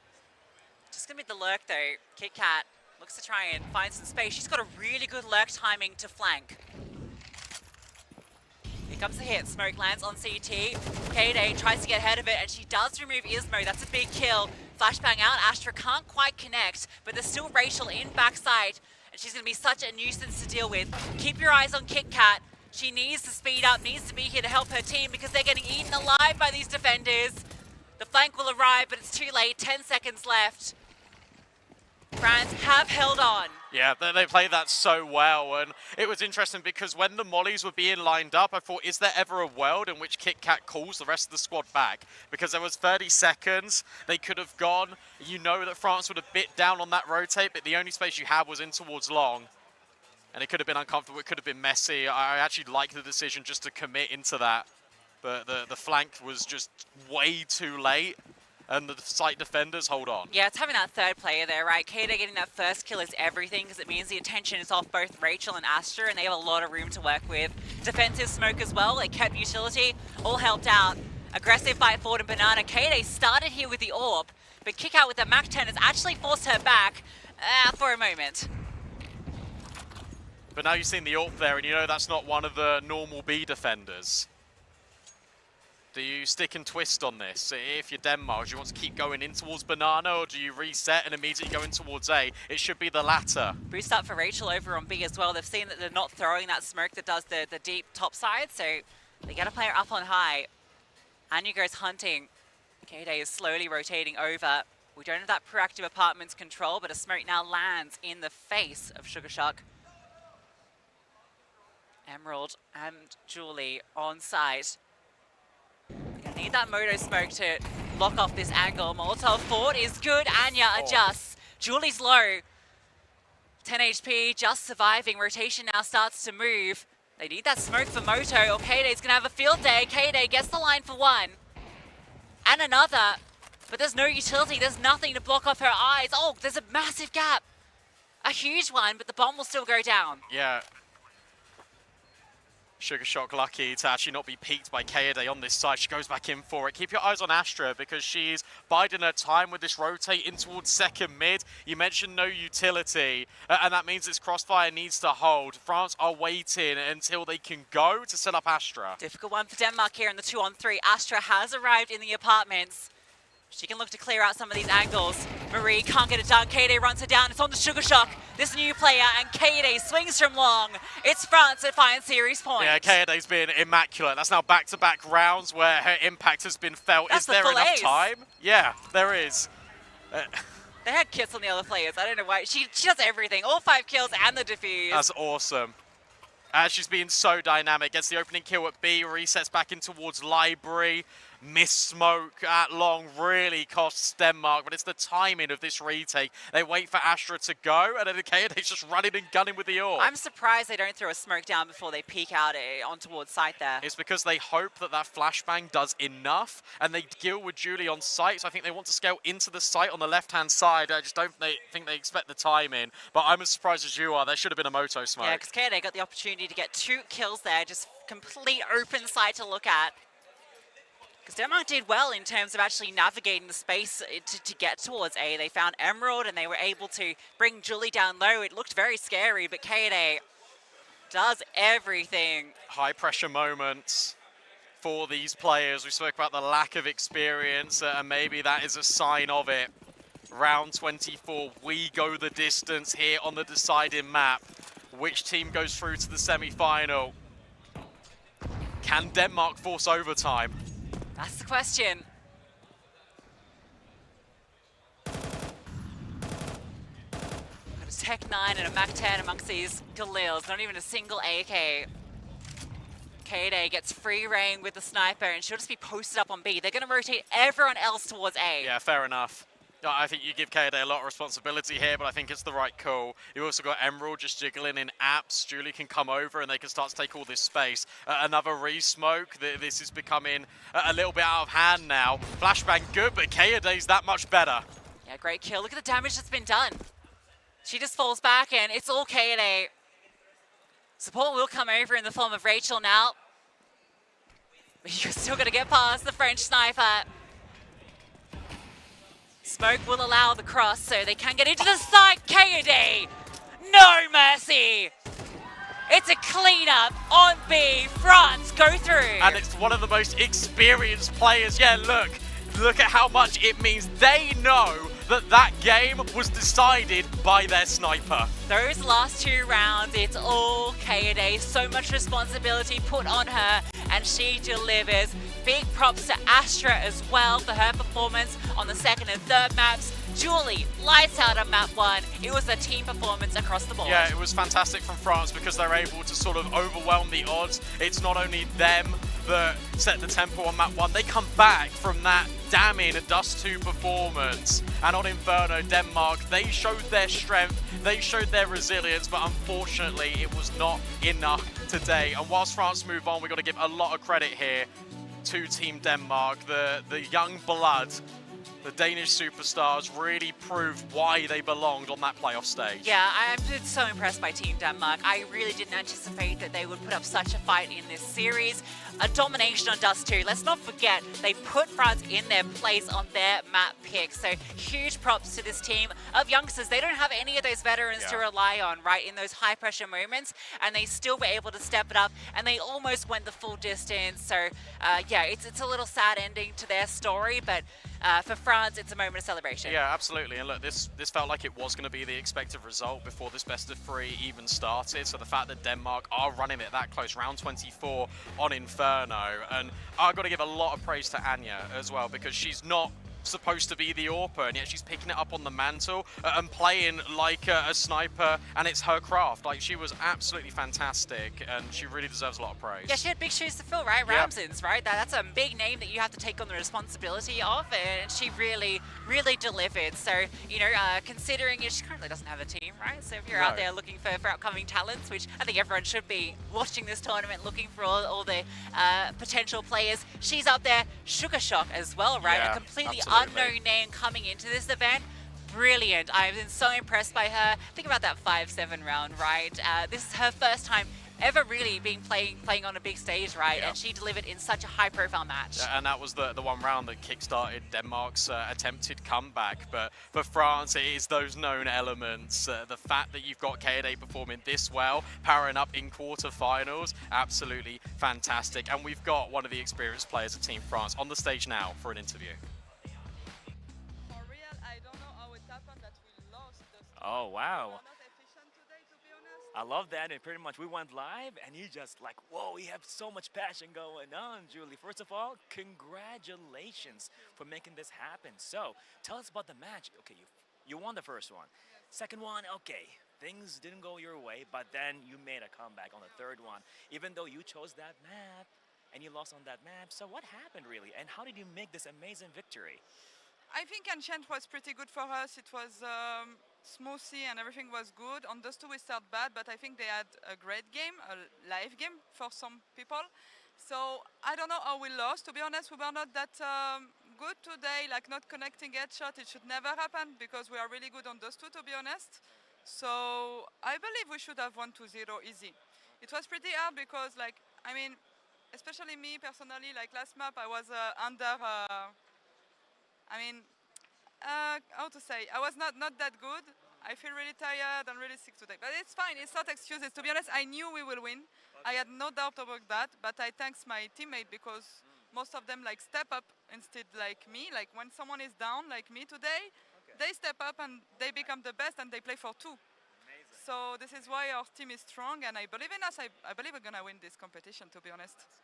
Let's go. I love the confidence and all of that. And, you know, team members, they're all doing an amazing job. But, you know, as we go way back, and I've seen you performing amazingly in different countries and in different tournaments and all of that, and how pretty much you're not only doing this for yourself, but even for your family and for your country, but even for your daughter. Anything you want to say to your lovely daughter right now, live on camera, right here from Riyadh? Okay, you are the next generation, Habibi. You will be like the mix between Zaiwo and Anna, Louise, and one day she will play in Stynvi and she will win everything. But yeah, I do it for my family, I do it for Lebanon as well, like my husband and all the people there that I love. So yeah, I will keep doing for you guys. Shtatele ktir, Louise. I'm not crying. These are not tears. Bless you. Bless you for doing this and making it happen. We really appreciate you. Guys, this is what it's all about, really. Everybody on one platform right here in the world of esports. And back to you. The best. Thank you there. Congratulations to France making the semi-finals. We all wish our children could be as good as Saiwu, but that is a tall order. Gotta get started early. A hard thing to be done. Guys, that felt like a map deserving of a quarterfinal. The first two, they weren't that exciting, complete blowouts, but Inferno, down to the wire.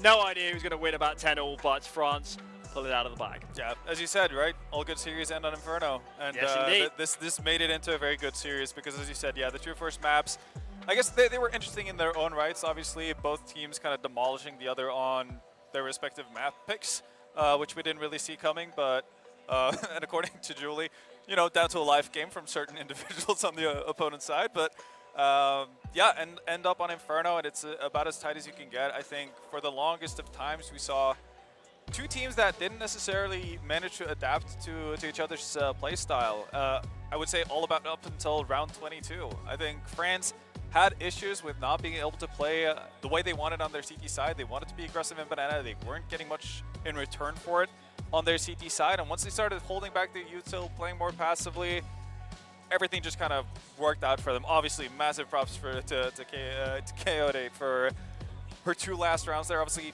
acing, you know, in a clutch moment. That's obviously going to be appreciated from her teammates. But yeah, it's that final adaptation that they make at the end there that really seals the deal for them, because I think Denmark did a good job of just stemming off the aggression from France. Yeah, I think I was actually worried coming into Inferno, partly that we wouldn't get to see crazy rounds from KO Day, and she's meant to be one of the best players on France. But as an AWPer, sometimes it's hard. And in that first half, you know, not getting all that much done, just a middle-of-the-road performance, but at the end there, stepping up massively. And that's obviously alongside Astra, who is just so consistent at putting up the numbers here for Team France, which is going to have to happen. It's going to have to continue, but she's showing she can do that.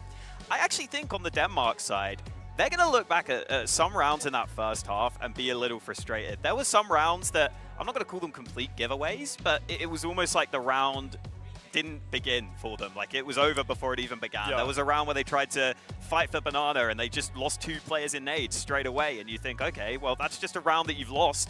That hasn't even really been competitive.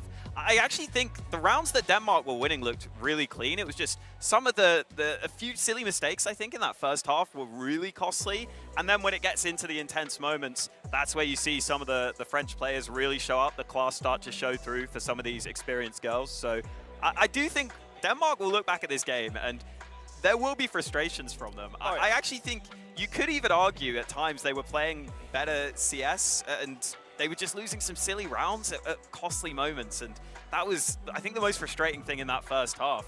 They maybe could have had a bigger lead in the first place, but it gets close, and that's where France absolutely come through. Yeah, I think they actually did. They were the first team to kind of make the proper adaptation once they got into the second half in terms of how they actually wanted to approach their T side, which I think is, again, yeah, showcasing of the team that kind of understood the assignment the best in many ways. And it took France quite a bit of time. And as you said, a couple of those rounds in the first half, if that is the cushion or that extra build-up that Denmark had, they would have already, you know, been at the finish line by that point. So they're definitely going to think back to it, feeling like they had plenty of opportunities to actually make this their game, that they would be the ones in the semifinals at this point. But that is part of the competition as well, right? Like, you need to eliminate as much mistakes as possible. Obviously, you know, it sounds cheesy, it sounds like a gimmick, but that is kind of what it comes down to a lot of the time, and again, helps having a lot of experience on your side, which the French team does, in order to do so. Let's give Astra some more credit, because that first half from her was phenomenal. She was brilliant, she played so well, and she's meant to be a superstar player for this team, and of course, looking ahead, they're going to need her in the semi-finals. Absolutely so. And again, if you can have someone who's just that good at basically finding multi-kills for you on attacking sides, it just alleviates so much pressure for you. It makes it a lot easier, regardless if she's calling now or Katie is calling. Whoever's taking the reins, they get a much easier task of doing so at the very least when you have a player like that on your side. And you're going to definitely need it. You're going to run into teams that are, if not necessarily as cohesive as Denmark, then they might have better individual players, or you might run into just better teams overall as well. I mean, we're likely to see one of them coming on stage for the second match here in a few moments. So yeah, they're going to need Astra, and it's also very positive to see that obviously someone like Rachel, again, like being very impactful on that deciding map, which yeah, they can definitely need. Julie obviously talking about how she's feeling a little bit under the weather. They need players to kind of play for two on certain occasions. Then it felt like they got that in this match. My question is, when did Julie get ill? Because the first map, yeah, she was sick. She was sick in the first map, and then she got ill later on in the series. There you so go. That was the problem. It upgraded, unfortunately. Yeah, I think Rachel definitely deserving the credit as well. As you said, oftentimes being aggressive up Banana, and it's important that space is made in the first place, because Astra, more often than not, I think wants to be more middle of the pack, maybe back of the pack type player. So it's important they can get her into winnable positions in the first place. So definitely a good sign there that was working for them, and could already see one of the semi-finals locked in, Alan. Should be exciting. Yes, off-stream, Portugal dealt with Australia. It was a fairly easy fashion. BB, I mean, by her own superlative standards, didn't have a mega series, but it's got to be said, I guess they were just outclassed as a team. Only the simple Zywus of the world can be expected to perform if they don't have the cavalry, and even then, it doesn't mean they're going to win. Yeah, it is tough, and we know that Portugal has a phenomenal squad, right? So it was always going to be a challenge, even if you do get the best case showings from everyone on Team Australia. So Portugal, France in the semifinals, somewhat expected, really, and it's bound to be one crazy semifinals for sure. So I'm really looking forward to that. Yeah, absolutely. I think here, I guess we can touch on Team Denmark. Eliminated now. Yep. Yeah. Definitely exceeded my expectations, I would say. I do think the players were performing a little better than I thought they would, actually. Some of the players we didn't really know coming in. Sugar Shock, for yeah, example. Sugar Shock, actually very solid for this team, and that was great to see. Anya doing a good job as well, sometimes on that AWP. So I think Denmark can definitely leave with their heads held high. They honestly, on a different day, they probably would have taken this series. Julia in the interview saying, I knew we were always going to win. I don't know how she knew, because I didn't know when I was watching. Maybe she just knew that KOD was going to take over. But yeah, listen, Denmark, it's I think, probably about where I expected them to maybe end the tournament. I expected maybe a quarterfinal exit. Fair. But the way in which they did it and how close they brought it probably exceeded my expectations slightly, just with how close they made this. Yeah, no, that's completely fair. Again, they exited the tournament with having taken a map from Poland, having taken a map from France, and also pushing France to the very edge on the decider as well. So yeah, a couple of margins going their way, they could be the semifinalist. And considering the fact that overall they have a pretty young squad as well, it bodes really well for the future. Ismo, 17 years old, Sugar Shock, who we were introduced to at this tournament, 20 years old, right? So they have plenty to work with, and again, the further we get into esports, obviously, Marie, 23 years old, that's no age anymore. If you go back, 15 years, that would have been retirement age. Nowadays, you're still up and coming at this point. So they have a lot to work with going forward. I will say that 3K on the 5-7 from Sugar Shocks Absolutely is nuts. probably the play of the tournament. That was absolutely mad. Commiserations then to Denmark, but as said, they lost to France and Poland, two very worthy opponents with a different bracket. Semi-finals was absolutely on the cards, so a bit of a shame for them, but that's Counter-Strike, that's sport, that's how the cookie crumbles. Next up on the stage, we're going to have Poland versus Sweden. Behind the scenes will be USA, Spain. We'll save Poland-Sweden talk for that pre-game, but a very quick word on USA, Spain. That could be a very close series, couldn't it? It could be, or it could be an absolutely masterclass from one of the sides, because it's two very different sides playing against each other. Again, it's Spain without necessarily, team with a big T in that sense, right? They have no necessarily huge standouts or profiles in that sense, and then you have the US, who are just boundless aggression, relying heavily on their stars like Emmy, for instance, to kind of lead their way, and Olia, who's apparently turning into a bit of a star in front of our eyes here at this tournament. So it's going to be fun to see how that clash actually goes out, because I couldn't imagine two more polar opposites running into each other. Yeah, the clash of styles, always fun. My gut instinct tells me Spain should have the edge there, just because I think they will be comfortable playing retakes and just kind of not just giving those fights to Team USA that we've seen a lot of other teams give up to them. But at the same time, there's always that chance that the Team USA if they get rolling, right? Yeah, you never know. So I think that'll be a really fun one to keep tabs on as well. And honestly, either team making it, I think, will be a really interesting problem for whoever they face in that semi-final. It's a rough semi-final draw. You win that and get either opponents in hot form or a Sweden that's played themselves into shape. Making a grand final from there will be very tricky. Yeah, it's been a wild day of CS so far. As said, Poland, Sweden to come over here, and USA, Spain to finish the day. Any closing remarks, guys, in that first quarterfinal? Any players we should have shouted out? We haven't given any plaudits to just yet. I don't know. I just want to shout out the entire Danish team, honestly. They put up a much better fight than I had expected personally going into the semifinals. I was kind of waiting for France to walk away with this and just have a breeze into the semifinals, especially after that first opening map. So for them to fight back in the manner they did, that just deserves plaudits really to everyone involved on their side. So yeah, even though it's obviously sad to have to bow out at this point, I think they can do so, feeling proud about how they've actually performed at this event. Yeah, I don't want to pick one name from Team Denmark, so I think they all deserve their props. Yeah. It'll be hard to pick out one, but I absolutely echo those sentiments there. Definitely good to see them performing, and also good to see that even though I thought these quarterfinals pretty much mostly have clear favorites, that we can still see close series and we can still see competitive series. And you could tell, like, the French players were having to yell back and forth. It got really intense. You could tell both teams were kind of getting into that point where you're really intensely into the game and every single round matters so much. Well, there you go. First quarterfinals done. Up next, Sweden versus Poland. Quick break for us, and when we're back, we'll get into that game. We'll see you then.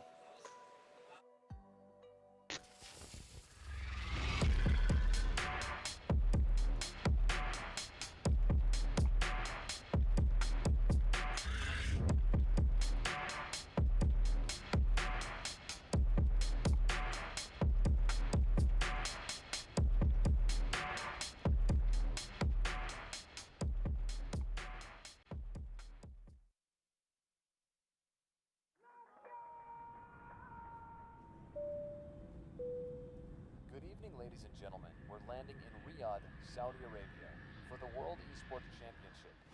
In a world where victories can be measured in gold and silver, some things are priceless. Some things are not bought with money.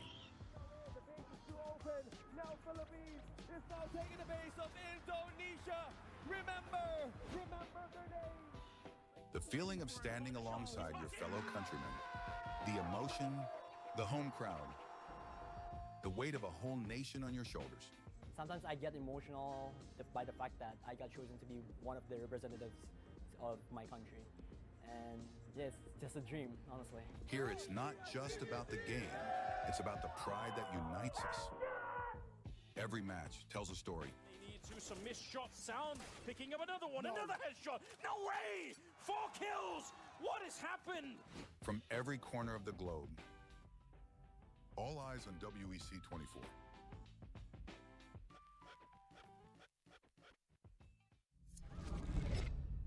Early 1970s. The world was discovering the boundless possibilities of esports. While esports offered endless enjoyment and addictive allure, it lacked a certain depth and a sense of purpose. It needed something more, something larger than a trophy, something beyond individual gratification. That's when a vision emerged. A vision of uniting the world through esports. The International Esports Federation and the World Esports Championship were born. Its mission was clear: to create a stage where nations could unite and compete for the ultimate title, World Esports Champion. For these athletes and nations, the World Esports Championship was more than just a competition, more than just a game. A chance to make history, to leave a lasting legacy, to inspire a generation, and to represent their nation. Over the years, Iesf started achieving greatness, year by year. Korea, Indonesia, Israel, Romania, worldwide. The World Esports capital changed, each year expanding significantly, getting bigger and bigger. Fast forward 15 years, Iesf was determined to show the world the most valuable World Esports Championship. 140 nations gathered in Riyadh, Saudi Arabia. The WEC 24 story. 2024. Saudi Arabia prepares to host the 16th World Esports Championship after a spectacle made in Iesf, Romania by Iesf for WEC 23. New president, new challenges, and quite a bumpy road ahead. As the calendar turned to January, the national qualifiers took place, breaking dozens of records.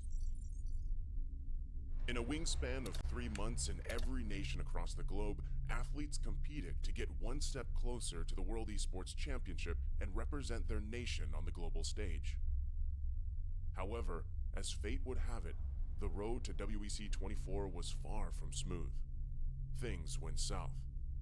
2 out of 3 offline regional qualifiers were forced to go online. Even though that barrier occurred, the online regional qualifiers shattered previous viewership records.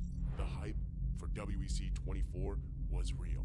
Meanwhile, Africa, Iesf showed just how much potential is hidden in Africa. Over 180 athletes, 17 nations, and thousands of fans. All in one place for one specific reason: esports. The bumpy road came to an end. The slots for WEC 24 were secured and everyone was ready. The much anticipated 16th World Esports Championship set sails. WEC 24 Day 1.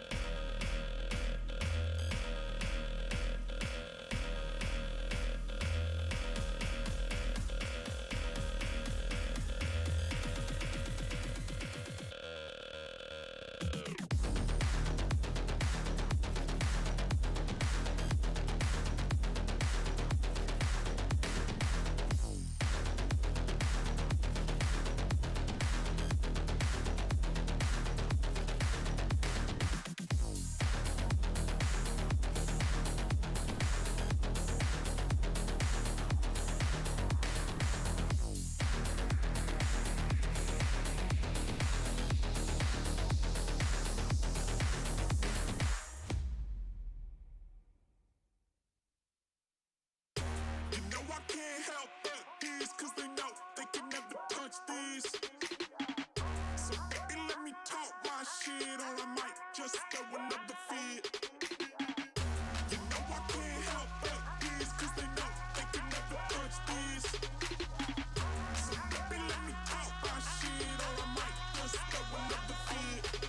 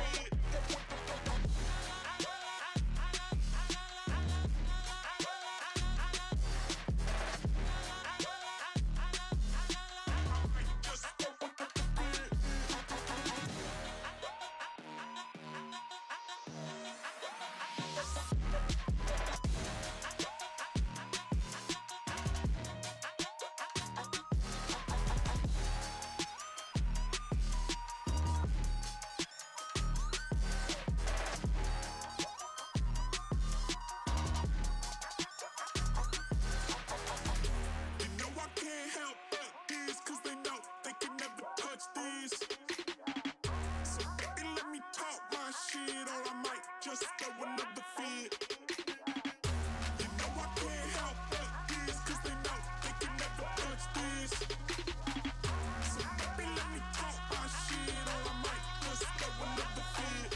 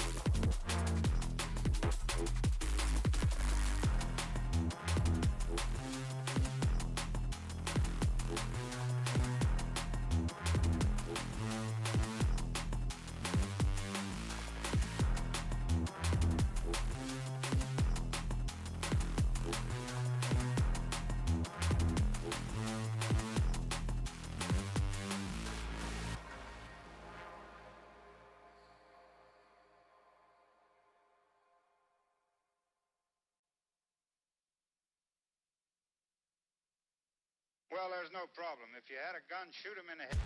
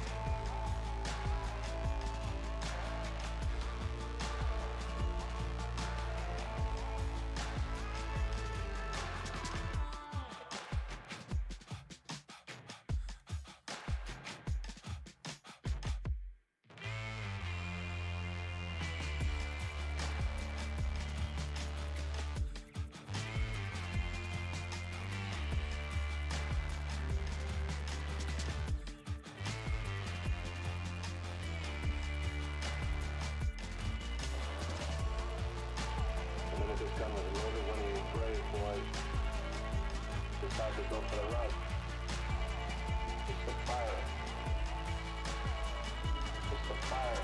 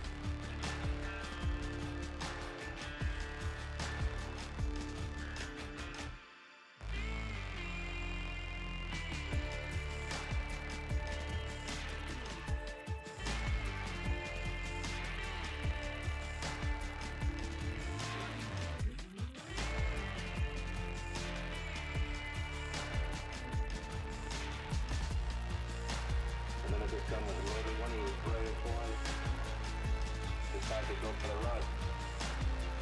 It's the fire. It's the fire.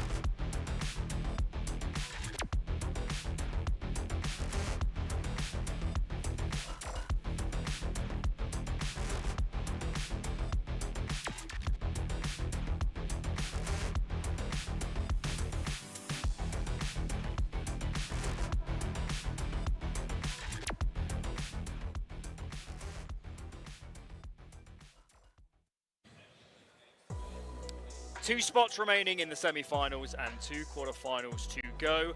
USA-Spain has actually already started. That's in the background behind us, but we're focusing on the on-stage game.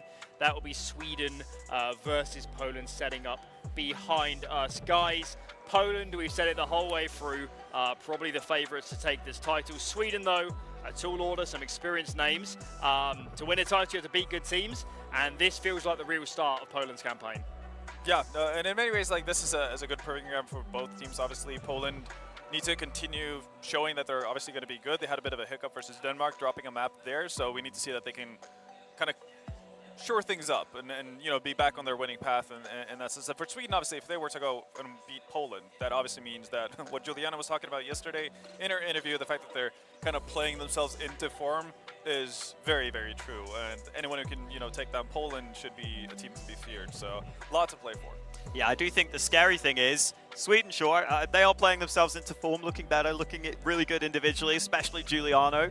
But I don't think we've seen the peak of Team Poland yet, to be honest. I think there's a couple of players who we expected to be their best players that actually have been more mediocre, more towards the middle of the pack so far. So that suggests to me they've got even higher heights they could reach, and I wouldn't be surprised if we get that coming into the playoffs, because, they have dropped a map getting it. They did drop a map against Denmark, and we expected them to be those big favorites. I guess the question is, do they see themselves as the favorites, and do they start to feel pressure at any point? Yeah, so for the viewers at home, they're a bit out of the loop, guys. Explain to us the relationship between this Poland team and Na'Vi Javelins. What is the overlap there? So if you run it back a couple of months, this was the entirety of Na'Vi Javelins, including the coach.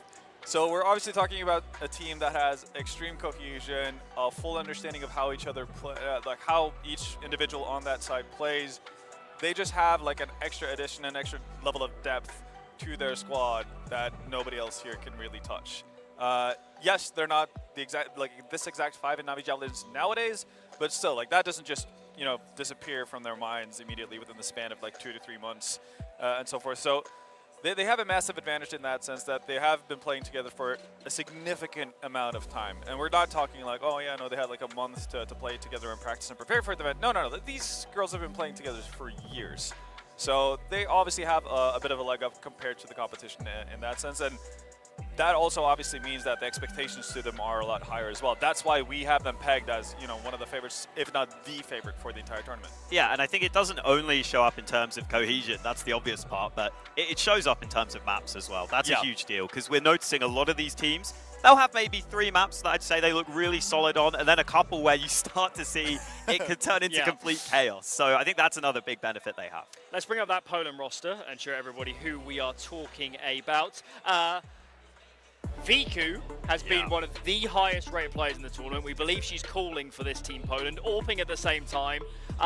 Doing it all. She's a superhero. What other word is there? Yeah, no, I think she's actually leading. She might not be the very highest in terms of rating, but she's the highest one in impact rating of the entire tournament. I think she's top 3 in overall rating. So again, I think just about any category that's, regarded positively, she's going to be in there in the top 5. She's been fantastic so far, which is, again, in one sense, not as surprising because we know she's good, but I guess the more surprising thing is that we haven't necessarily seen Hanka, who we came into the tournament expecting to be the front runner for a really, really solid Polish team. But again, like Hawka mentioned, does that make them more scary though? Yeah, that's the problem, right? Like, so we've gotten to this point. Hanka hasn't necessarily she's had one really good Mirage that we've seen, but other than that, been a little bit anonymous for her normal performances. So that just means, they can get more scary.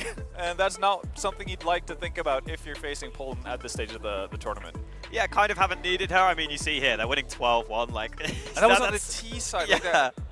It was ridiculous. Yeah, that's one of those where you sit there and you say, okay, well, I don't really mind if she's not necessarily having to top frag in that one, because it's just such a dominant effort. But yeah, definitely still expect to see more from her going forward, and I think we will. I'm pretty confident in that. She should be one of the best riflers at this tournament, and just the entire team, really well rounded. But we're definitely expecting Viku to continue. Seems like, especially in some of these maps, just the lack of utility up against her means she can just dominate and lock it down. On the reverse, we have Team Sweden, a roster studded with names we've known for a long time. Giuliano having a stunner of a tournament, was Zaz, sidekick in tow. They always play together, seems like.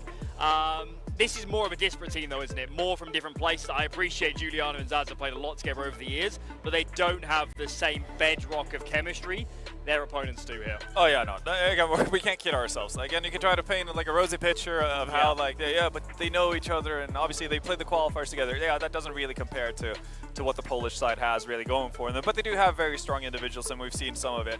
I think Giuliano had probably 2 of the better performances of the entire tournament of any player in yesterday's matchup. Basically, once they were at the brink of elimination, she just popped off to no end. Yeah. And basically just carried Sweden into the the quarterfinals by herself. And that's not because the others didn't show up. They just didn't need to do a whole lot with Giuliano just kind of going beast mode. So that's fantastic news for Team Sweden. They're going to need it today. They're also going to need the likes of Saz and Emsan and so on and so forth to really step up there and be there with Giuliano as well, because it's just too much quality on the Polish side for anyone to do this alone versus them. Yeah, it's also important for Sweden that they have some sort of AWP presence when you're going up against Viku, so Giuliano can bring that. And I think it really is, on Team Sweden, much more of 2 players you're really looking at in Giuliano and Zaz. Zaz, by the way, highest headshot percentage at the tournament so far. You see that in her aim. Her aim is really snappy. She's been somewhat hit or miss, but that's kind of how she plays. She's really aggressive and really willing to take fights. The only slight criticism I would have for Team Sweden is I don't think they're using that to its best ability all the time. I don't think they always have the follow-up for her. And I know that she's going to be very happy to make solo plays and cause chaos elsewhere on the map. But if that's what she's going to be doing, you've got to be responding to that elsewhere and making plays elsewhere and trying to catch the rotations and make the gaps that she's causing. So I don't think they've maybe used Zaz to her best. She's still been really good, and I expect that to continue. But I'd just like to see that integrated a little more into the overall strategy and how the team's running. Let's bring up our veto and see where this series is headed. Map 1 of the series will be Mirage, picked by Sweden. Nuke for Poland, I guess no surprises there. Yeah. And finally Dust 2. This feels reasonably expected, guys. Yeah, it does. Again, Sweden have gone to Mirage at any available moment so far in this tournament. It's done well for them as well. So no real complaints there. We saw it obviously yesterday. They had a fantastic Mirage, especially Giuliano versus Kazakhstan. So they're feeling in form on that map. They're feeling comfortable about it, and that's obviously where you want to be going into quarterfinals. You want to feel confident about what you're playing and what you're starting the entire series on. Nuke is kind of the cheat code for Poland in this tournament. Obviously, with the cohesion and teamwork that they have in place, they can pick Nuke just about versus anyone. And I think there's not a whole lot of these teams who don't have the same kind of core as Poland have. They can't, have that luxury. They're likely to have to veto it against Poland, but that's going to leave, another opportunity, maybe it's potentially Vertigo if they'd like to go there. But there's so many maps that Poland can go to and still have a strong advantage that it's tough. So them getting Nuke, yeah, that's kind of to be expected if they're given the opportunity. I think they'd go there any route. I mean, we saw them demolish, like just smash Canada up against the ice rink on repeat that entire T-half on day 1. Yeah, I think the tough thing for Sweden in this veto is if you're banning Inferno here, that's actually the one map that Poland have lost. It's probably a map that they wouldn't be picking, and so you allow that nuke to come in, and it just feels like that's the only wiggle room in the veto I might have looked into if I was Sweden. Maybe just be confident that Poland might not pick that Inferno, and you can at least get the nuke out of there, because, I mean, we saw the 13-1. I know that Canada were really, really struggling with the rotates. I guess it won't be as bad for Sweden, but still not ideal. The only question is that Dust 2 decider. We've seen Dust 2 can be a little up in the air sometimes. So if we get there, maybe there's chances, but let's be real. Poland, big, big favorites. If we get there, the operative word, got to get there first. Sweden Mirage is a must-win with Nuke coming up second. Lucy, Brandon, let's get into it. Yeah, I don't think there was an easy way out of this veto for Sweden, because as much as, we can talk up Inferno maybe being a weak point, it's actually not. They lost it to Denmark, but Inferno is Na'Vi Javelin's current best map, so I don't think there was a simple way to go with this veto. Mirage is probably the only option. I actually would have liked Ancient, perhaps, as maybe a way to go, but I think maybe they felt a little bit off on it yesterday. I think you could even maybe just... I don't know.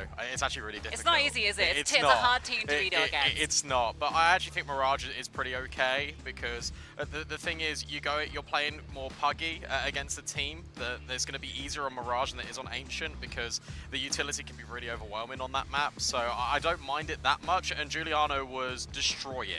Whether she'll have the same luxury or not, I don't know. Yeah, my counterpoint to it all is going to be that, okay, yeah, you're going into Mirage, but it's VQ on Mirage, and this is what we said about Pocha yesterday, and that wasn't enough. But I think the difference here is that it's not just VQ, right? There's so many players around her. I know Hanka's had a bit of a quieter tournament, but you know that's not going to last forever.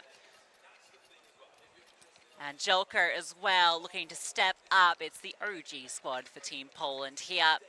Sweden, firmly the underdogs, but they've been fighting hard here, and name value alone, you expect to fight from them. Yeah, you really do.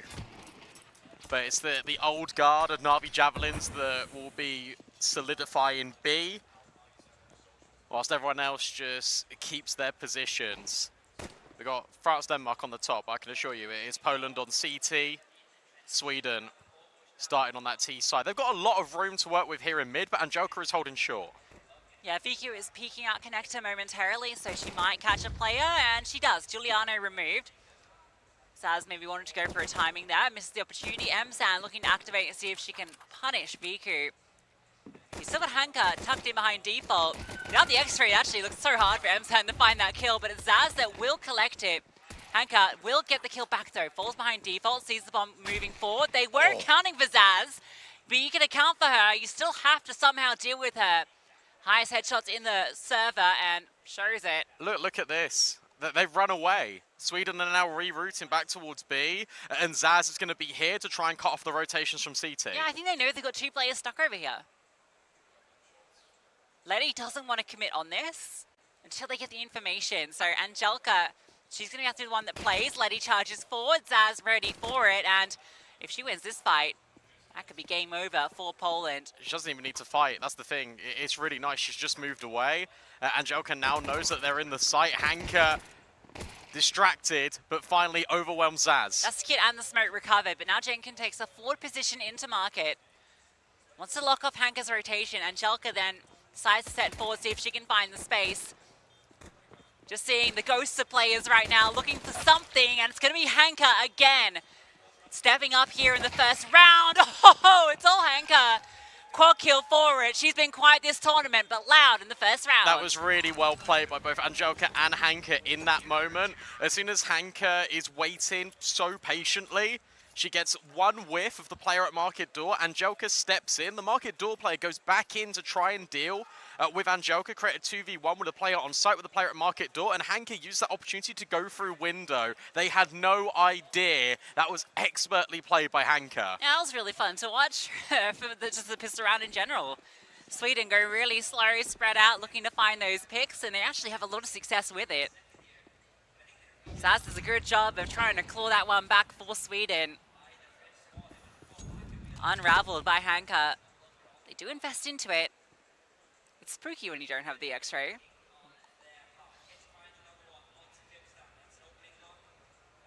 There you go.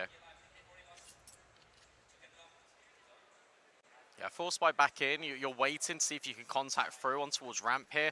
Hanka's about to be squeezed from two different angles. Currently looking the right way, and head turns, kill collected. Is there a counter flashbang here?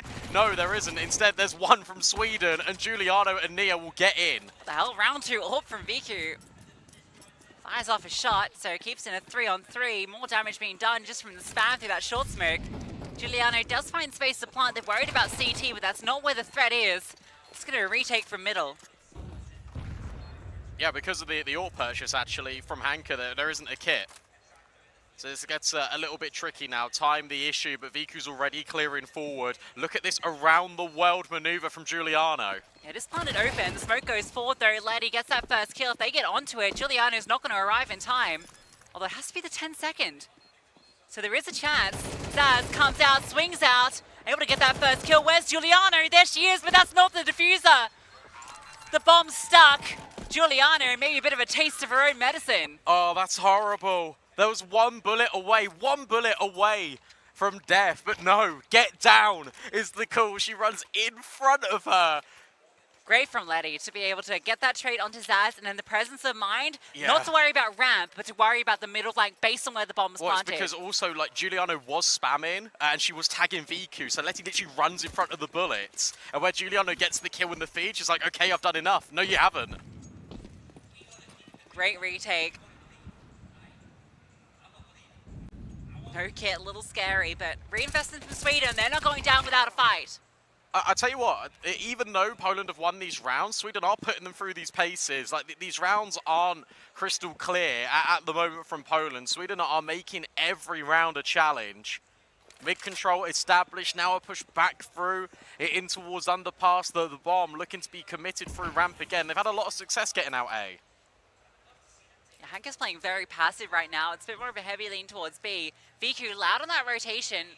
Zaz has definitely heard this, but she's going to be moving to Ticket. They want to get more involved in this A defense. It depends when this rotation is, right? Because Letty's right on the edge of this smoke. As soon as that dissipates, she's going to get all the info. No one is there at B. Yeah, and then Angelica's a bit freed up to move around. But Short's still a threat. They have no mid information. VQ's about to find out about ramp. Molotov goes over Hanker in position she found success in before. Zaz starts to activate on that lurk. Hanker's in an uncomfortable spot, goes up top. Thankfully, no one coming out the palace, so she has room to maneuver. Just tucks in.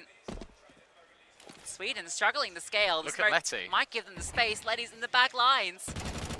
Yeah, there's Hanker. She keeps finding these kills. How does she keep getting away with it? Fortunately, there are trades. Hanker needs to be dealt with, and finally she is, but Letty's still not known. Yeah, this is everything. They have no clue. She waits an extra couple of seconds and then just disengages. Nia needs to remove her. She does. Still a chance here. Angelica pushes out, and she's not ready for M-Sand that close. Well done. Well done from Sweden, because it looked like Poland were creating so much organized chaos. The fact that Letty delays, waits, she then moves herself, that's the known element. And then walking through that smoke, you think it's the round-winning play, but you're never expecting M-Sand to come around the backside of triple. And good stuff from Nia there, not to get too flustered. Knows she needs to chase down that player. M-Sand's there to get the bomb. Nia just needs to remove Letty. They break the finances. Takes 3, goes. And now they're just going to keep it simple, straight into B, and no one is here. It's a triple setup in towards short and ladder. Boosted Deke. Any chance of finding something? A bit too late. This is a force buy too. Yeah, and at that point, do you want to grab this AK here and then leave? Or do you want to maybe give it a go? You got VQ boosted, you see if she can find anything in the next sort of 10-15 seconds.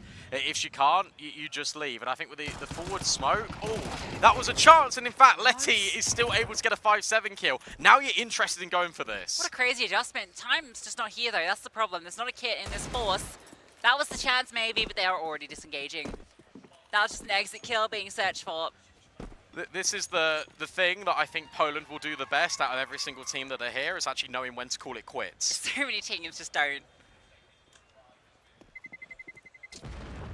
We have seen some remarkable retakes just because we've seen so many retakes. So we get the saved AK.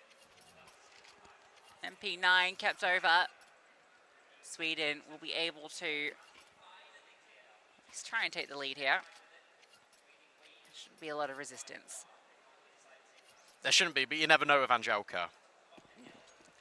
I think it would be a good call just to go for an execute here, and I think Sweden have recognised that. They're dropping the bomb off over towards ramp. Angelica's getting active in towards under. She will find no contact. Yeah, the sooner they find this contact, like the lack of contact I should say, then there's maybe a chance, but Hanka gets removed on her expedition into Palace, so Sweden should just go now. Yeah, Zaz has also dealt with the mid lurk. You can walk out. There is no one home at all on A for Team Poland. Angelica can just, again, try and hold on to this AK. The pistols can go in to try and maybe scavenge some weaponry. Go deep. Maybe you can find Zaz. Yeah, you wouldn't mind grabbing yourselves an AK here, but you might just lose this one if Angelica goes any further.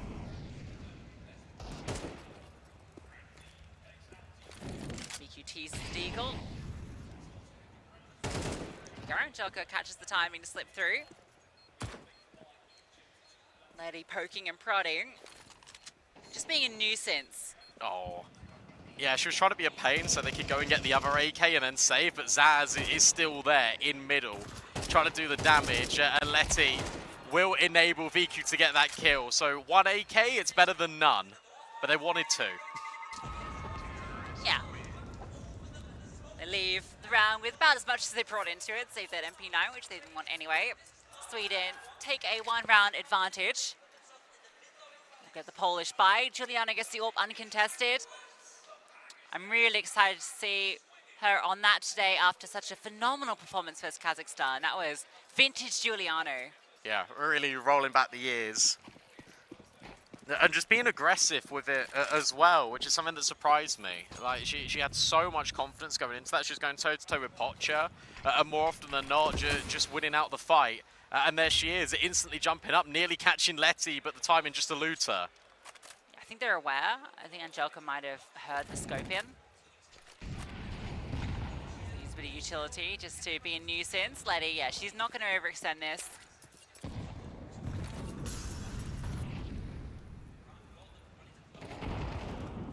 Denkin gets the opener onto VQ though. That's what works. Just try to, again, just get these pockets of space. This time it comes from middle. And now the underpass play just works out. Angelica, that's a necessary trade. But they're still trying to converge on the position. Hanka walking through the smoke. A really good timing, but Nia is there again. The trades are on point for Sweden. Yeah, there's too many players to deal with. That's the thing. And now it's these B rotators that are on their way. They know no one is home. Angelica slows down, hoping that Nia will overextend, but there's no need to move around that window. It's up to Letty to try and find some space. Msan is stuck behind the boxes. But the AWP's posted up on the cross, so getting past this is going to be so hard. Giuliano is just waiting for this peek. There it is. It's a wide swing over. They managed to force their way through, and now the smoke can go on the bomb. But again, it's a situation without a kit, and a HE blows it open, and Nia and Giuliano close. Yeah, that's important. Even though Giuliano missed the shot, they still had that backup. They still had the grenade that can go on the position, and Nia can swing. That time, that defuse isn't under as much threat as it was previously. And as you said, limiting factor, not having the kit there, it makes it half as likely that it's ever going to come to fruition. 4 rounds, plays 2. VQ's got a hero AWP. This is interesting. Is Angelica gonna... Okay, she's got just a deagle and armor. Yeah, you're not expecting the off. No, not at all. But that accelerates you into cool. the stack. This is really nice. I love it. Oh, Letty shoulder, shortly spotted. VQ gets another one. Letty will go down. But now you don't want to go to A. You're going to be more enticed into the stack. Nia alleviating the pressure. Giuliano removes Hanka. That should be the threat dealt with. VQ arrives. Can she do anything past the flames? They should know that she's already crossed. I think Nia is anticipating the walkthrough. VQ's a careful player though. Won't give up her life so easily. And she'd actually really like this open to the next round, so you don't think she'll take too many risks, but oh, that was the opportunity. Won't be given another one. In fact, it's Giuliano that scopes in on the angle. Really fun idea of a round though, and it nearly works. Like the pistols were getting involved, they were doing the damage, but I want to come back to something that you said a few rounds ago when you were describing Nia and how calm she was. It feels like that's reflected and just echoed all throughout Team Sweden, because when that plan immediately gets scuppered, they know they still need to commit into this B bomb site. Giuliano keeps holding this really passive line and just has trust in her teammates that they can get the close ones. Yeah, it's an interesting thing with this team makeup, as we talked about, like the triple anchor kind of role situation. Anchor players tend to have to be those more calm players, you know, because they have to deal with a lot happening at once. This is worrying because you don't have an underpass player, so you don't know that there could be a smoke there. And suddenly, between Lena and Letty, oh, they're finding everyone in mid. Yeah, trades favor Poland. But that's one of the B anchors spotted, so Zaz thinks maybe there's some space here. Angelica slides through, and she's found a good timing to get up close. Zaz will have to make the noise on the drop, and the timing was terrible. That's the B bomb site open. Maybe Letty can get something back. Ooh, little dink. HE won't catch that, so bomb will go down, but they get past the window. So Giuliano won't get the chance to strike. But Letty's creeping. Giuliano's going to peek on the angle, miss shot again, and that gives the space, but she wants even more, and Zaz not yet revealed to be over at bench. So Viku, known entity about one, doesn't know about Zaz, and now Zaz is creeping forward, pistol out, kill collected. A 1v1 between the Orpas, time ticking down low. Look at Giuliano's reposition, swings wide with the pistol. That is something that Viku was not expecting. Oh, Giuliano played that expertly in the 1v1. Doesn't overpeak against the AWP, catches that timing to reposition when Viku swings out. Outplayed. It is unlucky, that timing from Angelica, as she's repositioned so well, and just as she's starting to adjust to get close to Van, that Zaz drops off. Yeah, I mean, good timing from Zaz, though, for the fact that you see all the players, and you look at the kill feed, Angelica is involved in that fight in mid, which means that she's the short player, but also trying to serve as the BAPS player. You know that Letty is underpass as well, so you know that if you're dealing with a player, they have to come back in from short. Okay, Sweden. I've got to remind you, though, and everyone at home, that Sweden needs to win this map. Yeah, absolutely. No question about it. Nuke is terrifying territory if you're up against Team Poland.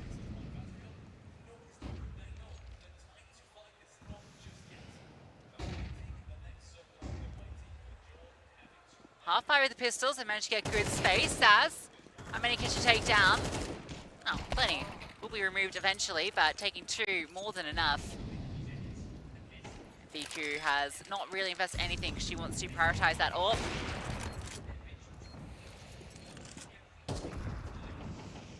Gonna look to do some serious damage. Good kill from Hanka. Support will be here to come through. Nice shot from Jenkin. Viku's USP gets a frag. Giuliano's low, so she has to scamper away. Poland are going to throw themselves at this.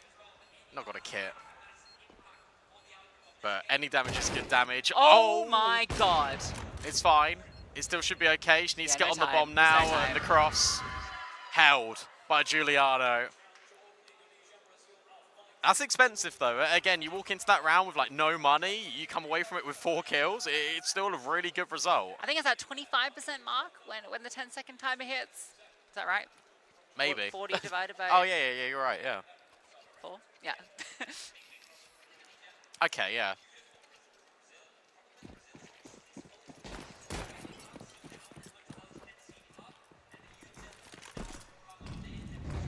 Viku, the opening pick, doesn't get the timing shot. Giuliano will now get onto the angle, but it's a Bruce up into ladder. Back to Angelica that's been put up there. Viku wants to be close to A, and Hanka goes on a mission. Has support by her side. Emsan doesn't catch the timing. Yeah, she was looking for it, but has now left. And now Hanka, decisions to make. Do you want to go all the way through towards top mid, or you turn around and go Palace? It's going to be the former. And now they're all going to have their knives out. They're not going to be ready for this. Hanka can hear it. Oh, Hanka's got a freebie here. That's the bomb too. She's going to be a nuisance, but Emsan should come through, at least get that trade back. So it ends up being not so bad for Sweden, all things considered. That could be a lot worse. They've still got good space in towards like top middle as well. Jenkin has been such a nuisance. Letty's now jumps. That would have been heard by Zaz. So you now know that one's on the balcony. Jenkin can look to lurk through middle on this timing. It's the player in ladder that's been boosted the entire time. What's the info here for Poland? I don't think they've got any. At least the stack's correct. Yeah, I think they assume it's going to be B just based on Emsan being the only player over there. Good catch from Angelica. Now they know Letty is here, but actually, because they see the second player, they think maybe she's dropped back off. And now the counter utility forces Sweden backwards, but time. 20 seconds, they got nowhere to go. Yeah, and also during all of that play as well, it's got to be noted that Viku pushed into Palace. She didn't hear anything. She could also have just waited the entire time if they did come back in towards A, so they were always looking to play retake. Awesome round out of Poland. Comes off Hanka's info push. Sees nothing. Over towards A. Emsan revealed, but that's the lurk element, and you caught Giuliano running back to grab the bomb. No one else there, so seemed like B was the play. They hold their ground. Angelka, who was in ladder from the start, finally gets that kill that she was waiting for.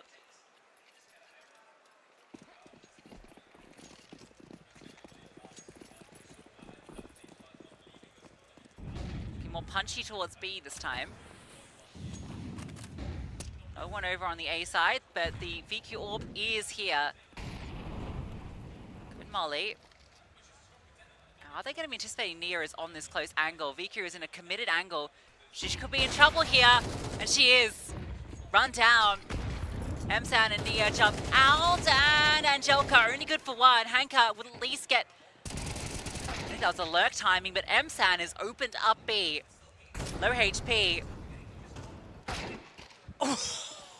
Oh, Chicken deletes Lena. It's on to Hanka. Reveals herself, and now all eyes are on her position. She runs through. The Flame's gonna kill, and she overwhelms another. Hanka just needs to find Giuliano. Posted up backside, orb in hand. Hanka should know that this threat lies here. Backpack spotted. Giuliano has the read. All comes down to the timing, and she reads it perfectly. Yeah, well done by Giuliano. But I mean, Hanka, that was incredible. They knew exactly where you were. That smoke was also a little bit wayward, so you could see out the left-hand side of it. So she had to be in that smoke. And yet the molly gets a kill. They're not prepared for her to be so close. Just runs at them. That was nearly a disaster. I tell you what, it really is the experience shining through and getting them through the end rounds, and it's the new blood from Team Sweden that are getting the entries there in the first place. Yeah, great to see Emsan and Nia really delivering. Letty's getting aggro, and yeah, it doesn't work out for her. I can't believe Lena's the one that actually wins out her duel. Yeah, with the MP90 connector. The issue is, though, you're giving up all this space. I'm looking back at ramp. Hanka really solid from this position. She's always been playing in towards Palace. This time she just walks into it. You know, last round I think was won because of the molly change. Because that in Sentry, if it was the old spread, would have flushed out Nia, and then VQ wouldn't have been so committed. This is interesting. Hanka doesn't like standing still. She has walked all the way through, so she will be on a reasonable flank timing, but they don't have a kit. They're already on B. Yeah, they're saving. You can't. It's last round. Oh, shit. They can't. Well, in that case, they're going to give it a go. Giuliano, though, posted up. We'll at least get a whiff of players. Hanka starts to move forward, but yeah, Nia was holding for it. Yep. Should be no way in. Giuliano locking the door. Keys thrown away. Sweden really coming through with the statement half. Giuliano even with the wall bang right at the very end. I've been really impressed with Jenkin.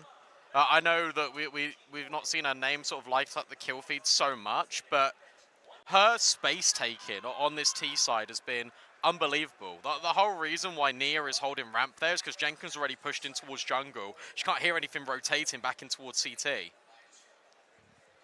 So it's like, heads up.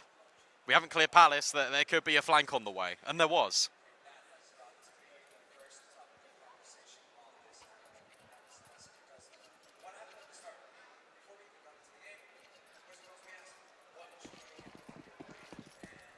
I didn't expect this to be so one-sided, especially on CT side for Poland, kicking things off here on Mirage. Yeah, I'm actually kind of shocked. They've really started cold today.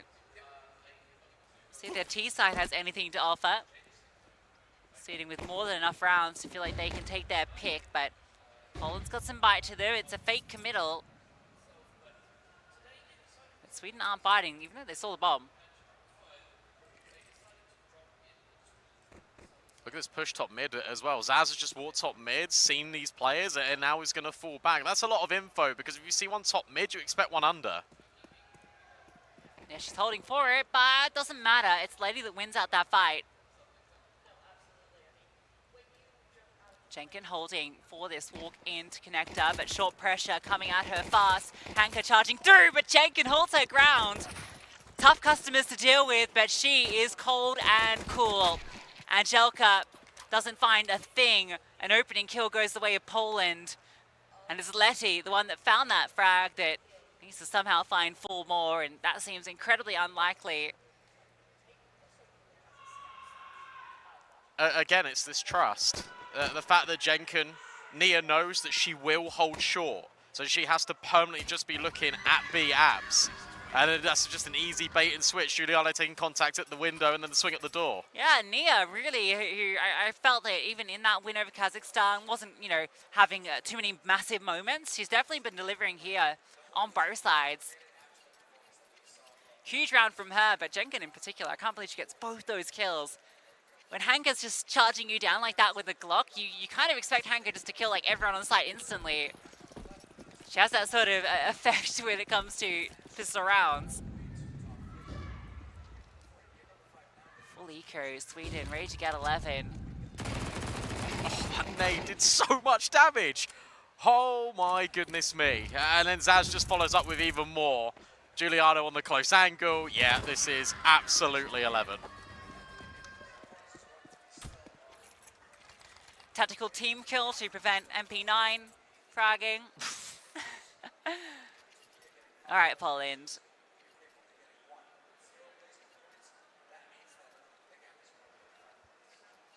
We know what you're capable of. This is the time to show it. We know that Nuke is going to be incredibly strong for them, but if you go into that map getting wiped out on Mirage of all maps, that's not going to fill you with confidence. That's also Sweden starting CT side with like 3 anchor players as well. So it'll be an interesting conversation. But you're right, I feel like this needs to become a lot more competitive.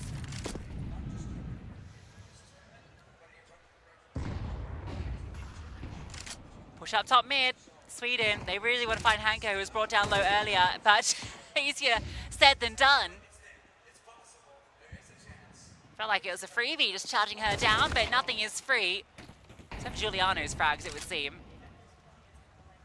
Surely Hank is dead. Yeah, it's the HE that finally finds that kill.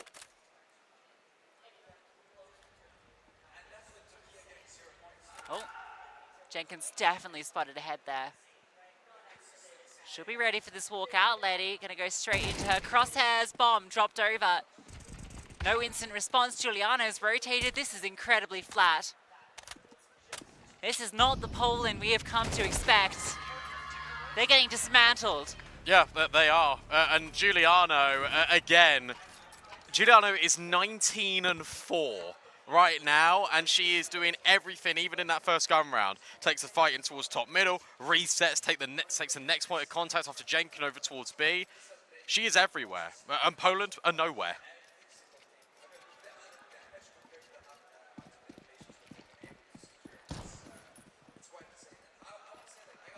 Look at this. You're fighting to look competitive, and you've got 4 MAC-10s and a Galil. It doesn't get any easier. Yeah, it's just going to have to be fast speed. That's going to have to be the play. They're setting up for it. Molotov goes deep. Now, the good news is it's a heavy A commitment from Sweden, so Poland should be able to get into this bomb site. Nia, run down.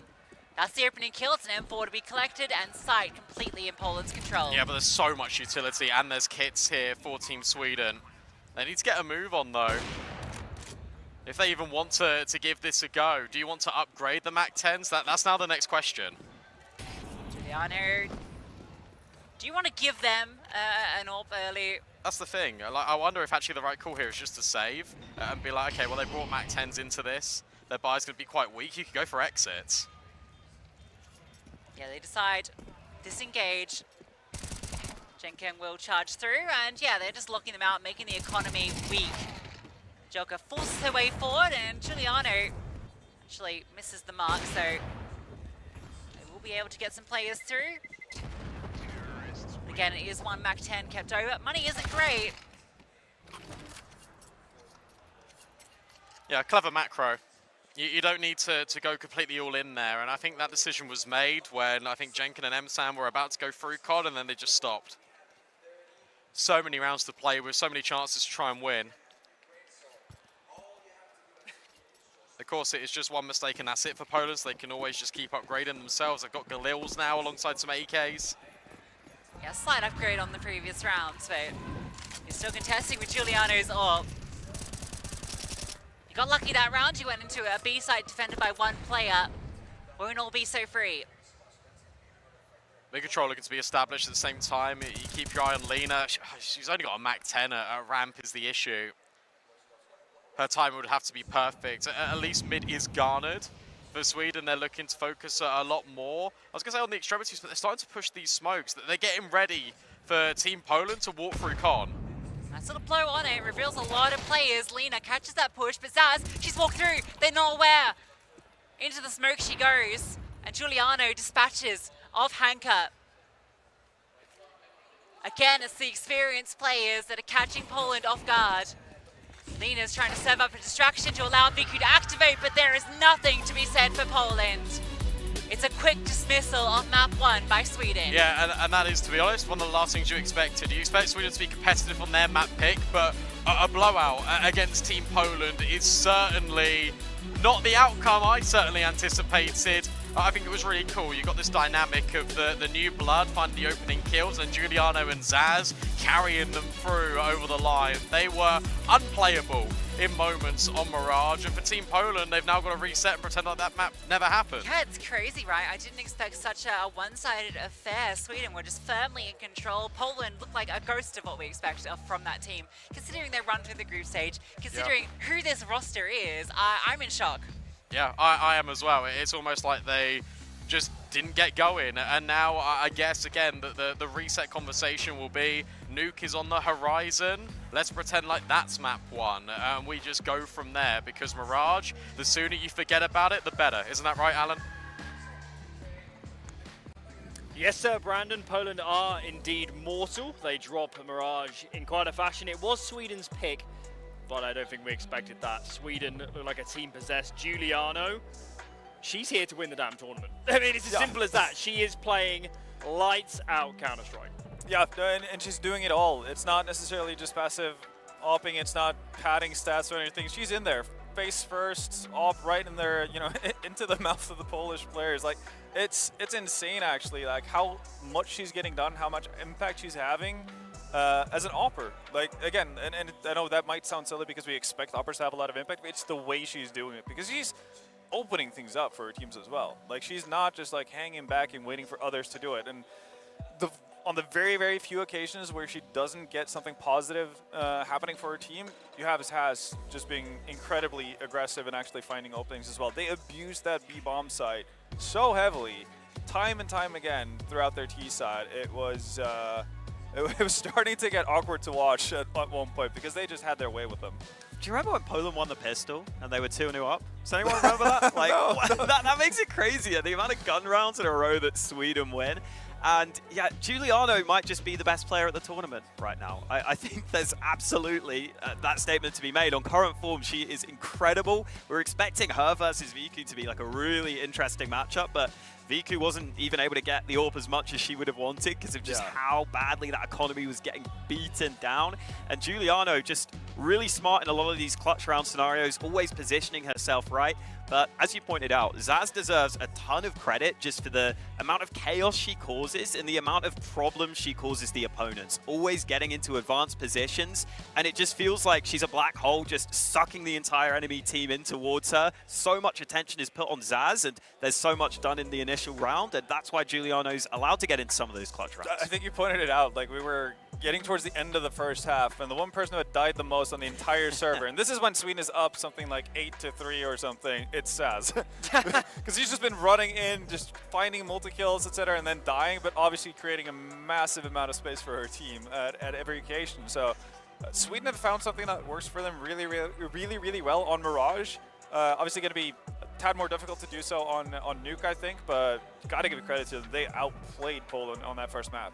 Yeah, and I like the approach, especially because I do feel like for a lot of these teams, and not necessarily for Poland as much as other teams, but for a lot of them, you kind of have the clear standout players, and then oftentimes some of the weaker players will be anchoring bomb sites. And it does feel like the difference between the top players and the level below can be quite big. So if you can find that weakness of an anchor and say, okay, let's look into this, let's actually watch back the game, see if there's anything to exploit there, that's something you can go for. And just the amount of rounds Zaz would, walk up B and try and look for fights, walk through mid and just try and cut off rotates. It was really solid.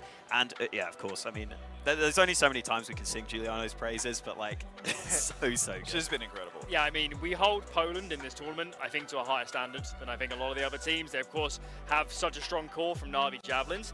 And because of that, we expect them to be the best team here in the mid-round, in the late round, best communication, best reactions, best protocols. Sweden outplayed them here in those situations. Giuliano and Zaz, as a duo, played phenomenally late round, and Poland weren't up to snuff. They were making mistakes that we didn't expect them to make. Is there any reason I should be concerned for them now? Again, I think it's going to be quite a different scenario entirely, obviously, going into Nuke, such a technical map to play. I think this is where you're going to see all of Poland's strengths kind of shine in many ways. Obviously, it's still going to be an issue to deal with the form that Giuliano and Zaz has right now, but I think they're going to be more capable of doing so. Again, Mirage allows you to get a lot of momentum, it allows you to run around. That's going to be a little bit more difficult to actually accomplish on Nuke, especially on both CT and CT side. It's just a more difficult map to play altogether. But I will say, again, like even though we're singing the praises of Giuliano and Zaz a lot, and deservedly so on the side of Sweden, we did see, again, like more impact from their teammates as well. Like Nia started both halves really, really well for Sweden, allowing them to get off to good and comfortable starts. That's huge, right?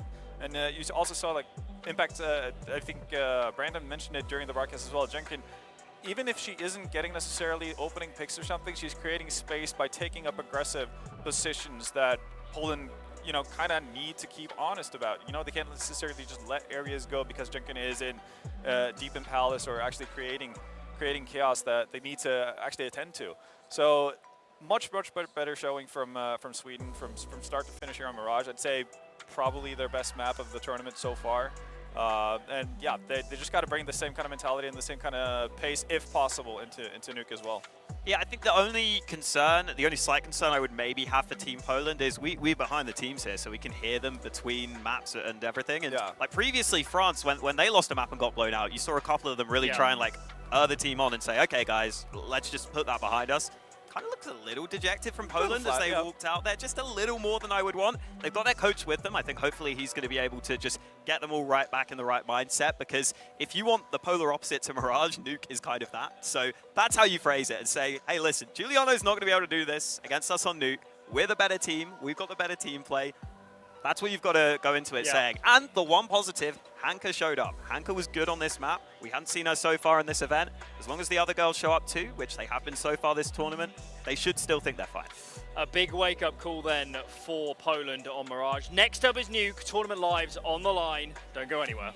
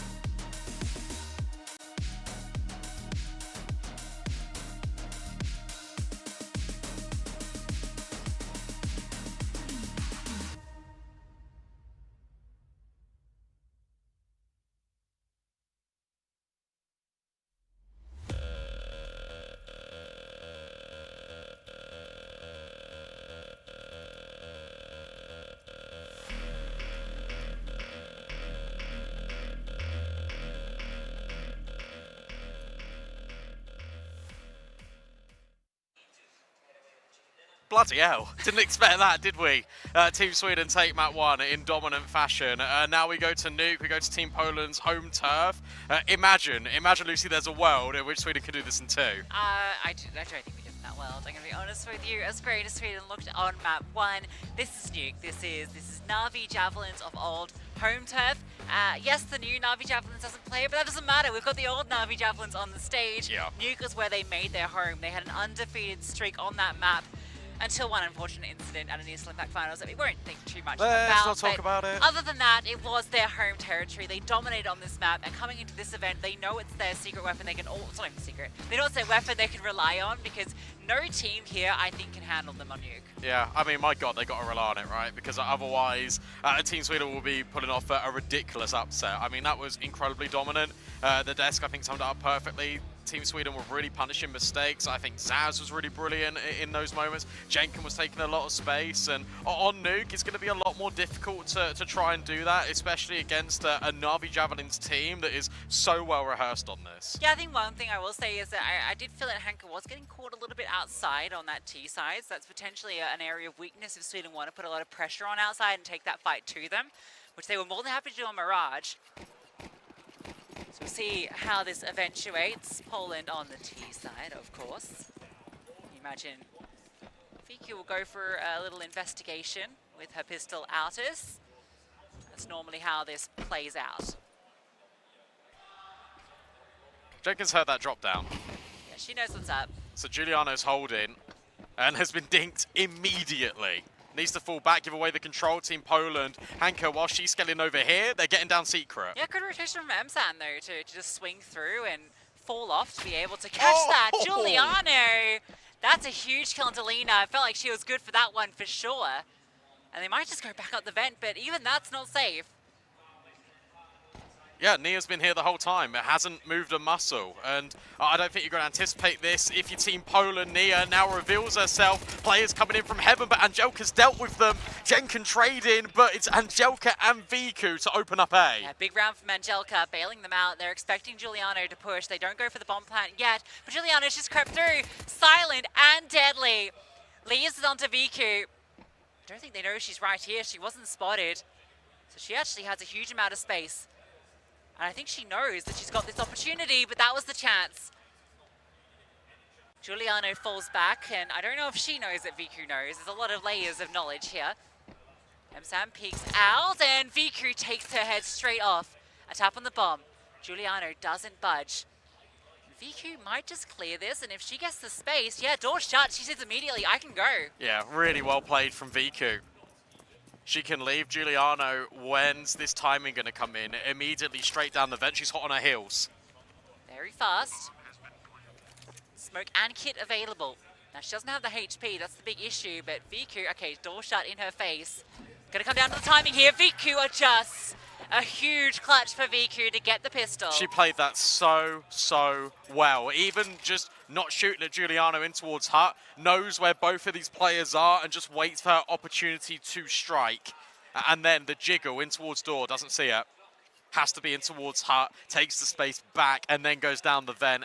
That was expertly done, and I'll be honest, that is exactly what Team Poland needs. Yeah, especially after it started to fall apart at the start, right? Hanka gets the gush, but then Emsan's rotation, great. They even catch Lena on that lurk and ramp, and entering into the site, it's messy. Jenkin rotates fast, she gets a kill, but Angelka and Viku both find theirs. We saw in the clutch how it finished. This is always a fun stack, one of my favorites to do. If they go ramp, it won't matter. True. Ignored. And run over is Giuliano. Oh, Hanka went through heaven. Okay. Oh, well, now you know. These last two players completely known.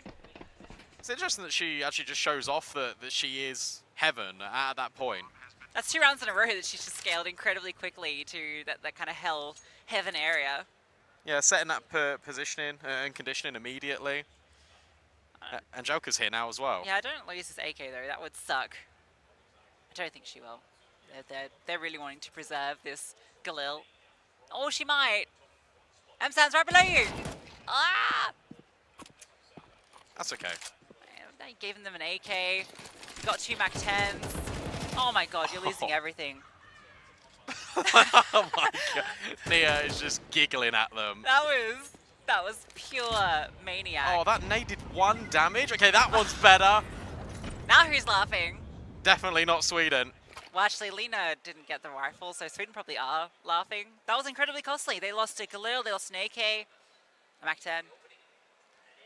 Juliana's got the AWP out immediately, by the way, before we cut away to the shot of the players. Juliana's got an AWP. That was such an ugly laugh. I mean that in like the nice way, you know what I mean? It's one of those ones, it's just like pure like... Like a dirty laugh? Like, yeah, exactly. Like, you just let it out.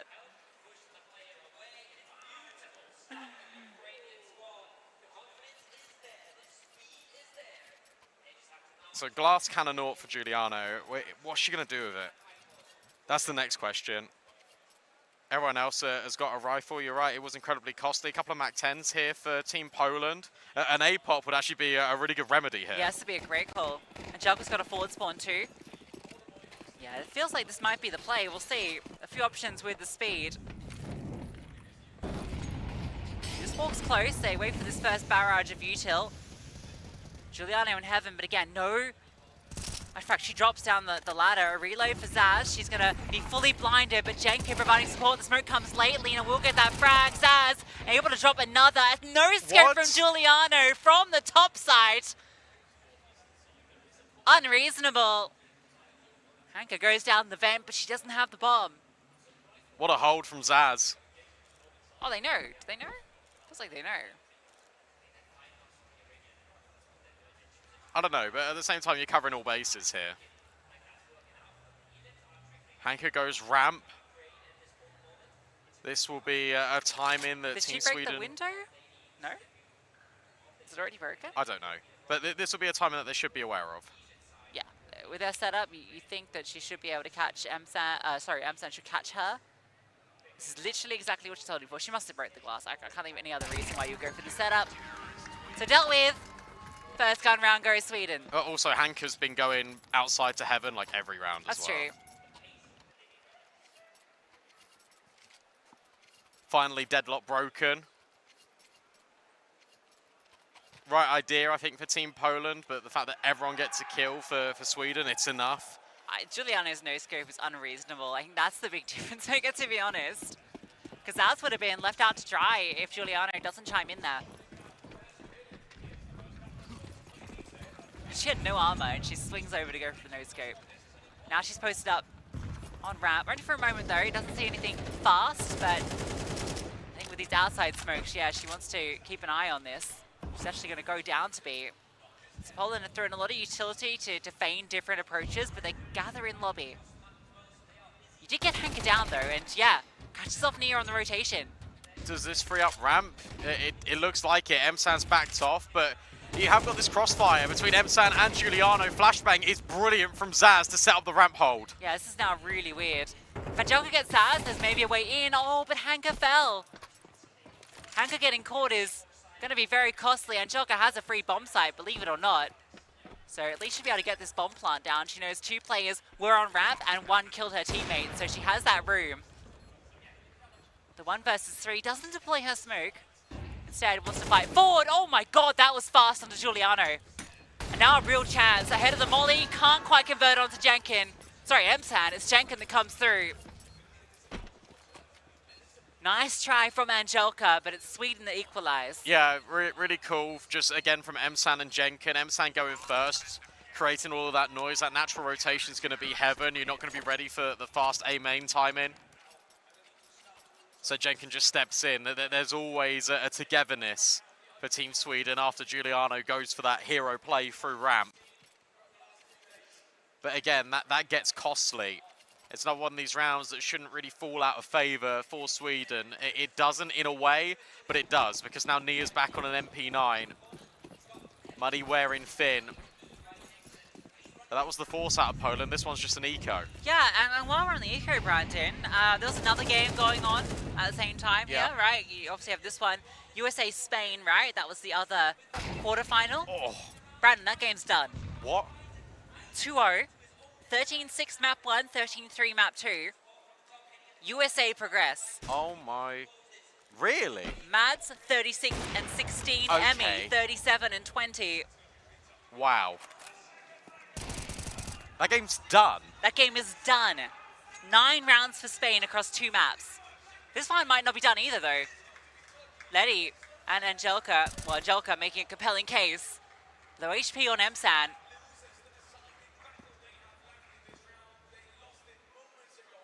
This is the eco, and they've made something with it. The space is down secret. They revealed themselves in main, so it is a possibility.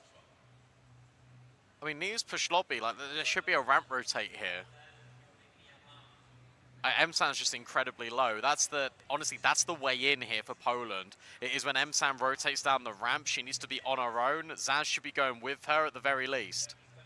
Should better get a bomb plant here. Yeah, Letty's going to get this down. Angelica can play back. Letty's in a tough spot. You don't envy her. And oh, she gets away. That's huge. They keep the door open, so Angelica has this nice line to fight through. Letty starts to move around to hold off vent, but it's everyone from ramp, and it's Angelica with another frag. She's been doing everything right now. Shuts the door. Now Letty on this rotation in a beautiful position for the flank. Comes down to the 1v1. Can Angelica close? Zaz is sticking, Angelica finds her! The final bullet. Poland deliver the eco, and Angelica gets loud. Yeah, I imagine she's saying, yeah, try and defuse on us. It's not happening. How does that get so out of hand? I've really got to just question it, because Nia's pushed lobby at that point. Emsan's low, so can't rotate down the ramp by herself, but... That's Angelica, baby. That's vintage Angelica. We've not seen it so much out of her this year. But maybe there's something magic about being back with the full 5 from days of old that has reignited her. The land demon herself. Zaz full blinded. That could have got scary. What a round to win, because it was their money on the brink, and this time it's Sweden's. A full eco has to come in, and Letty and Lena are just cleaning up. Giuliano on the edge of the smoke, dealt with. No kills, no casualties for Team Poland. Yeah, now if you're not familiar with this Polish lineup, which honestly you probably are if you're watching this, but Angelica on LAN is just a player that brings so much energy. When she's having a good game, she is just absolute fire. You'll see her screaming, yelling at the top of her lungs, just hyping up her teammate, because this is a very composed, cool, collected team. One that doesn't often show a lot of, I guess, energy necessarily, but Angelica delivers it in spades. Yeah, and it's interesting because I think that was actually one of the criticisms of old Na'Vi, where they only had Angelica sort of being the fire starter. I'll hold that thought for a second, because Emsan will only go 1-for-1. Everyone is outpouring into ramp. Giuliano can't get involved with this AWP. So Team Poland make it down B. Jenkin, quickest rotation here, but she's on her own down secret. She's charging through though. She's going to get here at the right time, but Poland aren't committing. They drop a smoke down single. Jenkin won't overextend, so she'll be in the dark as to what the play is. And it's because Hanker has got all of this space. Look at this push through ramp. The rest of Sweden, 3 players push through ramp. This is going to be weird. The timing, it's funky. Will Giuliano shine? She finds that first kill, looking for the second flick, doesn't quite connect, but she's still alive. And it's Zaz that comes through. Hanka, who got all of that space, now has to pick it back up. Giuliano goes down. Hanka can't convert the transfer. Yeah, I think that one is comms, because Hanka's got all the space. I think they want to come back up and go heaven, but Hanka should be trying to help out there. That's an unfortunate round for Poland, because it felt like they had everything and then they had nothing. Yeah, you never expect 3 players to push through lobby though. I think Hanka was like, where's Giuliano gone? Because you last saw her not even that long ago, like about 20 seconds ago, fire off an AWP shot from hell. Hanka feels like with this space, she wants to find that player, right? But she'd already long gone. Spam does a lot of damage onto Lena. Look, Team Poland are making this T-side competitive, but Sweden are hanging on in there. blow for blow. It feels like every round is such a challenge for both of these teams. Diagonal smokes deployed across close to them. Lena, with low HP, is just holding for a lobby push, which has been pretty common. A lot of utility thrown outside to deal with this cross. But they still get down successfully. Note that this Emsan just has a USP. And she's the defender here. Well, Flash is good, but Angelica dodges, but she's loud about it, so Jenkins should have the comms that a player is in dark. How's she only on a USP? They won the round. I'm not sure, actually. Oh, this could be a disaster. She gets away. Yeah, but the space is now given onto this bomb site. And what can she do to stop? Oh, nothing. Absolutely nothing. Or maybe, oh, she could nearly get a kill. If she had anything, any gun at all, that's a kill. Now, Angelica's been caught, right, on this lurk, but that means Lena has the space. You're not anticipating another player here. No. And this low HP, she might be able to catch up Juliana. In fact, it should be guaranteed. Oh, yeah, she spotted it, right? Absolutely. Goodbye, Juliano. And then Viki's holding for secret. And like, get out. Please get out of there. That was so funny. I do not want to fight Viku down in secret. Lena caught off. So that's an AK that can be upgraded. But yeah, that's puzzling. What happened there? Because if Emsan has anything, an MP9, a 5.7, a Deagle, a P250, it's at least a kill, which likely changes the outcome of the round. Or at least gives a good shot for Sweden. Probably changes Viku's post-plant position. She's not deep secret because she needs to be closer to sight. Well, we don't know. Yeah, it's speculation, but it's curious. Point is, she should have had a gun. Yeah. Now they've got to equalize out their money a bit more. She has got an upgrade in this one, but it's only a Deagle. Zaz, Jenkin on the AKs. That's Nia that has the USP armor. What's going on? I don't know, but she's pushing to her death. Poland interested in taking ramp again. It feels like all the funky fights of this map are coming through ramp. Lena still holding. Her job always remains the same. Check for a lobby push and make sure that Zaz can't kill us in the back. Yeah, you feel like Zaz is going to try and find a timing to push this. A lot of Poland's game plan at the moment hinges on what Hanka finds outside, and then they respond to that. As Molotov is going to force Zaz into one of two ways, and it's forward.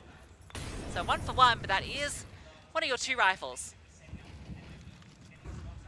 Emsan's got a really good time in here, though. Not checked back. VQ misses the shot, and so does Emsan. And then the rifles try to be baited in, and it has from Nia. She recovers Zaz's. So Nia and Emsan have still got AKs, but Hanka's got all the space outside again. Emsan's just going to drop down, which is where the bomb is being planted, but can't deny it, and she's got no armor, and she's the only one left. Good kill, Naviku. She knows Hanka was close by. Looking for that headshot, but Hanka just crawls past. Yeah, well recovered. And again, it's a classic case of Poland not panicking. You said, look, this round hinges on what Hanka can find. It wasn't actually in the early round, it was more in the mid round. And creating chaos is what Nia and Emsan do best.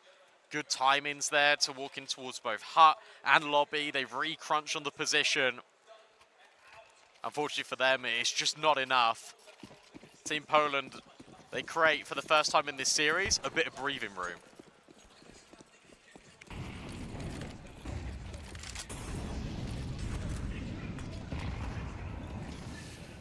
Smokes outside again. Hanka and Angelica, spearhead of this team, move forward with a bit of pace as well. Seeing if anyone's up to tricks. Sweden holding back. Lots of shadow spotted. I don't know if you see that shadow if you anticipate 2 players so active. Zaz is looking for Hanka, who has just paused, anticipating that Zaz might push around this corner. It's a game of chicken in secret. I feel like Zaz will push at some point. It's almost like they took a map to realise, like, oh yeah, this is what Zaz will do. Like, she got away with it so much on Mirage, and this time Team Poland are just holding for it at every turn. Hanka will go round the corner. That is a insane pre-fire. Zaz gonna do a thing. What an off-angle she was on too. Like, you can't even react. And now it's just going to be a main crunch. Jenka mollied out from CT vent. The swing at Heaven will come in. And I tell you what, Jenka gets one before she falls. And Nia's still at the backside. Yeah, it's impressive to be honest. Giuliano's found another bomb being planted. Will go down. But it's only Hanka. It's tap on the bomb, not the commitment through the top. First kill is hers. Bomb not being stuck just yet. But Hanka can't quite convert onto Emsan. That one's messy. I don't think they were anticipating so many players on A. No, Jenkin did really well to get one kill, but Giuliano just consistently swinging in from Heaven, making it feel like she's the only one there. Did a really good job at baiting. And again, it's Hanka consistently trying to find this space over at Heaven. As soon as you get these kills, you can assume you press tab. It's like, okay, I can jump on the bomb because we know exactly where she's coming from. To be fair, she was secret before, right? Like, she got there very quickly. Would have been great if any of her other teammates had lived. They did a little bit of a missed incendiary there, which doesn't help because Poland are going ramp. Emsan needs to be careful. Leg shot, Giuliano removes Lina, so orbs fire off, but only one finds the kill, and Emsan actually still gets another frag. Will be run down by Angelka. Hanka, so quick down here, unanticipated. First kill is converted, can't get the second. Giuliano on low HP, allowed to live. She looks to flash out, decides not to open that door, bomb goes down. Yeah, I've got a quick rotate with Jenkin in towards ramp. Where's Nia in all of this? She's also coming ramp. Viku, Glock out, walking behind Giuliano. She didn't see her. So single doors now cleared. You should know what Giuliano's got to. She can only Has be double. to be double. Yeah, Angelka's just holding it. She knows what's coming. Viku now gets a nice line where she can catch off these players from the ramp. Beautifully handled by Viku and Angelka. Yeah, they had no idea. The thing is that information went one way only. And that was, well, Giuliano can get to double door. That means that I can hold from single and they will have no idea. And they just walk straight into her crosshair. All Angelka needs to do is just live at the back of sight. And she does exactly that. So lucky for Viku that she's able to catch that timing. But good comms and really nice round put together. Hanka got down outside so quickly. Yeah. Outside has just been a consistent gap, like all throughout this first half. They're just not fighting it, and it's crazy because this is exactly what Hanka, has done against every team. I was shocked that at no round Sweden decided to fight this. No, they just keep going for lobby. And to be fair, they've got it again. But hey, guess what? That's because Team Poland are outside. MP9 will be removing Lina. But Hanka now knows she's got the space. Look, she's at Heaven again. Uh-oh, uh-oh. That's the bomb. But it fell down the stairs, so they can recover it quite quickly. I think they go back up here. Do they, actually? Oh, I'm worried. Letty's going to catch up this rotation. She can be in the back lines now, so maybe it's not so bad, especially with Angelka finding that. Giuliano does get a kill, so it is still the advantage for Sweden, at least in the play account. Emsan closes the doors. Opens it, it goes inwards. Hanka on the edge. Oh, look at the timing. Look at Angelka. She walked all the way around behind her. Emsan got the hole in the smoke, but yeah, just buying time. Giuliano comes through now. You know exactly where Angelka was. It's entering in her hands, jumps to throw it forward. Forces them off the bomb. Kit. Oh, that's huge. Time. It's gone. 25 seconds. I don't think they've got it. Angelka will go down, but the time, we'll see how accurate that percentage is. But I think this is Poland. Yep, they got it. It's good that our theory's right. Yeah, but they needed to get on it. No kit, the molly was everything from Angelka. She wins that round single-handedly for Team Poland, and they've given themselves a fighting chance back in this series. She threw it earlier than she wanted to, too. But she's getting spammed. Yeah, she was holding on to it, but then when the spam comes, she's like, all right, I'm just going to throw it and hope they don't hit the kit. They didn't. Poland get 8. 8 T-side rounds.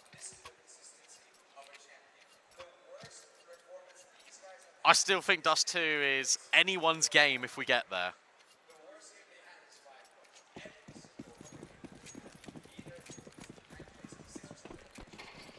Yeah. That's certainly true.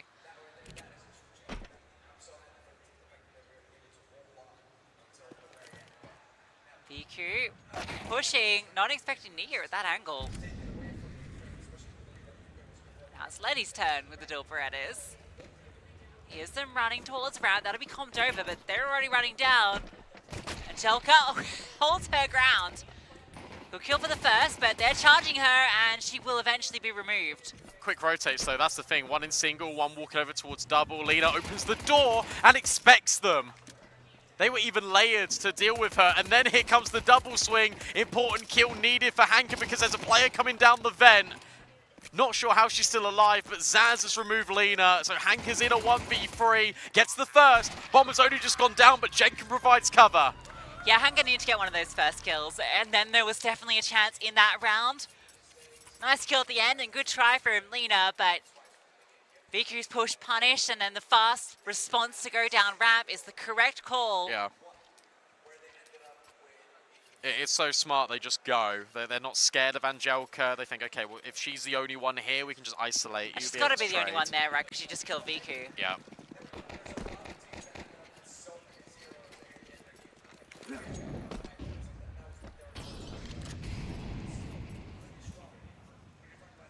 This is fun. Sitting on the edge of the main smoke. If someone jumps over, you've got a good chance of catching them, but you can also kind of play as they go on the cross. There's that drop. Pistol swing out. Hanka gets a double kill. Not a bad collection, and on the reload, no, it's Zaz's pistol that comes out ahead. Yeah, fine. A couple of casualties, not the end of the world. Zaz is the one that's able to recover, which, to be honest, I think is actually really important for Zaz at this juncture, because the desk was saying how influential she was on Mirage. It was really absent, to be honest, in this first half of Nuke. So to get these kills, to feel like she is still involved in the game, it's actually a big thing, psychologically.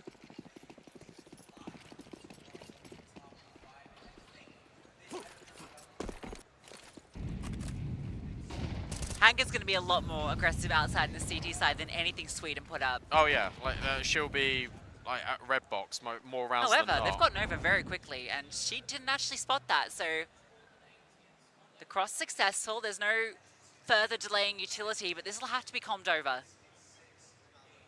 Yeah, where's your rotate? Lena goes down. Yeah, okay, good.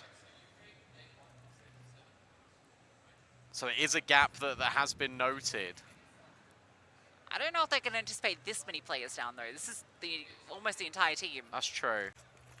But Lena's in a good position where she potentially can take one and live for a little bit. She also sees this smoke, a nade combo, so she knows that VQ needs to come over. Oh my gosh, she gets deleted. That's really nice. Giuliano up on the railing. Hanka, though, good kill. VQ as well, playing around the smoke removes Nia, puts an advantage for Poland. And what? VQ just spams out Giuliano through the edge of the smoke. Jenkins will try and get the kill back, but now there's so many players for Poland on the other side. They're all ramp. Every single one is there. Jenkins getting the info, so maybe a chance to plant at least for Zaz. Will be going down. But a 2v4, a Flash and a HE, what Sweden have to work with. They need the multi-kills, and they need them now. They're going to get flooded, and there's just no chance to fight back. They're all ramp. Yeah, and that was another example of Team Sweden, I think, making the right decision. I think they wanted to go through their own ramp utility to fight VQ, to take that space and then reset. Zaz could have planted forward, and that would have been a really good post plant. But VQ spams, gets rid of Giuliano on that right-hand side by the control room. And then suddenly, oh, hello, there's the whole squad in ramp. That's a good round from VQ, who, frankly, has had a very quiet series so far, to be honest. Considering the map scene played, I feel like we've not seen her really having the same impact that Giuliano has, but I anticipate on this CT side we'll get the chance to. Not necessarily with the this round, but you bet your bottom dollar will come out. Oh, the cross, Giuliano, a little bit of a whiff, and Hanka, she doesn't miss many. No, she doesn't. Takes two immediately, knows that there could be another player. Meanwhile, VQ has reset back in towards ramp, and now she's here with Lena. So all bases covered when it comes to extremities. So happy to see Hanka really back into the form we expect from her. has taken Nuke as her own. A big part of why Poland have this lead.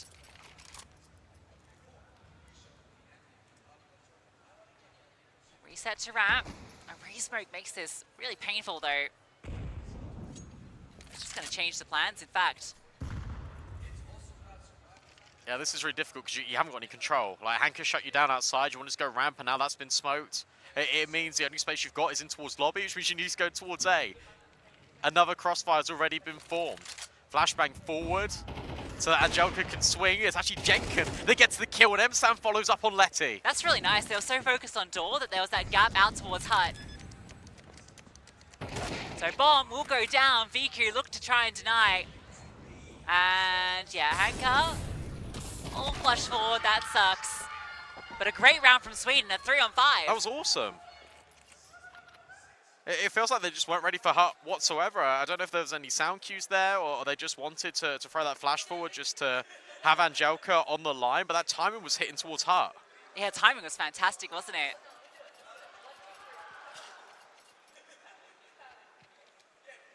I didn't even find that kill on door either, so... No. Everything worked out for Sweden. They just had no map control, and they're like, all right, we'll just go towards A. It's crazy they were able just to walk in. It shouldn't be happening. Look at this buy now. You don't often see his position, but part of the reason is you're so exposed to a potential silo swing. Doesn't come though. So, with Angelica up there, you actually have a lot of ground elsewhere. She was kind of set up to be the success story for them this round, but she's not going to get the contact. It's going to be ramp. Oh, and Lena's hit a dig. VQ now will rotate. Lena falls down. Can't hit that one on the drop. So they'll be allowed to get this control over. Lena gets to another cheeky position. Should be cleared as M-San goes around that corner. Hanka on the drop down. No, they haven't actually flushed her out. Finally, they spot her. Where's Angelica in all this? Because it should be a quick rotation. Smoke on the double door means she can't peek, so she slides over to control, and they haven't seen her. Just ahead of this, Molly is Angelica, and suddenly all the pistols are starting to collapse on Team Sweden. A 2 versus 2. Normality resumes just a little bit, but you do not want to peek these deagles. You need to force them to go for the defuse. Viki's picked up the M4, but they know she was in double because of the tick of the Molly. There's a slight gap. A tap on it. Hanka's just walked in. Not anticipating near in dark though, so for VQ, very difficult. The Hero M4 purchase doesn't quite work out, but it was just that. This is the real buy coming through, but Sweden's made this a single round game. Yeah, and you got to actually give credit to Sweden quite a lot there, because that could have really got out of hand. Poland were really looking to make that so chaotic, and in the 2v2 they just slow down. They realize, look, the objective here is for Poland to defuse our bomb. They've got no kit. As long as we make sure that we are not removed, everything will be okay. Finally get the ult for VQ as well. First time I think we've even seen it.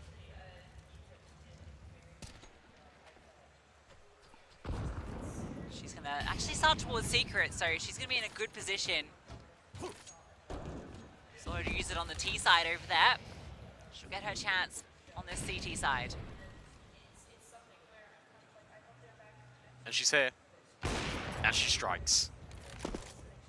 Finds one, backs off. How active does VQ want to be? Seems like a lot. That Molly will push her back at least. Juliana removing Hanker actually gives them a huge amount of space.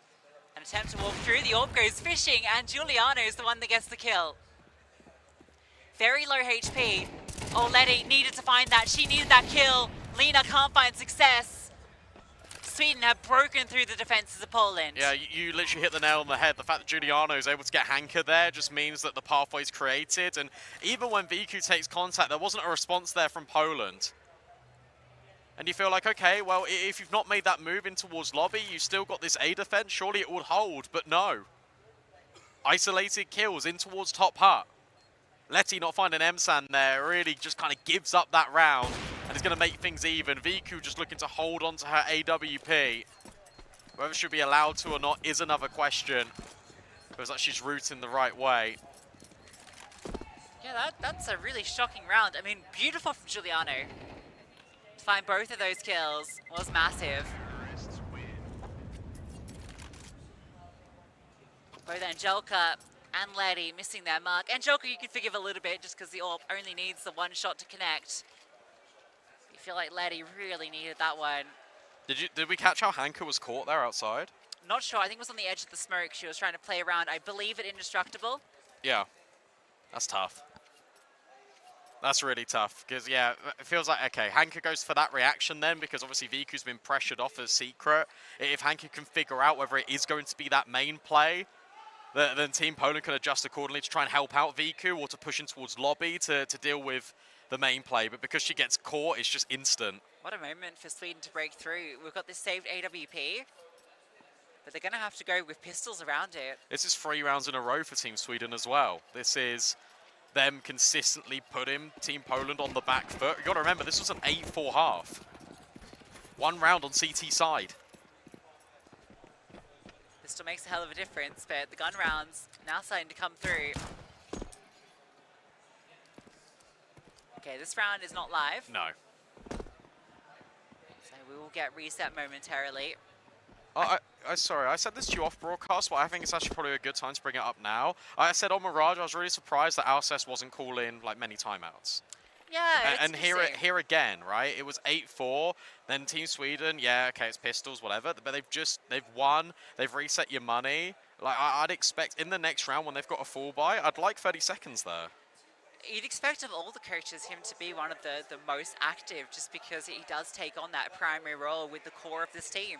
And typically he's really good at actually taking those break points. Like that's something that I think he's really good at doing. I think it's an underrated feature of a coach, and it's just knowing when to take a pause. Like I know he doesn't have a headset, but I think he just called for it there. No. Yeah, I think he might have just called for it. Maybe not. I will say it's got to actually be really tough for the coaches on stage because they won't be able to hear the comms. Yeah, it's really. I mean, obviously you're standing there, so you can kind of hear it, but the lack of a headset here is not so conventional. So it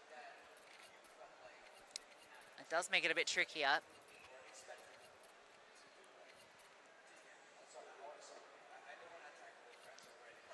All right, back into it. This one's live. Obviously, we've got to talk about Giuliano as well, but shout out Emsan. Because Emsan is 17 and 12, but a lot of those kills come from this T side. She's been really good. Anchor has found a nice little timing to push forward.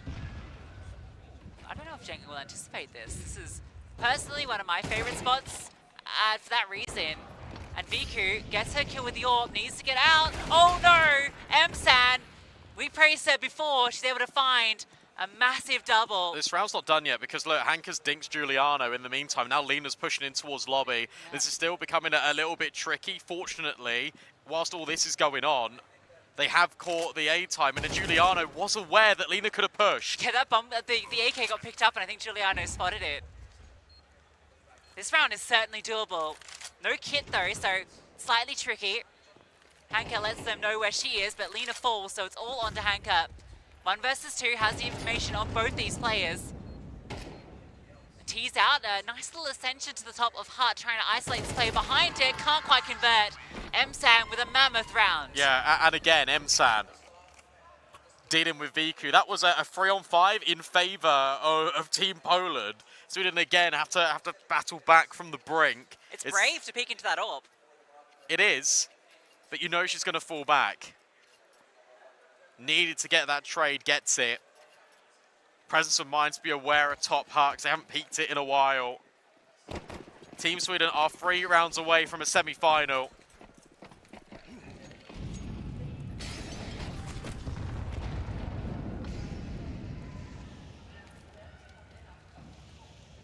What's going to be the call? 2 top silo. They scale quickly, just checking no one's gotten close. As looks to smoke off the main entrance. Hanka's again at Indestructible. And Lena this time pushes Secret. You can see she's fairly active there, so needs to be careful in this timing because Giuliano's holding for it. Lena might just give it up. No, the jiggle. But Zaz has dealt with Hanka, flies around the corner. The response from the CTs more often than not, we know, to take lobby. Emsan has been very good. How ready is she for this swing? Was ready, but Angelica under the crosshair. Yeah, this now gets really weird though because you've got pretty much the entire roster wrap in heaven. What's the timing on this? When's Letty going to turn around? Is it being held from Hut? It is. And now Letty can swing between her and Angelka. They need to hold, but they can't. Nia's found 2 headshots and has made it into A. She gets stuck on there. Lina gets one back, but Giuliano, unexpected. VQ, not going to be able to do this. Needs to save this AWP, surely. You're crazy if you give this a go. Oh, if that had been the kill, maybe there's something. Molotov forward, stops the M4. Giuliano, how is she alive? Look at the HP. It feels unfair. That re-peek, you think it's going to come? VQ, oh wait, she has a chance here. HP is so low. Giuliano peeks. And breathe. And breathe. Because that is incredibly close. She went for it because, look, she's like Giuliano. They know Nia is low. If she gets that kill on Giuliano, It's she done. can win that. Instead, it goes the other way. Team Sweden playing so safe, making sure that they can't lose these rounds. But they are losing them. No, it's Poland's losing them. Yeah. Now they've got a half buy. That's series point for Sweden looming.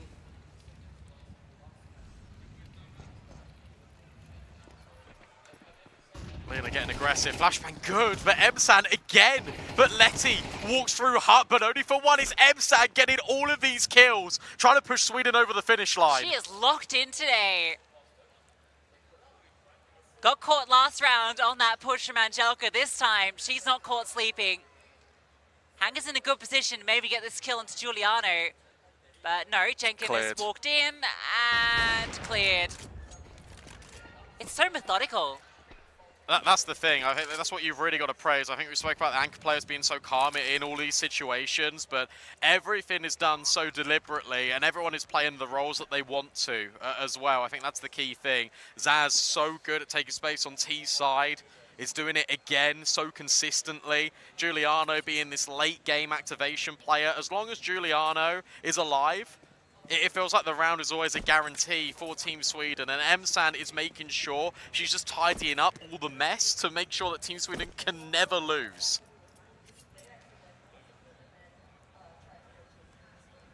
This does remind me a bit of the Na'Vi Javelins of old. Angelka and Hanka having great games. Having some struggles in these crucial rounds when the pressure is getting to them. That was always the bane of Na'Vi Javelins in those finals. They'd get to a commanding position where they have a chance to really make a stand. But it slowly slips away. 3 chances for Sweden. At least VQ's got an AWP. That's what you can say in this round. At least she has an AWP. That's why she saved that Deagle armor. But also, like, what's interesting is you did say, look, Hanka's going to be really proactive outside. The only time I've seen her get close is with 5-7s. That's true. DQ goes towards door. It's not blown though, so she doesn't get a chance to see anything. Oh, Nave missed as well from the CTs to blow it open. Actually, that's a counter nade just in case they try and push forward. Excuse me. She'll drop down. The outside smokes. Hanka is watching to see if they cross. And so the AWP instead lies in wait. So VQ will be in the right place this round. Is Zaz ready for this? Her and Jenkin look to swing onto the angle. And VQ again. Second time we're seeing her with success here. This is the exact same round as before, and Hanka needs to make sure she doesn't It's die. the same Giuliano's round. done it again. VQ's hit a no-scope, but this will force Team Sweden to go back and reroute. This time Letty's gone main, but look at Door. Emsan's out of it. VQ trades from vent. It's Giuliano and Nia. Giuliano hits the quick scope onto Lina. That's now space for her to use.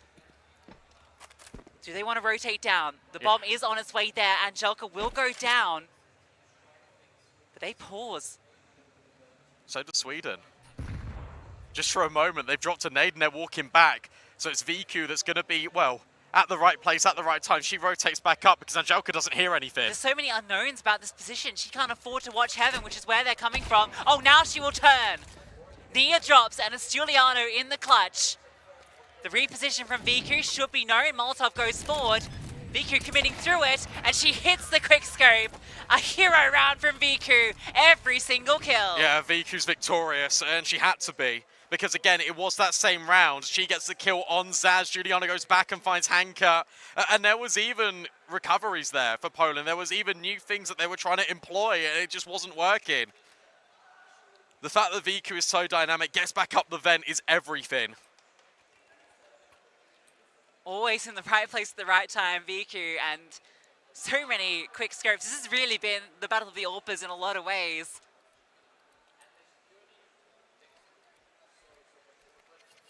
Sweden still have 2 chances. Now full buys on each. Poland, it's not an easy journey to force OT. That's a shame for Sweden because they were so decisive in every single moment up until which site they wanted to go in. It feels like as soon as they get the kill on Lena, if they rush down towards B, only one rotate would have been there in time.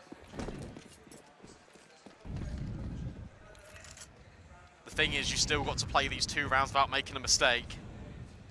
Diagonal smokes again. Every round they go down. This time, they'll want to see if anyone crosses. The AWP is outside. Not at secret this time, that is a difference. But also Sweden aren't necessarily committing across these. Zaz will get close to them. Does she want to scale around main? Maybe. Is that being held for? Is it being accounted for? That's the thing, yes. Look at this setup. Oh, Hanka goes down. That's the room in. Letty with the MP9 delivers, and delivers a double. Viku rotates with the AWP. Giuliano on 1 versus 3. First one is hers. Low HP on Letty. Doors closed. But she can still catch Letty by surprise. No, the smoke will bail her. And Letty, a big round, has the worst weaponry in the server and finds a triple with it. Their money is still not great here, but at the same time, it's not bad for, sorry, it's not good either for Sweden. At least Viku's on the AWP, but you're right, Letty has a huge round. The fact that she repositions over towards Squeaky, just plays on the left-hand side because she knows that smoke can be there as a cover. Thing is, Giuliano's so hamstrung in that round because the bomb's already dropped on site. It's not like she's got the bomb and can just take that round elsewhere. Not seen an OT yet on the official broadcast. Might get one here. Definitely a good chance for it.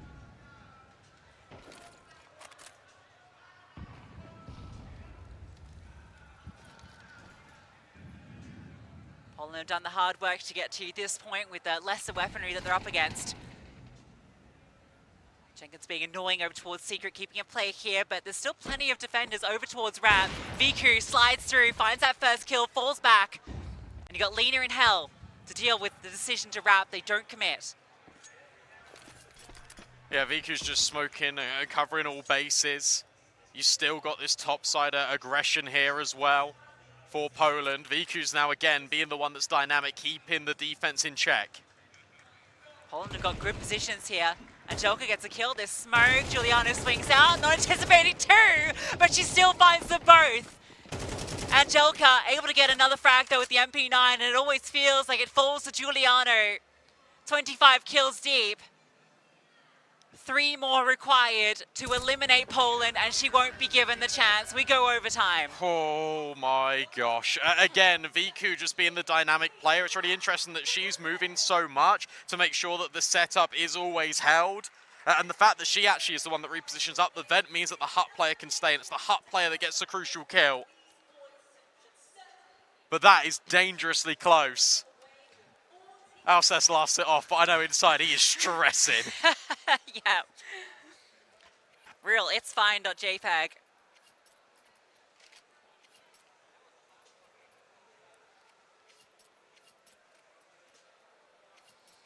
Poland get to breathe a little bit here. No longer backs against the wall. Yeah, you actually just feel like pressure's on now for Sweden, really. Yeah, they felt like they could have closed this and taken it in 2. So many chances too. You beat Poland, you feel like you've got a really nice run all the way through. Still can happen. Look at this, look at Hanka. This time she's on top garage, she gets the kill. Viku's out here, needs to extinguish the smoke, but Letty, the third fly in the ointment. Jenkin will at least trade, but there is Viku, undetected, unknown, and Poland are in control. That was nice. That was, again, a round where we haven't seen so far. It's the AWP getting aggressive at red. We've got Hanka up top, so different levels of aggression. Sweden not ready for how proactive that fight would be outside. They've gotten that space pretty freely a lot of the time. Lena, how ready is she? That should be enough, and well, it certainly is. Important. Really important for Lena as well. It's Lena or Letty that have actually had like pretty lackluster games all throughout Nuke so far, but Letty came in with a big round. Lena now holds with a double. Everything is slowly clicking back into place for Team Poland. And this is now a 4-round drought for Team Sweden. They've forgotten what it feels like to win. So they go back to what's worked. Diag smokes being dropped over for Nia. Please throw these. Nia's going to get sick of throwing these smokes. Every round they go out. Outside, some further utility to set up the scaling of Jenkins. It's just going to be her out here. Saz over the top will drop on top of main. And slower round from Sweden. Jelka takes some initiative with Hanka. Giuliano and Nia about to be tested from 2 different angles. Nia reveals herself, but oh, she gets both. At least Lena's there to help out with the ramp player. But Nia really delivering a huge double. Zaz is scaling outside. Viku needs to be careful, but the jump up spots her. And Letty finishes the job onto Nia. Jenkins finds that timing, so still a 2-on-2, but the bomb, that's all the way back outside. Yeah, that's really complicated now. And again, you're in the same position where it's now been spotted. Lena's found it. Nice swing from Letty. Zaz lets her know exactly where she is too. As long as you don't peek her, you've won. Because she can't go anywhere. Time's so hard here. Letty falls back. Zaz has to spend so much time just finding this first player that she's limited to find the second, but can't get past Letty anyway. Another big round from her. Yeah, absolutely. And Lena, because it's Lena that takes all the space in the first place. It's really interesting. Is Hanka pushing in towards Hut with Angelka. Nia finds both, and then it's recovered. First by Lena, then by Letty. Sweden take a pause. Everything they are trying, so many different variations, so many different sort of accelerations on the rounds, trying to go at different intervals, and nothing is working. Yeah, I feel like these are the moments where having this team of Poland, who were formerly a 5 for so long, have their coach from that time together, all that experience playing as a unit on a stage, right? Think about how many grand finals and LV Javelins have been in. They know how to handle the pressure on the stage. Sure, they've collapsed to Imperial / Enigma Galaxy quite a few times, but... /Saz. /Saz. But they're much more familiar than names like Nia, names like M-San. As a cohesive unit, they're able to pull it back in these moments. To be honest, as soon as they hit overtime, it felt like they already won. Like that's the difference. It was a little bit nervy, a little bit touch and go, but then a switch is flicked. And here we got Hanka getting aggressive by the diagonals. At the same time, so is Jenkin, and she is able to remove her early. Okay, so an opening kill for Sweden. Nia also removes Viku. That's a big one onto ramp. The Orb got aggressive. Angelka playing around the smokes as well. They send 2 players out to try and find Jenkin. But in the 5-on-3, she just pauses the garage. She knows that she's keeping attention here. Angelka, if she can catch this timing, this round is still very interesting for Poland, and she will. They've not committed with this advantage. Oh, and she found Giuliano. Giuliano was really low. Zaz finds Lena. They're still trying to go A here, but look at Letty. The bomb. They need to go get the bomb. Letty's been loud, though. Letty's been really loud. M-San. Oh, Letty gets that kill again. This is the round where Sweden found 2 openers, and now it comes down to the 1v1, and Letty again stands tall. She moved off the angle. Oh my gosh, that's as close as it gets for Team Sweden. You got to remember that this was 8-4 halves for both teams on the T side. You go into overtime, and Team Poland walk away with 3 in a row on CT. Pressure setting in for Sweden. Looks assured that Poland will push us to that Dust 2 decider. Sweden have made them sweat far more than they thought they would. True. It might still do. The T sides have been the strengths of these teams, so Poland just need one. Let's see where they take it. Outside wall just being put down. It's the standard set. They want to scale fast. They just want to go secret.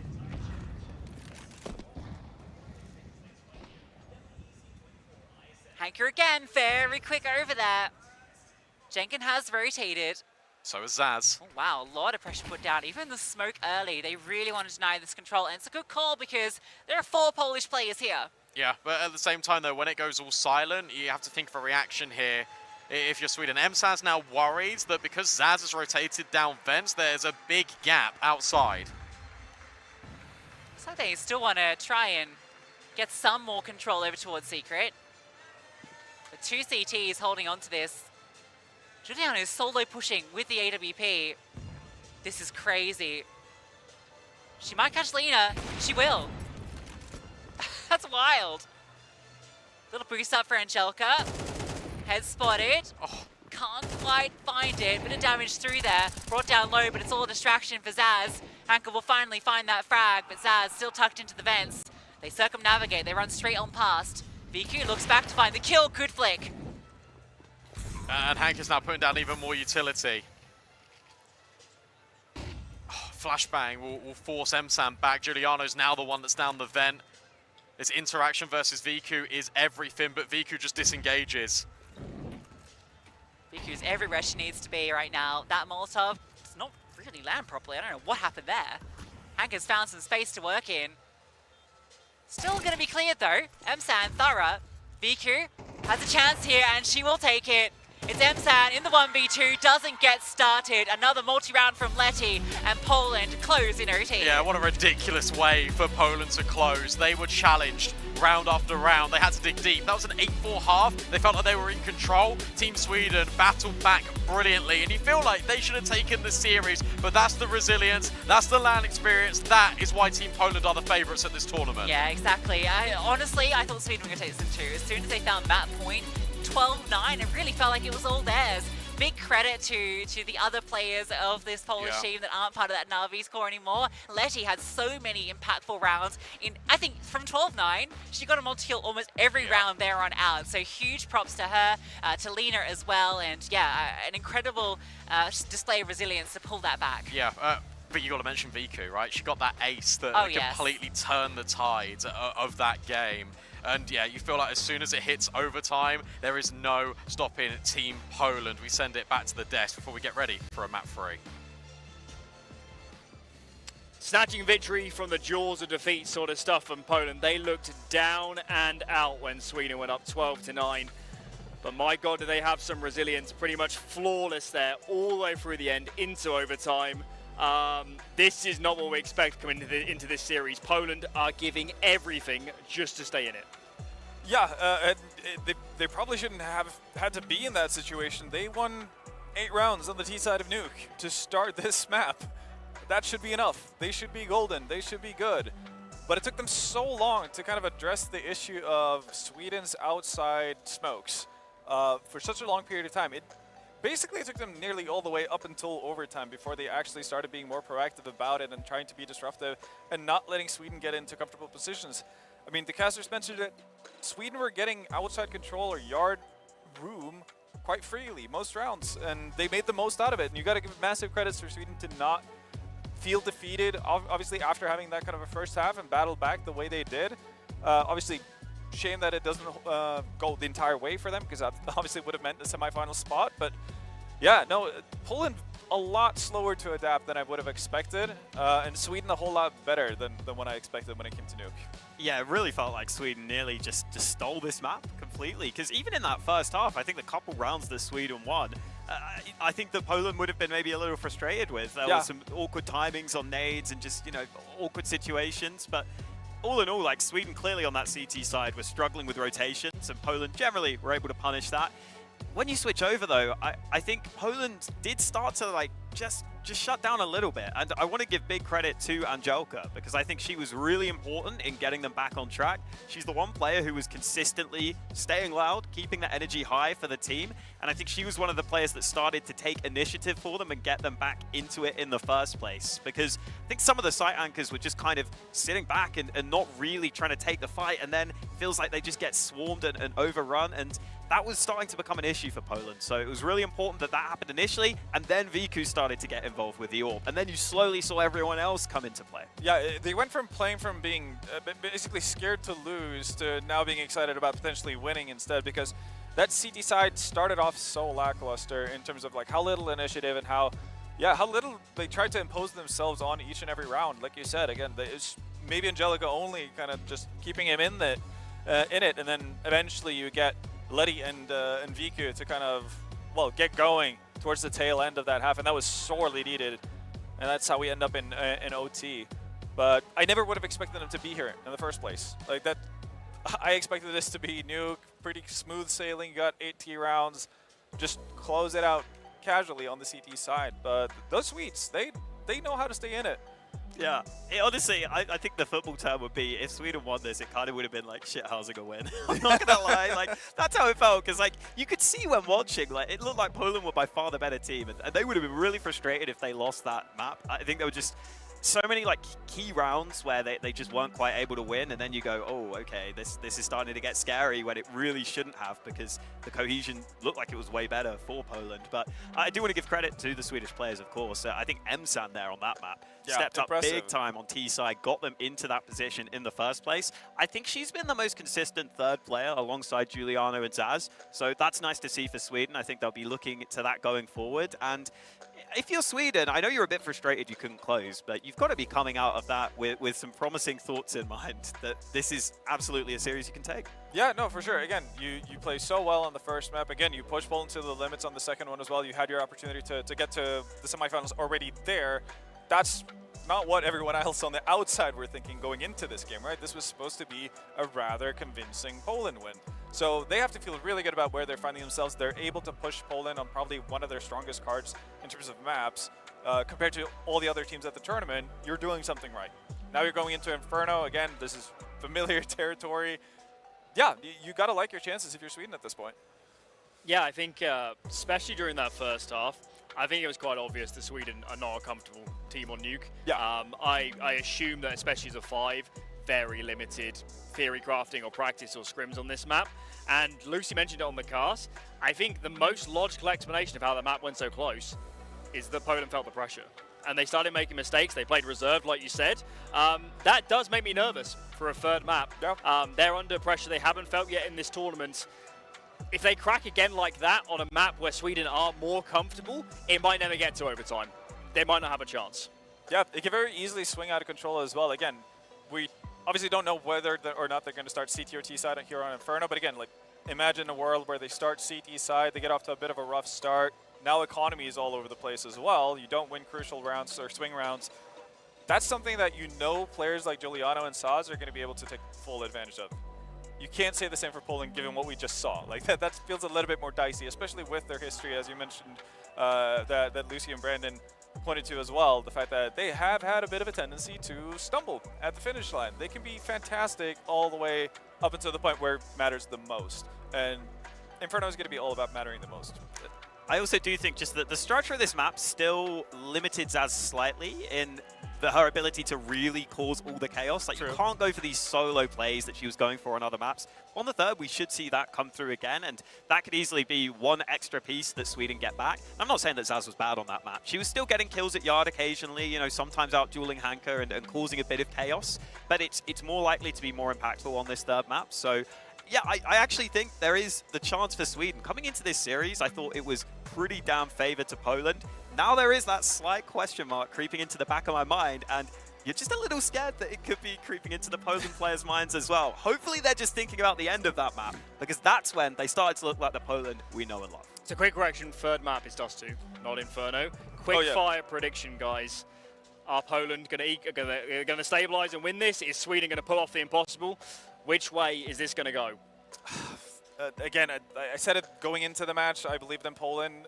it was impressive of them to, I guess, first get a good T side in there on Nuke, then to be able to not completely crumble and manage to get back to OT and then obviously win it in OT. So I'm still going to side with Poland for this one, but I've been incredibly impressed by Sweden. Yeah, there's that little part of me that really wants to switch to Sweden, but I think my brain is telling me that Poland have the better players across the board. I know that the Poland players will show up, at least some of them. If Giuliano had a quiet map, which hasn't happened, but if that happened, I think Sweden would be done for, right? I think they're just a little too reliant on their big pieces, and I just can't go with that when I know the consistency of this Poland squad. Just two to come, do or die. Semi-final spot on the line. Can Poland salvage their tournament? Let's find out soon.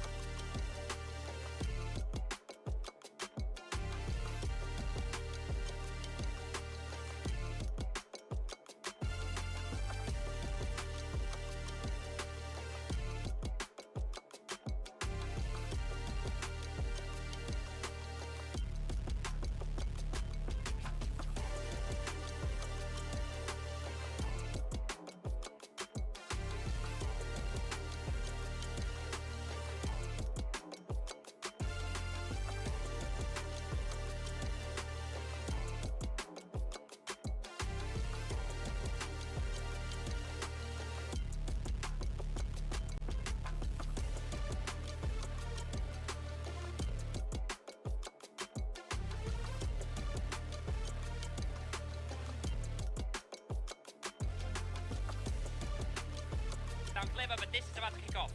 Oh, yes, it is. Oh, yeah, no! Now from Halfling. Then look at that old boy. Halfling from up top. He might just get one. He's looking for it. No mess on me, and not whatsoever. But the options happen to come through. Now they do. Halfling takes the first one. There's one more shot being needed. Old boy chimes in as well. And suddenly it's all down to just one player. He jumps down. He's got the DPS. He just cannot hit it, but he does so anyways. And Ukraine will secure another dinner.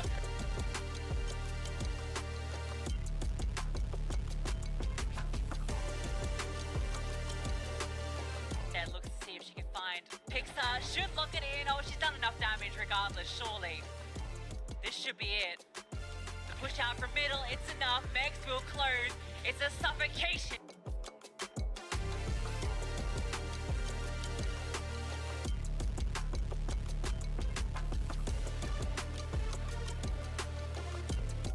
Mereka akan bermainkan rotasi, tapi dengan Eternal's Revenge. Kalau karena dua orang sekaligus, bakal langsung saja memberikan ada dealing damage lagi menuju ke arah seorang JBS atau yang terakhir. Akan dikejar, tapi Albert ternyata hampir juga bisa dibalaskan keadaannya. Tapi untungnya Indonesia belum ada yang tumbang sama sekali.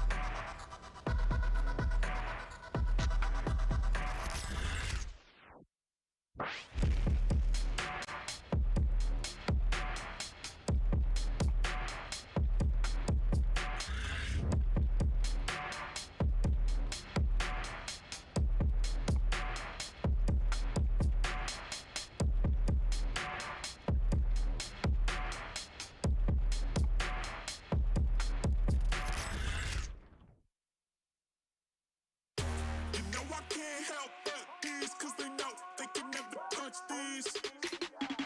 So baby, let me talk my shit, or I might just throw another fit. You know I can't help but these, cause they know they can never touch these.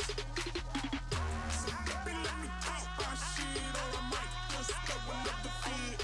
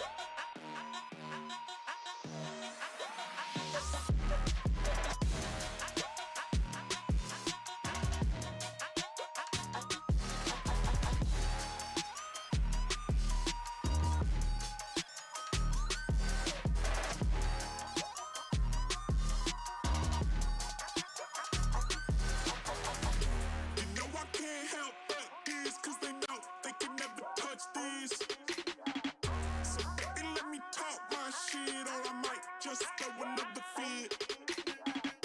You know I can't help but these, cause they know they can never touch this. So baby, let me talk my shit, or I might just throw another fit.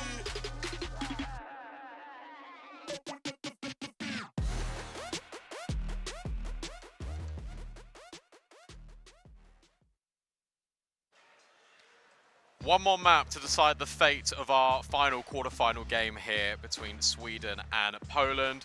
Poland, that was, I think, heartbreaking stuff really for Team Sweden because it felt like they really could do it in 2.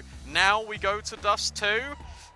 I'll be honest, after that, I think Poland can just run away with this now. Yeah, it does feel that way a little bit, and we know that Na'Vi are very good on Dust 2. Yeah. It's one of their better maps. They were more than happy for this to be the decider, but I don't know, I think there was still, it's not like Sweden got stomped by any measure towards the end there. Yes, it was Na'Vi that won all those rounds that pushed OT. Yes, they did have a pretty clean overtime performance, but I think individually everyone was still there from Sweden. They just got a bit outclassed in terms of positioning and the actual movements around the map. It was that tactical depth that Na'Vi were able to rely on, and that's resilience, I think. But the actual aim, the mechanics all look good for Sweden, particularly on some of the players that we don't necessarily throw around when we talk about this team, right? Emsan, she had a brilliant performance. Giuliano was consistent as ever. So I still think all the pieces are there for Sweden to put up a very competitive Dust 2. Yeah, it's such a horrible way to lose, though. It's like you have the game like right in the palm of your hand, then you go to overtime, you don't get a single round in overtime as well, right? I think that's the that's the crux of it, really. You now go to D2, and if Sweden get off to a rocky start, if it isn't all sunshine and roses in the first like 3-4 rounds, then we can start having that conversation. Yeah, I think that's where it starts to really get worrisome for this Swedish team, and then it is really about how deep does the resilience go for this squad, and what sort of it's going to rely a lot, I think, on Giuliano and Zaz here to kind of provide that experience, because that's something that Na'Vi obviously have in comparison. I just got some interesting info. So Team Sweden won the knife round. They decided to go T side. I don't know if it's that crazy when you think about it, given that their CT side, I think, has had some weaknesses, as we saw on Nuke. So, but you got 3 anchor players, and I reckon you can go CT there. Yeah, I guess so. But maybe they just want to put the pace on, enable Zaz to go off the leash. Dust 2 can sometimes be a bit of a team map. Depends how you want to work it. We'll see. Come on then. Last quarterfinal game of the day, last map of the day as well. We need to find our final semi-finalist. Who will our top 4 be? Joining Portugal, Team USA, Team France. Winner of this goes on to play USA, who finished a few hours ago. Yeah, you feel like that one might be free, but then USA destroyed Spain, so what do I know? What do any of us know, really? Slow default measured out the gate. VQ on the angle. Wide swing out of Jenkin. She falls back, and Zaz steps in down lower. I know the PTK doesn't, I know it's just as accurate. Oh. Oops a daisy. It's just as accurate as the USP. It doesn't feel Like it is when you shoot it. It doesn't have that aura. There it is, I understand. You get it now. I get it. All right, There we Viku, go. speaking of aura, standing out in the open, will be punished by Nia, and she keeps going. Angelica needs that support, she loses it. This is tough. At least you got this quick rotation in from short. Keep your eyes on Hanka. Bomb's just been thrown over. You need to be wary of this, and Hanka deals with Zaz. All right, Dulperadas get to work and keep going, but only for a moment. Silenced by Giuliano. 2 on 3, but made even off that kill from Letty. And that's a long play. You can just focus on sight. And there's that PGK in action, but there's Emsan rising to the occasion. That's ridiculous. Again, you're one of these plays where you think, oh my goodness me, Letty has found another kill. Team Poland are going through the motions, and Emsan on a swivel to immediately cancel out early celebrations. Team Sweden are alive.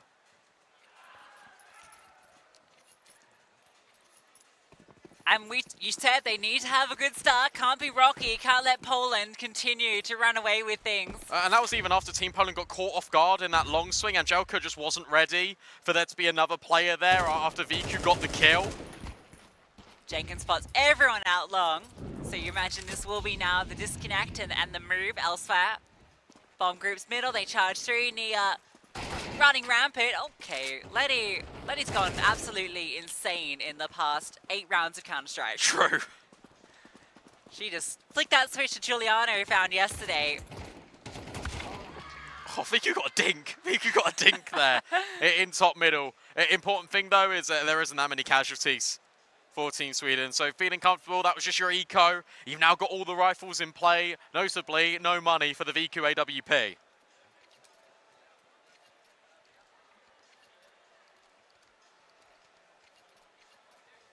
All right, Sweden, this is the time to make a statement.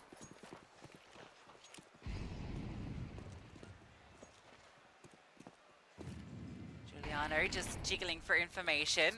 Fairly standard setup for Poland. Angelica will get a lot of space out long. Scary thing is you've got this A-side hold with Angelica and Hanka is so hard to break through. At least they got good grounding towards middle. The issue, yeah, you speak about long, but there's now been another re-smoke put on it. So the flash play for Jenkin has to go through mid doors. She sees nothing. 2 players lie in wait for Team Poland on B, but Sweden genuinely can take this anywhere still. Yeah, nice little flash play for info. You mentioned how good Jenkin's been at information gathering. She's just not afraid to really get her heels dug in and try and find that space. That is jiggling from window. I think it is going to be the mid to B split, so VQ, or Hanka, in fact, needs to be ready to rotate. One of these players does. It is Hanka in CT. VQ can span deep, and then Hanka might look to try and catch a timing. Oh, there's the timing, there's the swing, and the kills. Lena and Letty, and then Hanka tries to go through the smoke, but the B defense is still on hold, at least for now. Disengage out of Letty, deals with the mid-pressure of Zaz, and now needs to wait for the rotates on the way. Sure, they've got the bomb site, but Poland have got the numbers. Re-smoke will be pretty nifty. HE does a lot of damage. Nia had a chance there, but spotted a car, sprayed down. It's all under Emsan. Tucks back in, first kill, can't quite find it. Run down by the numbers of Poland. Again, really got to give a lot of credit here to Letty because she just leaves the bomb site. She goes, okay, if we deal with Zaz, that means our rotations could come through, and they've got the higher quantity of players to deal with this retake. Yeah, that's how you're supposed to respond to that mid to B pressure, right? Where you kind of have to make the call whether they're going to push and split you. You need to just focus on one avenue. Because Hank is so close in CT, they think, all right, we're just going to take down middle, and it works out perfectly. Yeah, it was really impressive.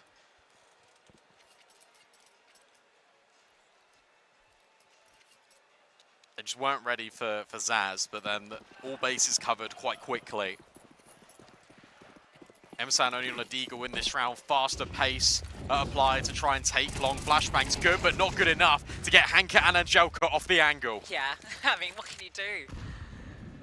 Those two are an absolute beast to behold. And they were in top form on map 2. Angelica getting her first frag, and she will be tested for more here. This is a cheeky spot. However, it's a tough one to get a multi-kill from. If they push through it, it becomes less tough. But the flashbang, dodge. She's so deep. Spray though, wild.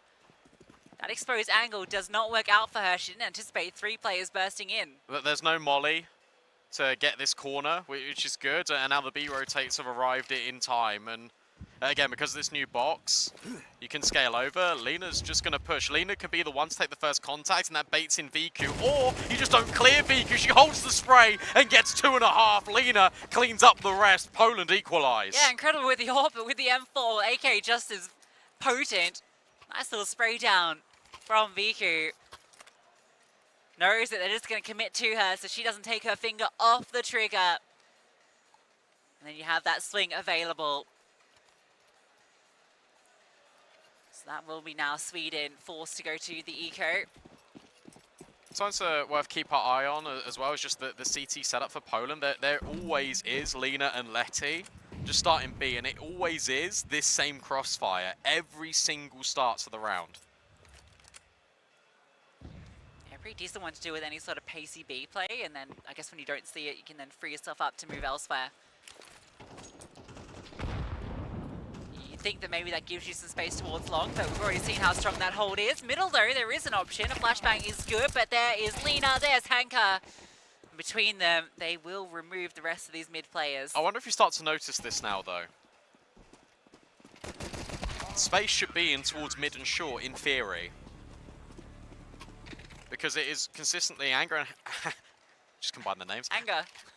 Angelka and Hanka pushing long. VQ is normally that short player, or she's the one throwing the flashes. Then it's Lena, Letty on B. Well, AWP's out now, so we might see some variation in the setup, to be fair. As VQ want to run this, no, it will be very much the same. So again, supportive utility for her long players. Looks like there will be a bit of a contest there.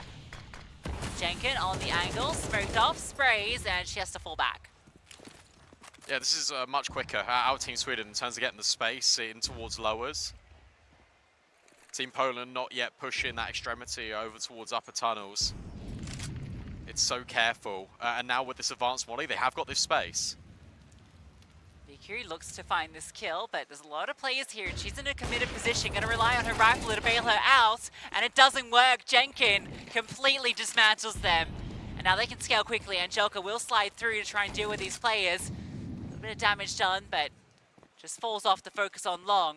This fight could be everything. If Nia can catch Letty, it should certainly be round, and Nia, yeah, that confirms it.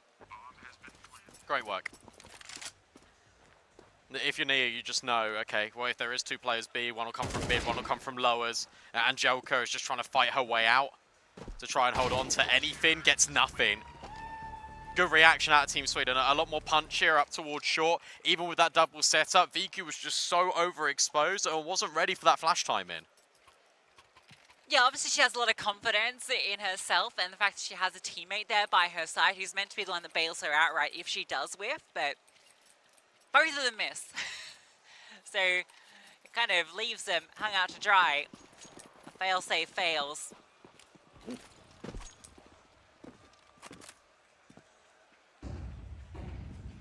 But it was crazy she was so committed. It said she can play the off angle, right, so she can get that kill and then fall back. But Jenkin was playing so far back before she swung that it's just unanticipated. This is the first time I've really seen Team Poland like jiggle in towards tunnels. Letty misses the smoke. That actually gives her a walkway for Nia. And she takes it with open arms. Lena will at least trade. Viku is here with the AWP as well. Lena's still in sight, but Zaz has scaled and overwhelmed. Yeah, Zaz used that smoke to walk through. It ends up really being costly. 3-on-3 though, so not impossible. Does Hanka want to make this move? You can see she was considering it. VQ will. Oh, they're just going to run through, but Zaz is holding the second player. Third player, not anticipated. Hanka's doubled up. Bomb's not down either.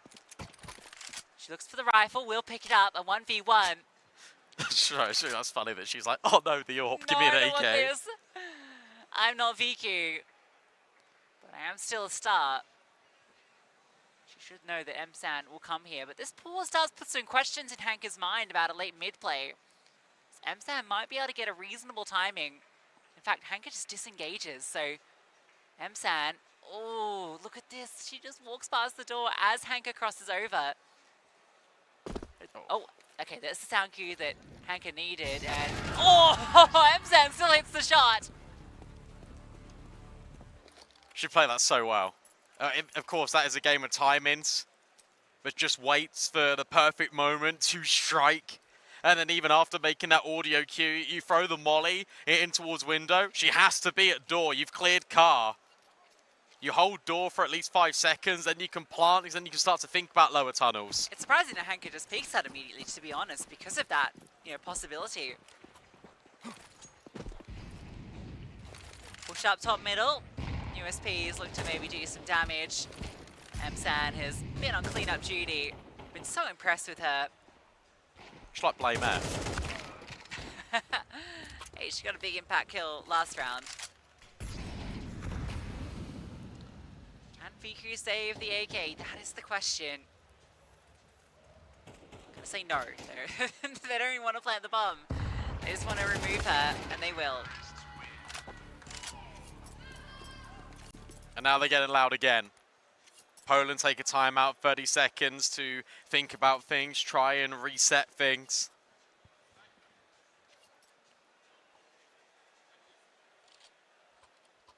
Look at the graph at the top, right? It's rounds back in streaks. It isn't this back and forth nature. Whoever wins one round, it feels like they're going to win the next couple.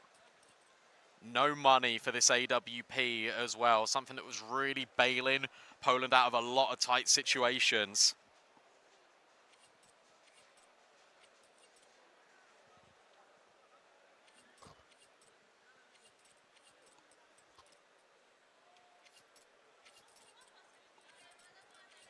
Walk for Giuliano. Viku will remain sniperless. Go middle just to get information. It is very much the same CT setup every single round, isn't it? Yeah, genuinely, like the space is in mid and B. Sorry, mid and short, like 100%. I think this is why they're now starting to do this default a little bit more. Obviously, short should always be the priority of map control for the T side. They will get that with the molly. Counter smoke will block just for at least 20 seconds, and that means that Viku and Hanka can go for this double short setup again. Yeah, this time not quite so exposed. Hanka just tucks in. Viku has a flashbang to set her up. Into B smoke goes out, but that's not going to be the play. Flashbangs for both teams to set up short control. First one goes full, but Hanka is tucked, waiting for Viku. Here comes the flash over the top. Oh, catches Hanka. She has to drop off. Mzan will clear Angelika. It's just about who wins out their fight. There's 3 players going through here. Angelika surely can't take all down. She might. You think they should be able to clear her. They've got 2 Molotovs. It wouldn't be unusual just to drop one here. But no, they're going to go contact. And it is against Angelika. Maybe she can take them all down. There's 2. And now it's Yorp you're up against. Angelika's playing her own game, and she might just win the round by herself. What? No, she fell. So Angelika goes down to the pistol. Oh my god. This is so weird. Zaz landed on Hanka's head. Hanka knows that she's here. Yeah, okay, she finds the kill. Now Giuliano throws the bomb over, so it's able to go down. She's getting run down through the Molotov. Hanka charges through, runs out of bullets. This is absolute chaos. But it's chaos that Hanka thrives in. Zaz landed on her head. I can't believe that. The short players win out their fights, and Angelika wins out hers. There is so much organized chaos in that round that wasn't even set up to be deliberate. And that even all started with Viku's team flash not enabling Hanka to peek short. What a wild round for Hanka. That was wild. That was so wild. Angelika does exactly what she needed to do there. 2 kills and a massive delay. Nia wants to go fast. Oh, and she will. Smoke goes down at a good time though. Letty can't convert the second. Viku did find a player in middle, but there's another one in Jenkin. Very fast through B tunnels, but the bomb's being planted. Yeah, to be honest, it's not going to matter if Jenkins here. because you just need to get going. But this smoke is causing a lot of problems here for Poland. Look at this timing in towards middle. Jenkins goes through. Viku hits the shot, and Angelka, she sees her. Got the dink through the doorway. Now you know Giuliano's on the window. Yeah, she'll be dealt with easily by Viku. And Jenkins' position is known.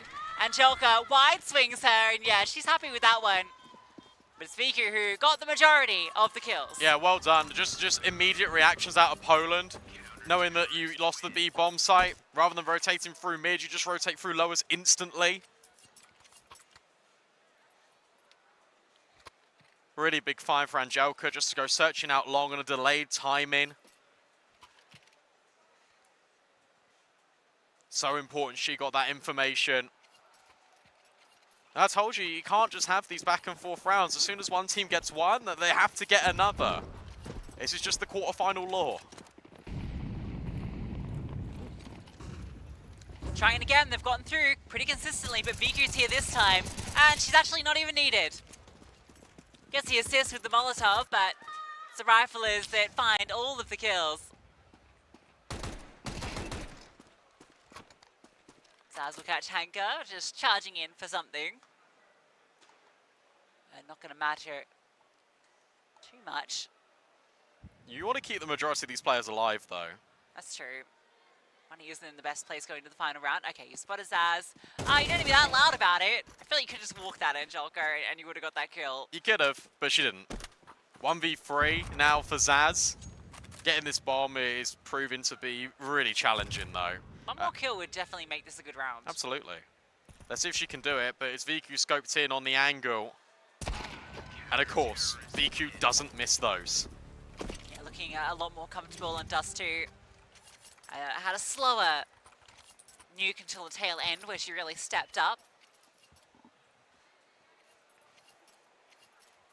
Sweden with 5 T rounds, with Love a 6 to the tally, but considering they got the pistol,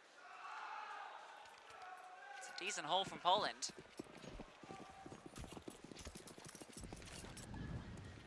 Yeah, they've done well to sort of mitigate any early pressure.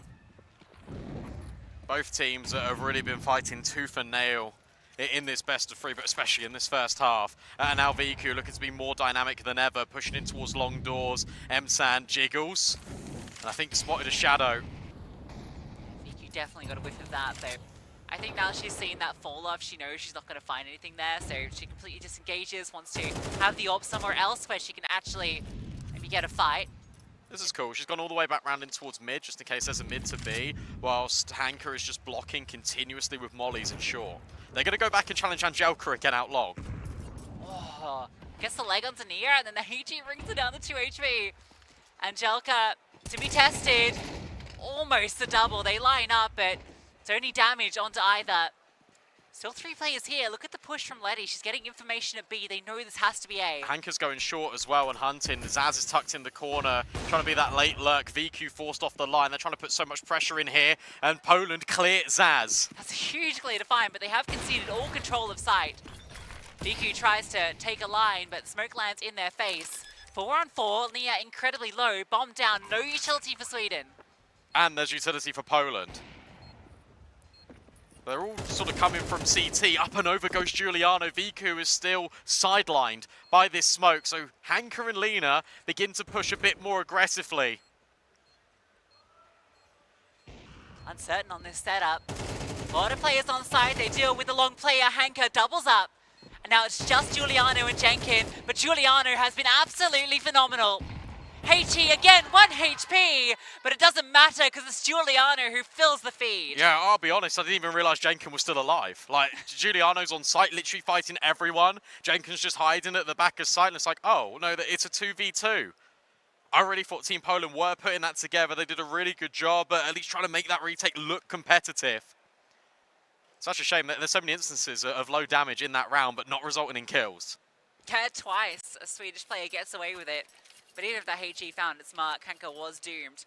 Perhaps if it had gone to the left and bounced back onto Giuliano instead, it's a different story. True. But a tied half, 6 each. This third map deserved a close one. A close one is certainly what we've got. Fast play out long. Counter flash for Emsan, but this time the pistol isn't as potent. Another reflash. Everyone's blind, but Angelka's hitting blinders. Giuliano tucked in and finding success, at least for one. Keeps that advantage for Poland. Hanka showing us what she can do. Moving forward, Angelka long range with the Glock, forces them back. Still a player at Gandalf, Zaz jiggles. And I think they've got the info on her position now, yep. She's holding to see if this head pops up. It won't, it shouldn't need to. Viku's now dealt with Jenkin. Nia can now just stroll in by elevator. Needs to find this fight, but again, we're in a 4 versus 2. Zaz needs to start searching and exploring. Nia is doing everything she can to buy Zaz time, but everyone swings on Zaz, and then everyone swings on Nia. Yeah, that's much more like it from Poland. Decisive play out towards long. They don't allow Giuliano to get the multi in towards Car. Zaz has a good position, but as soon as she's known, they don't give her an inch. Some players will be tempted just to peek up and try and, remove her, because it is a very exposed position once she starts to take shots, but Hanka never reveals herself. Yeah, it's just simple CS, but it's the fundamentals of 3-2-1. Oh, we're all here. 3-2-1, okay. And again, just an eco. This is the first time that we've had one round going one way and then one round going the other way so far in map 3. Viku will be overwhelmed here in a second, but we'll get an awful lot of info. Or maybe she won't be overwhelmed at all. 2 kills, she's more than happy with that, whilst Poland can scale long. Just the Galil that gets passed over. Oh, lady. Nice. Giuliano's got another one. Jenkin, can she make this further costly? No, it's going to be okay. Lena doesn't recover one of the rifles, but Poland, the 2-round lead. And Giuliano, look, glass cannon AWP. You can tell that she feels like she needs to be the difference maker, very much like she was against Kazakhstan. But just a glass cannon instantly, that will be the difference because Viku won't be able to afford one yet. She's still rocking an AK. Yeah, we talked about Giuliano and Zaz maybe feeling that need to take over the game by themselves. If that backfires, the pressure becomes too much. So they can get scary. A burst through this smoke, and it does not work out. The Molotov wasn't extinguished. Only extinguished half of it, and they even had a follow-up molly as well. Molly's in CS2, man. It's just nades in general. That was just so brutal. Now a reset for Poland that they look to explore in towards lowers. They're being spammed at the mid doors, and if you're being spammed at the mid doors, then maybe you feel like short could be exposed. Instead, it's mid to B. They don't shy away from the challenge. That's Lena just overwhelming Zaz. Now it's just Nia. Manages to stand tall with 2 HP, but is removed. That's B open for business. Despite Sweden finding that opening kill, Poland managed to find the gap. Yeah, that's just really decisive play from Poland. Immediately, it's like, okay, we're just going to go mid to B. You're spamming, cool. 1 smoke, 1 flash, they are in. The MAC-10s are taking all of the space. Sweden want to give this a look in, and Jenkin has cleared Letty. It's a 3-on-2. Good chance here. On fire is everyone, and Viku is lighting up the server. Giuliano, good for a clutch, but a 1v2. Remember, glass cannon, no armor. Viku doesn't budge. No kit, no time. It's gone. She will get the kill, and she'll look to maybe just hold on to this if she's allowed to. Will get away. Yeah, they don't care about the AWP. You can have it. Team Poland have got the round, and now they've got a little bit of breathing room. Flawless so far on this T side. Using that breath to let them know too. Jubilation. Roars of victory from the Polish cap. Sweden have this AW pick from Giuliano. At least there's armor and a kit now, what she was lacking last round. Thought the Roaring Bears were supposed to be supporting Giuliano. Well, Poland's known for bears. Sweden that's getting plowed right now. Look at this. Because of that saved AWP, that's the only thing you bring into this. You just got upgraded pistols on 2 players. And that just confirms it. You know the money's not going to be good, so you take your weapon advantage and you spring up long again. Giuliano's in tunnels with the AWP, and Viku's letting them know that Team Poland want A. Yeah, they're seeing all this contest. They go, all right, we're just going to go into A. HE kill. Nia's still here, but Angelka has dealt with everybody. And now you've seen Giuliano, you've heard Giuliano. Her and Zaz surely look to save this. Yeah, can they save it though? That's the question. Should be able to because it's Viku that's just on the lurk. She could go into spawn and try and cut them off actually. She actually is going to as well. Oh, it's only Zaz with an AK. Oh, Viku. Why are you going to do it to him like this? This is the better prize. Yeah, Giuliano has avoided, but you should know she might have to be at B. Well, she There's has to nowhere be else at she B. can be. Yeah, she has to be. So you can go hunting for this. You can go looking for this. If you're Angelica, Viku will now come over to support. Yeah, they know.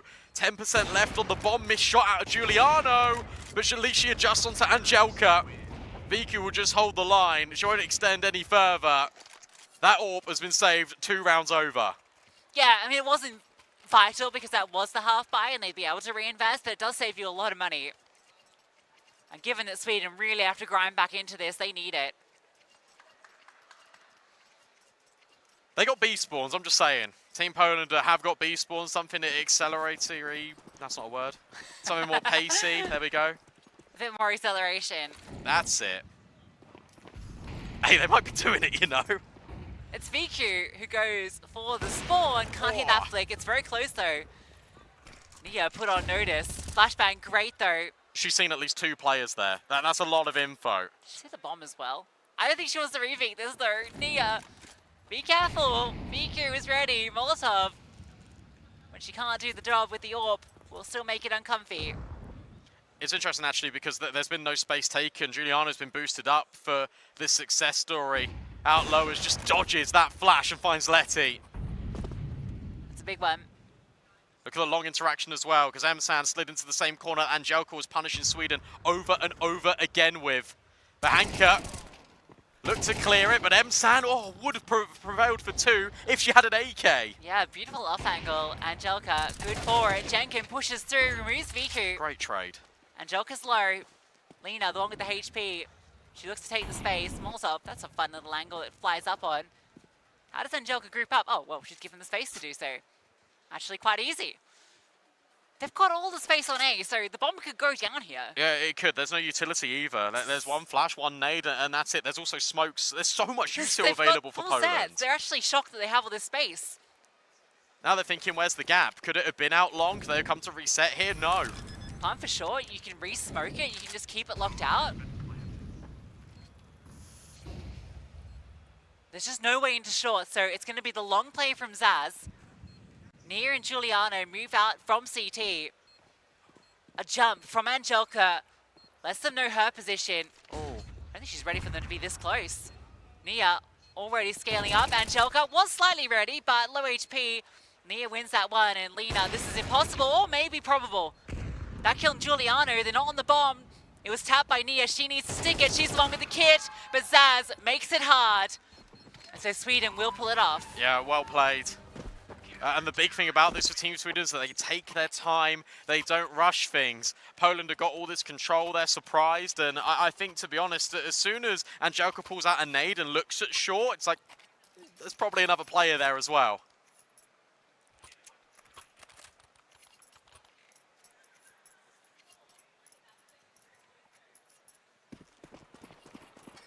Buy's not good for Poland. All it takes is one round to eco them and give Sweden the way back in. A lot on the line here. That's why they're playing a little bit safer. Deep nades, thrown a break on the smoke for Zaz. But information goes both ways. She'll retreat, she'll double up, they leave mid open. But Poland don't care about that. They want to take short again. Jenkin just holding this line so she can take a shot and fall off. Molly goes forward just to clear off that close position. Jenkin retreats. Oh, she dropped a deep smoke and they're just disrespecting it. Giuliano's here though. Makes a lot of noise back and forth. They seem uncertain about the destination here. They've got a lot of utility. They've still got 4 smokes, right? So you can still feign out this mid to B pressure. Giuliano trying to get a lot of information. There's that smoke over towards short. It's going to draw her attention just for a moment.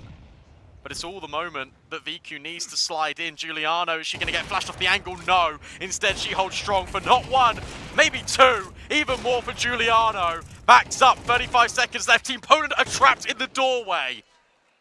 Giuliano's just darting back and forth as Zaz arrives. I think she's trying to bait in the swing. Sweden didn't really know where that was going, but it felt like Poland weren't even sure either. Yeah, I'll be honest, I thought you were talking about Team Poland. When he said, oh, you don't know where they're going. Me neither, and I don't think they did. Angelica will grab that kill, 10 seconds left. Holding on to the AK is pretty sweet, but just don't die after time. We've already spoken about the financial woes of Team Poland. After this round, it's going to be remained crystal clear. Team Sweden are still in this series. They are still in this tournament. Saving here is actually super awkward. Everyone else on like 2k. It's going to have to be the Eco and this hero rifle.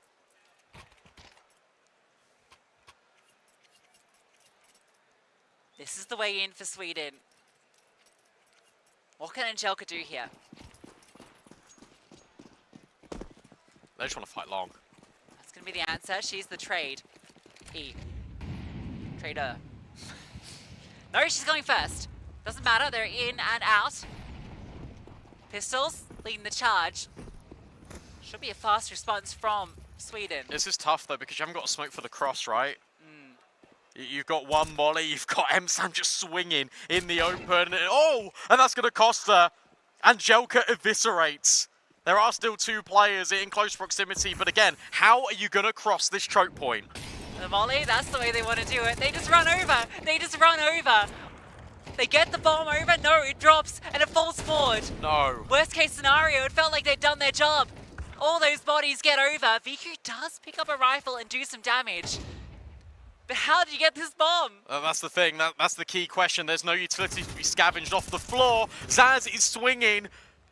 And Giuliano can't see them over the top of that line. 50 seconds left. Question still remains, how do you get this bomb? And you've got Nia that needs to hold mid just in case Team Poland look to reroute back. Lei decides to make the play. She moves forward and she picks up a smoke. It drops into CT. Is there a gap? Yeah, there's a fat gap, but it doesn't matter. She's got it. VQ's got Nova. They recover from the dead bodies of the Swedes. Their pathway into this round. This was just a hero rifle on Angelica. It's planted for her at long. 2 smokes for the CTs. So Angelica's going to need to be a little bit more active, particularly as both her teammates have no armor. Zaz creeps forward. Angelica, you're needed. You are needed. It's all Angelica. They can just defuse. Surely they should know this. They're going to get on it. There's just no way. No way, no how. Angelica looks to save again. I tell you what, though, what a hero effort from Team Poland to try and cross with the molly. The bomb gets dropped forward. It feels like there is no out, and yet they find one. Yeah, they come away with that. With, like, a bomb plant. They don't win, but they get a lot of money to be able to get VQ this orb in one of the most crucial rounds of this quarterfinal. Definitely the time to get Alsace, the coach, on the line. Guys, that was close. Guys, yeah, NT. Let's not face CT when we've got the bomb. Let that one throw forward rather than away. Biggest difference here, I think, just for everyone actually on the server, is you look at the kill distribution, everyone is even. No one has dropped off, and everyone is providing. VQ's got the B spawn with the AWP. We saw her really put Nia under pressure there. It might be a same round where if VQ can get the kill, they'll explode onto B. If they don't, they'll look elsewhere. But I think as soon as you see the AWP over at B, yeah, it's the same round as before. So VQ will walk in with the rifle. As soon as you see this and it gets commed over, Giuliano's here. Long. Giuliano's here with the AWP of her own, and behind the Molotov, she peeks in. She's ready for it. VQ caught off guard. The AWP prioritized, and it falls. And now you've got to reset because that was the plan A. Plan B is now just to fall back into that regimented default. Reset, go look for this short control.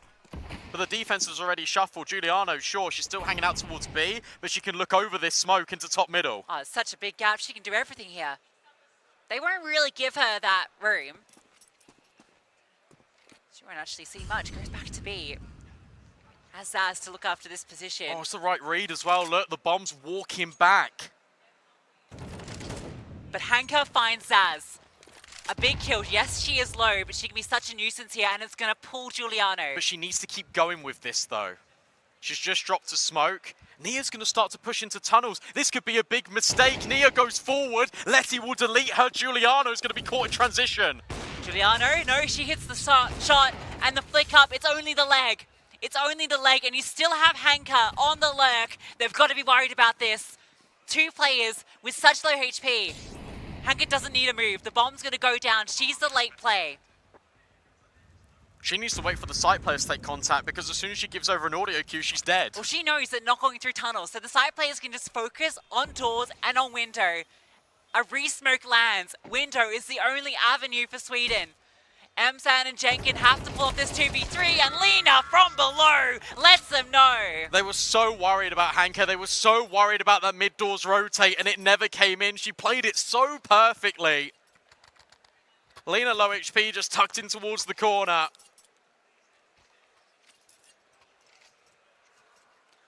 Oh my goodness me. That's Giuliano finding the opening kill and then the correct read on where that was going to go. And the follow-up and the leg shot, and it's still not enough. Doing everything, but it's still not enough. Now it's VQ on the line. Do you want to repeat this? Yep. Revenge. The MV9 bold. Recovered AWP. Don't think she'll give it a chance. No. And again, Na'Vi can just default. They can take this mid space. They know that AWP's not going to be on the line. Smoke's a lot better this round as well. Finding the space in short consistently. Zaz will cross before the smoke fades. VQ was watching. Maybe Zaz can be the hero this round. But with a player in lower and with VQ honed in on the angle, if Zaz makes the move, she could be in trouble. Look at the timing though. She is making the move, but it has been held. Nia's pushed through holes, but it's Emsan on site who's running forward with a USB in hand. Craziness. Doesn't see a thing. But she's been hurt to drop off. You know Nia's the B player. There's got to be space here. Yeah. I mean, it's a 5-on-2. I think they're just waiting. Yeah, they're waiting for the mistake. I think Nia's made a really good position in case Team Poland want to walk back, but there's just too many players to contend with this. This should be Team Poland getting series points, semi-final point. 12-9, not the first time that we would have seen it in this series and the other team being able to pull it back, but Poland definitely feel like they're in control at the moment, and these 2 guns need to be saved. You can see Nia is well back in, backyard. Emsan really needs to start moving because they want this orb. It's so important Giuliano has this in the next round. Really nice tempo change out of Poland as well, because you get the early aggression in towards long, and then you form this really static default. You wait for Sweden to make the moves. You know they're going to be proactive and try and take the map control back. Instead, they are the ones that get punished. The exit. It's just not worth it. It's really not worth it. She's going to go down here. You can't see the way out. Unless she just kills everybody, which isn't going to happen. There's just too many players. You've lost the orb. And you feel like that's the win condition, especially with how Giuliano's been playing. Sure, you'll save 1 M4, but coming into this, you're going to have MP9, you're going to have Famises. Nia's going to give that M4 over to Zaz. The right call. Giuliano also gifted one. They know who needs to take charge. 18 kills apiece. Top of the board for Sweden. Has been the story for this team throughout. Giuliano relied upon time and time again. Sets up her teammates at long. Oh, not that one. Second time of asking. He's already out. It's nervy. Sweaty hands, but they Poland. missed the CT smoking towards the doors too. You can see it's on the roof. It's pressure's all, too much. It's all just crumbling. Double pushing towards shorts being held, and Hanka delivers. This could be the beginning of the end. Sweden were on the precipice of eliminating Poland, the favorites to take the whole damn thing. What sweet irony this is a 12-9 scoreline as well. I know. Zaz has pushed. You know it's A. Cool. The issue is that you've got no utility, you've got no rotates. Jenkins is on her own with an MP9. It's brutal, isn't it? Hanka is not moved a muscle. She could maybe find Nia. Here comes the crunching towards top middle. Maybe they can find her. That's an AK at least, but this is when Poland start to scale. Jenkin under so much pressure, just ducking and diving down below the site, but it's conceded. AK and a dream now. VQ goes back to cover of Zaz. This fight is crucial, and Zaz wins it. Zaz wins it against the Orb. Sweden are still here, still fighting. Nia finds another. Jenkin activates. It's on to Letty, and she's found that first kill. A 1v1 to decide Sweden's fate. Over the top comes Letty, but from below strikes Zaz. Zaz has done everything in this round. You said, look, Team Sweden have to drop the rifles to Zaz and to Giuliano, and they do. And it's so patient, it's so ridiculously patient from Zaz to anticipate that VQ will be covering, going that deep with the AWP, and from there, everything slots into place. And you could argue it's too patient from Poland. They're in a 5-on-3. They know the money's not good. They've removed Giuliano, and they wait for so long to go that Hanka, who is tucked all the way back top middle, is the first player that's spotted. They go when they receive that contact, but Jenkin decided not to fight, to actually just stay alive in that smoke for so long was everything. Huge impact. Both her and Nia finding their kills. That's with the double up. 3v5 turned into another chance for survival. And I tell you what, if Team Sweden win this, Team Poland are broke.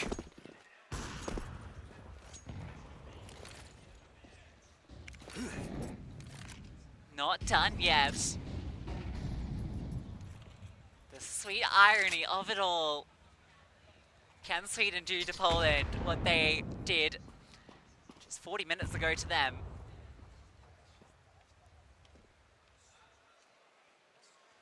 Short the play, control being established, very default from Poland, not taking any chances. And this would be the round if you're Team Poland where you group up, you take the space and you just go. You don't think about it too hard, you just go. Giuliano and Jenkin on this A-side defense will be put under pressure. Smokes go out for a cross. Setting up for it. Flashbang for Jenkin to give Giuliano a chance to fight. This is going to be the commitment. Poland are going in. Bomb charges forward. Giuliano under pressure. There's been a drop down from Hanka. Jenkin now in a tough position. VQ deals with her. Look at the flank. Oh, Lena's just walked through B. This might just be it. Zaz is being shot in the back lines. Zaz and Emsan. Zaz delivered them a chance in the last round. She needs to go absolutely nuclear in this one, and she won't be allowed. Poland will finish off Sweden and continue their run here at Iesf. Incredible mid-round there from Poland. You just got to go, and they did. You got to give a lot of credit here to Team Sweden because, look, Poland came back on Nuke. They forced it 2-2 in the first place. Sweden were competitive all the way throughout this game, throughout this tournament.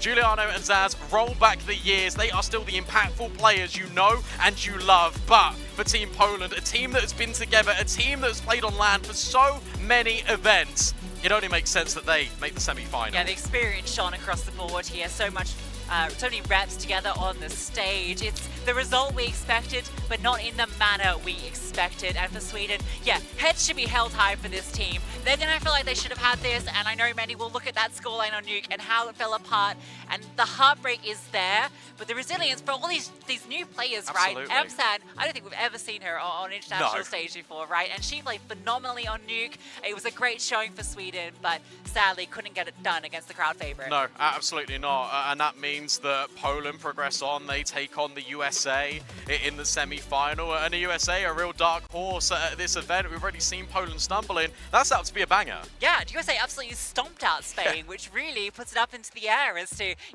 what this team's capable of. Because if they can come through and dismantle Spain like that, Poland have definitely looked shaky. There's weaknesses there. Yeah, there really is. But I think for Team Poland now, the objective is, look, that's one match done. Now they can move on to the next. Their expectation at a bare minimum was grand final, if not the whole damn thing. Yeah, and it looks like they're on a pretty good path to do so. They're really tested here, so that's gonna really get the fires going. We saw Angelica really getting fired up. She's a big win condition, I think, for this team when it comes to LAN, for not just the emotional reason, but also physically just being in the server and fragging out, because she has had a pretty quiet year for her standards. So it's really good to see her really stepping up. Yeah, too. especially ahead of ESL Impact, right? I mean, that I think puts Na'Vi Javelins in such good stead ahead of Stockholm. To see them performing so well on the international stage, then moving it over, this is the perfect warm-up for them. Yeah, that entire call was phenomenal in this series. Like, Viku just threw out on every single map. I think Hanker particularly came alive on Nuke. She was brilliant there.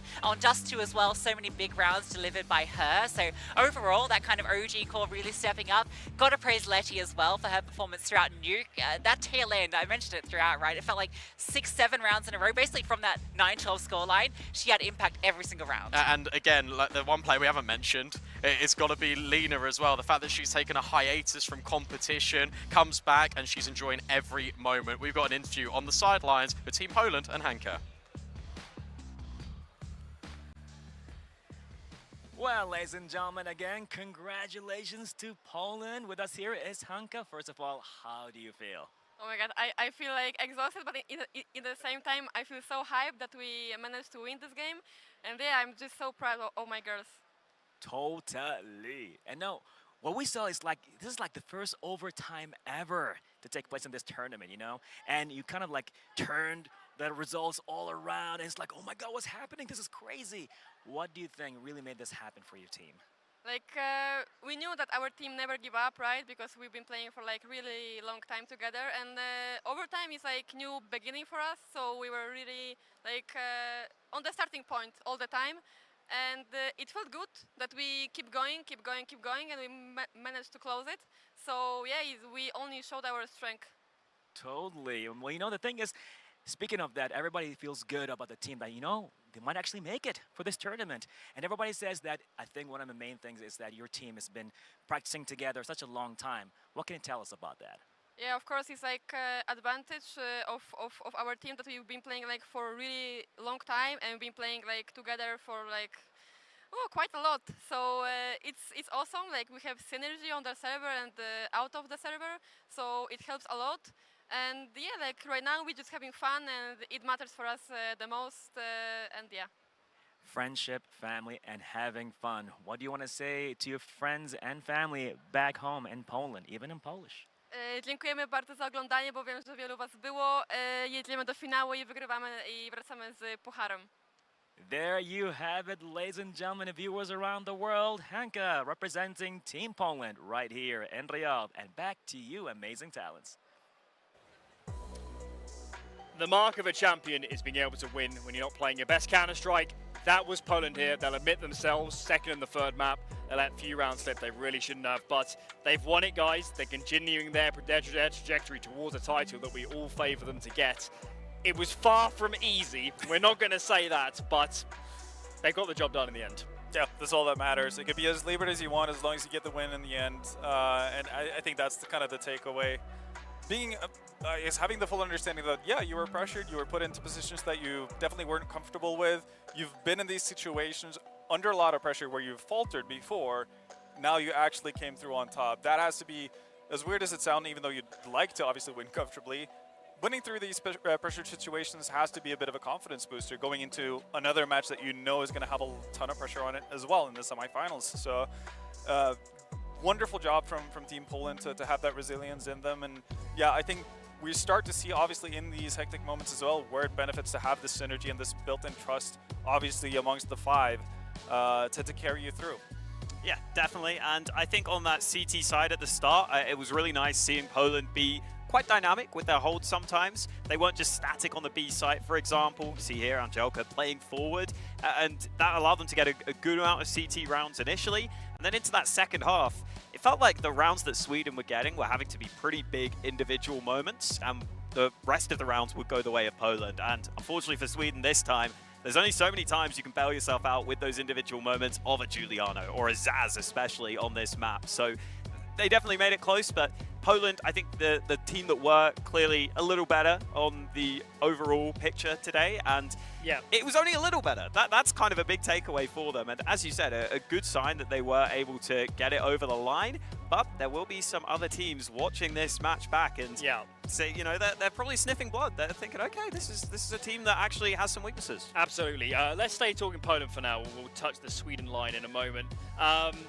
I guess it's slightly bizarre series. I mean, they've won it. They're in the semi-finals, but we're all sat here thinking that was hella close and had a lot of crazy moments. I mean, if you were coaching this team, Vendetta, what does from now until that semi-final look like? Because there is room for improvement. Yeah, and there's room for a demo review, to put it that way. So yeah, there'd be a team meeting, you know, in the afternoon after letting the players obviously eat and have a little bit of a distance from what just happened, but there's definitely things to shore up. I think obviously Nuke is something that could have been handled way cleaner than what they did.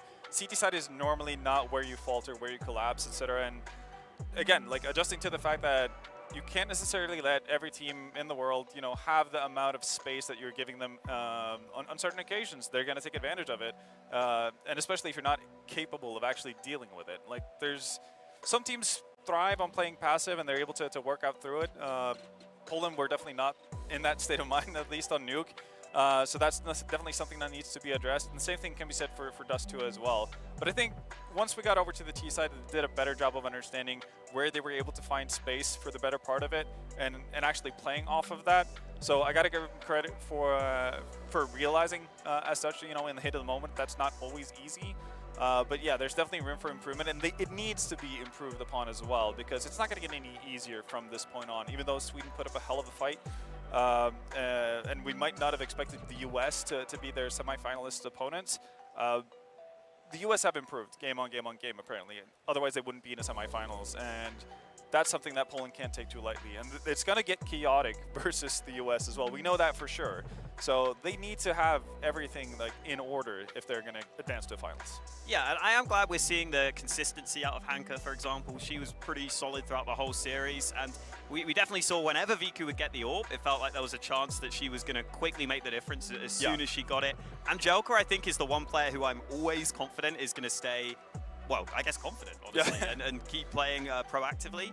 But I think the important point is that, yeah, there's a big difference between teams that are playing passively and sitting back because they're feeling comfortable and they know exactly what they're doing, and teams that are doing it because they're just scared of making a mistake and their instinct is to say, okay, I don't want to mess this up. And you still saw that from Poland. They would get up into a 5-on-3 and they just sit there for 30 seconds and you're thinking, okay, you don't actually need to do this. Like, you actually just need to group up and make sure that the spacing is fine and you'll be okay. Yeah. Because instead, if you just sit there, you're actually giving your opponents a chance to figure out, okay, maybe there's a little trick we can pull off. Maybe there's a way we can just take a risk to get back into it. So that's maybe what I'd say for Poland. Just have a bit more of that killer instinct, you know? Don't have that instinct of, okay, I need to just make sure I don't mess this up. Have this instinct of, okay, we're in good positions. Let's just make sure we go together, and we've got the best cohesion at this tournament. We'll be fine. Yeah, it's still the same round of Counter-Strike as you've done so many times before, right? And you know that, again, if you follow your protocols, you have control over your spacing, you trade efficiently, you're going to win rounds where you have already gotten a man advantage. Like, that's just how it works. So you getting into your own head and, as you said, like getting scared of making mistakes, you're more likely to make them. It's as simple as that. So definitely have more confidence in yourself. Again, realize that you've done this so many times before. There's a reason why you've been in multiple finals in the past. You're doing something right. Just keep that belief. Yeah, and I just want to stress quickly, the reason we're saying this is because when they do flick that switch, they play really well all of a sudden. Like, you see those streaks of rounds where they are making really good moves, and you can see that OT on Nuke, right? Exactly. Completely different team. It sounds kind of negative right now, and I think there are criticisms, but we're only saying it because we see the potential, and we see that when they are playing well, there are periods of that series where they played incredible CS. There were just periods where it felt like they were just you know, getting in their own heads just a little bit. We know what they can be. Let's talk Sweden. Of course, huge commiserations. 3 map points here over on Nuke. There are many worlds where they've already won this series. They're back at the hotel already. They will be devastated to lose this with 2 very close second and third maps after smashing the first. What is there to say? I mean, they played potentially the best team here. They gave it a hell of a good run for their money. They'll be disappointed, but I'm not sure they should be. They played much better than I think we expected. Yeah, I think there's gonna be like a stinging sensation for the rest of the evening, and maybe tomorrow they're gonna have an ability to kind of look back at what they did. Again, they pressured probably the best team in the tournament to the very brink of it, not only on Nuke, but obviously on Dust 2 as well. And they've done so with, obviously, Giuliano and Saz, they might expect to be in these kind of situations where they are vying for, obviously, you know, whether it's semifinals or finals or, you know, tournament wins. But to be able to do it with 3 other players who are not necessarily as experienced on an international level or at the kind of stage that we're at right now, that has to be a good feeling as well. And again, it bodes well for Sweden. Again, we've said this about a lot of teams really that we've seen on the stage so far, that there's a lot of positives to draw from the entire experience of having, or you know, what you've performed at this tournament, even though you do go out in quarters or even though you do go out in groups, etc. Because that's just the simple truth of it. There's lots more to come from Sweden going into the future. I mean, you have players like Nia and Emsan who are obviously going to get better the more they play once they get more experience at this level. So yeah, things are looking bright, even though it's gonna suck tonight. Simple. Yeah, it will sting, and I'm sure that they will be frustrated. They still get a bit of prize money for making it to the playoffs, so they'll be happy with that at least. But I think it's definitely a case where we always pitched it as the Zaz and Giuliano show, but it has to have the supporting cast to get here. You're not getting out of groups, you're not competing against this team without the other players holding their own at a minimum.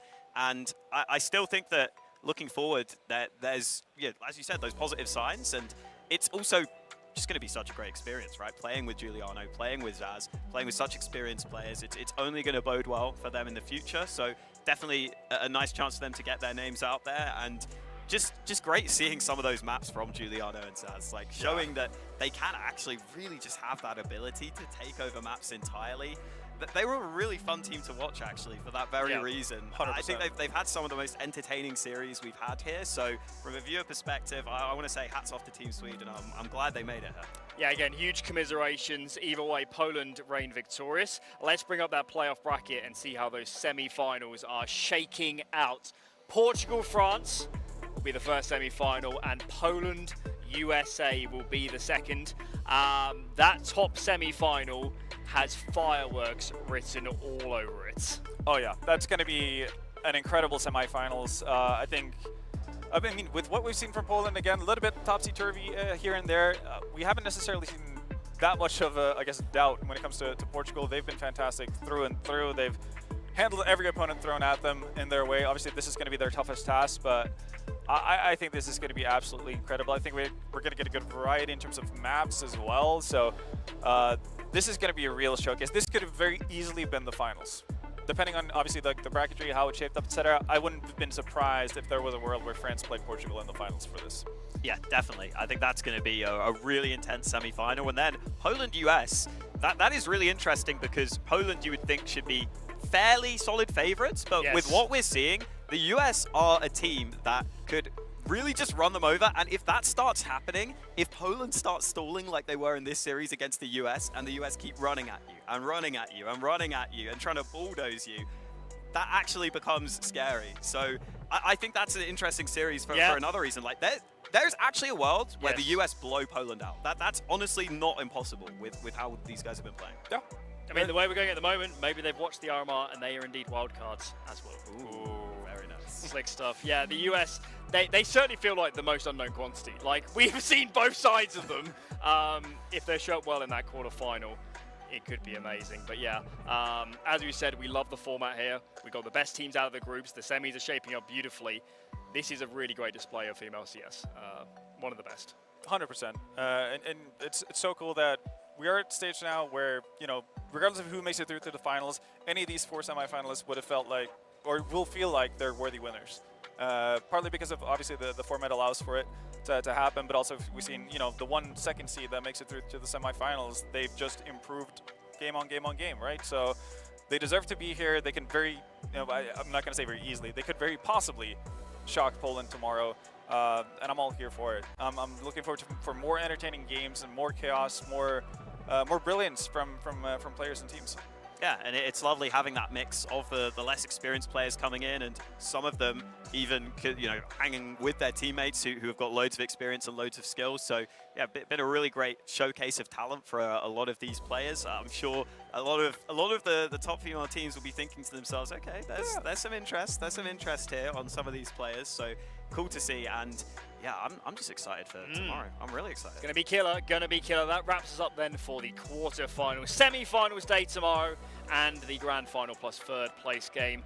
12 p.m. sharp. We'll kick off with Portugal versus France, or Poland, USA, but probably honestly the Portugal-France game. Either way, have a good evening, and we'll see you tomorrow.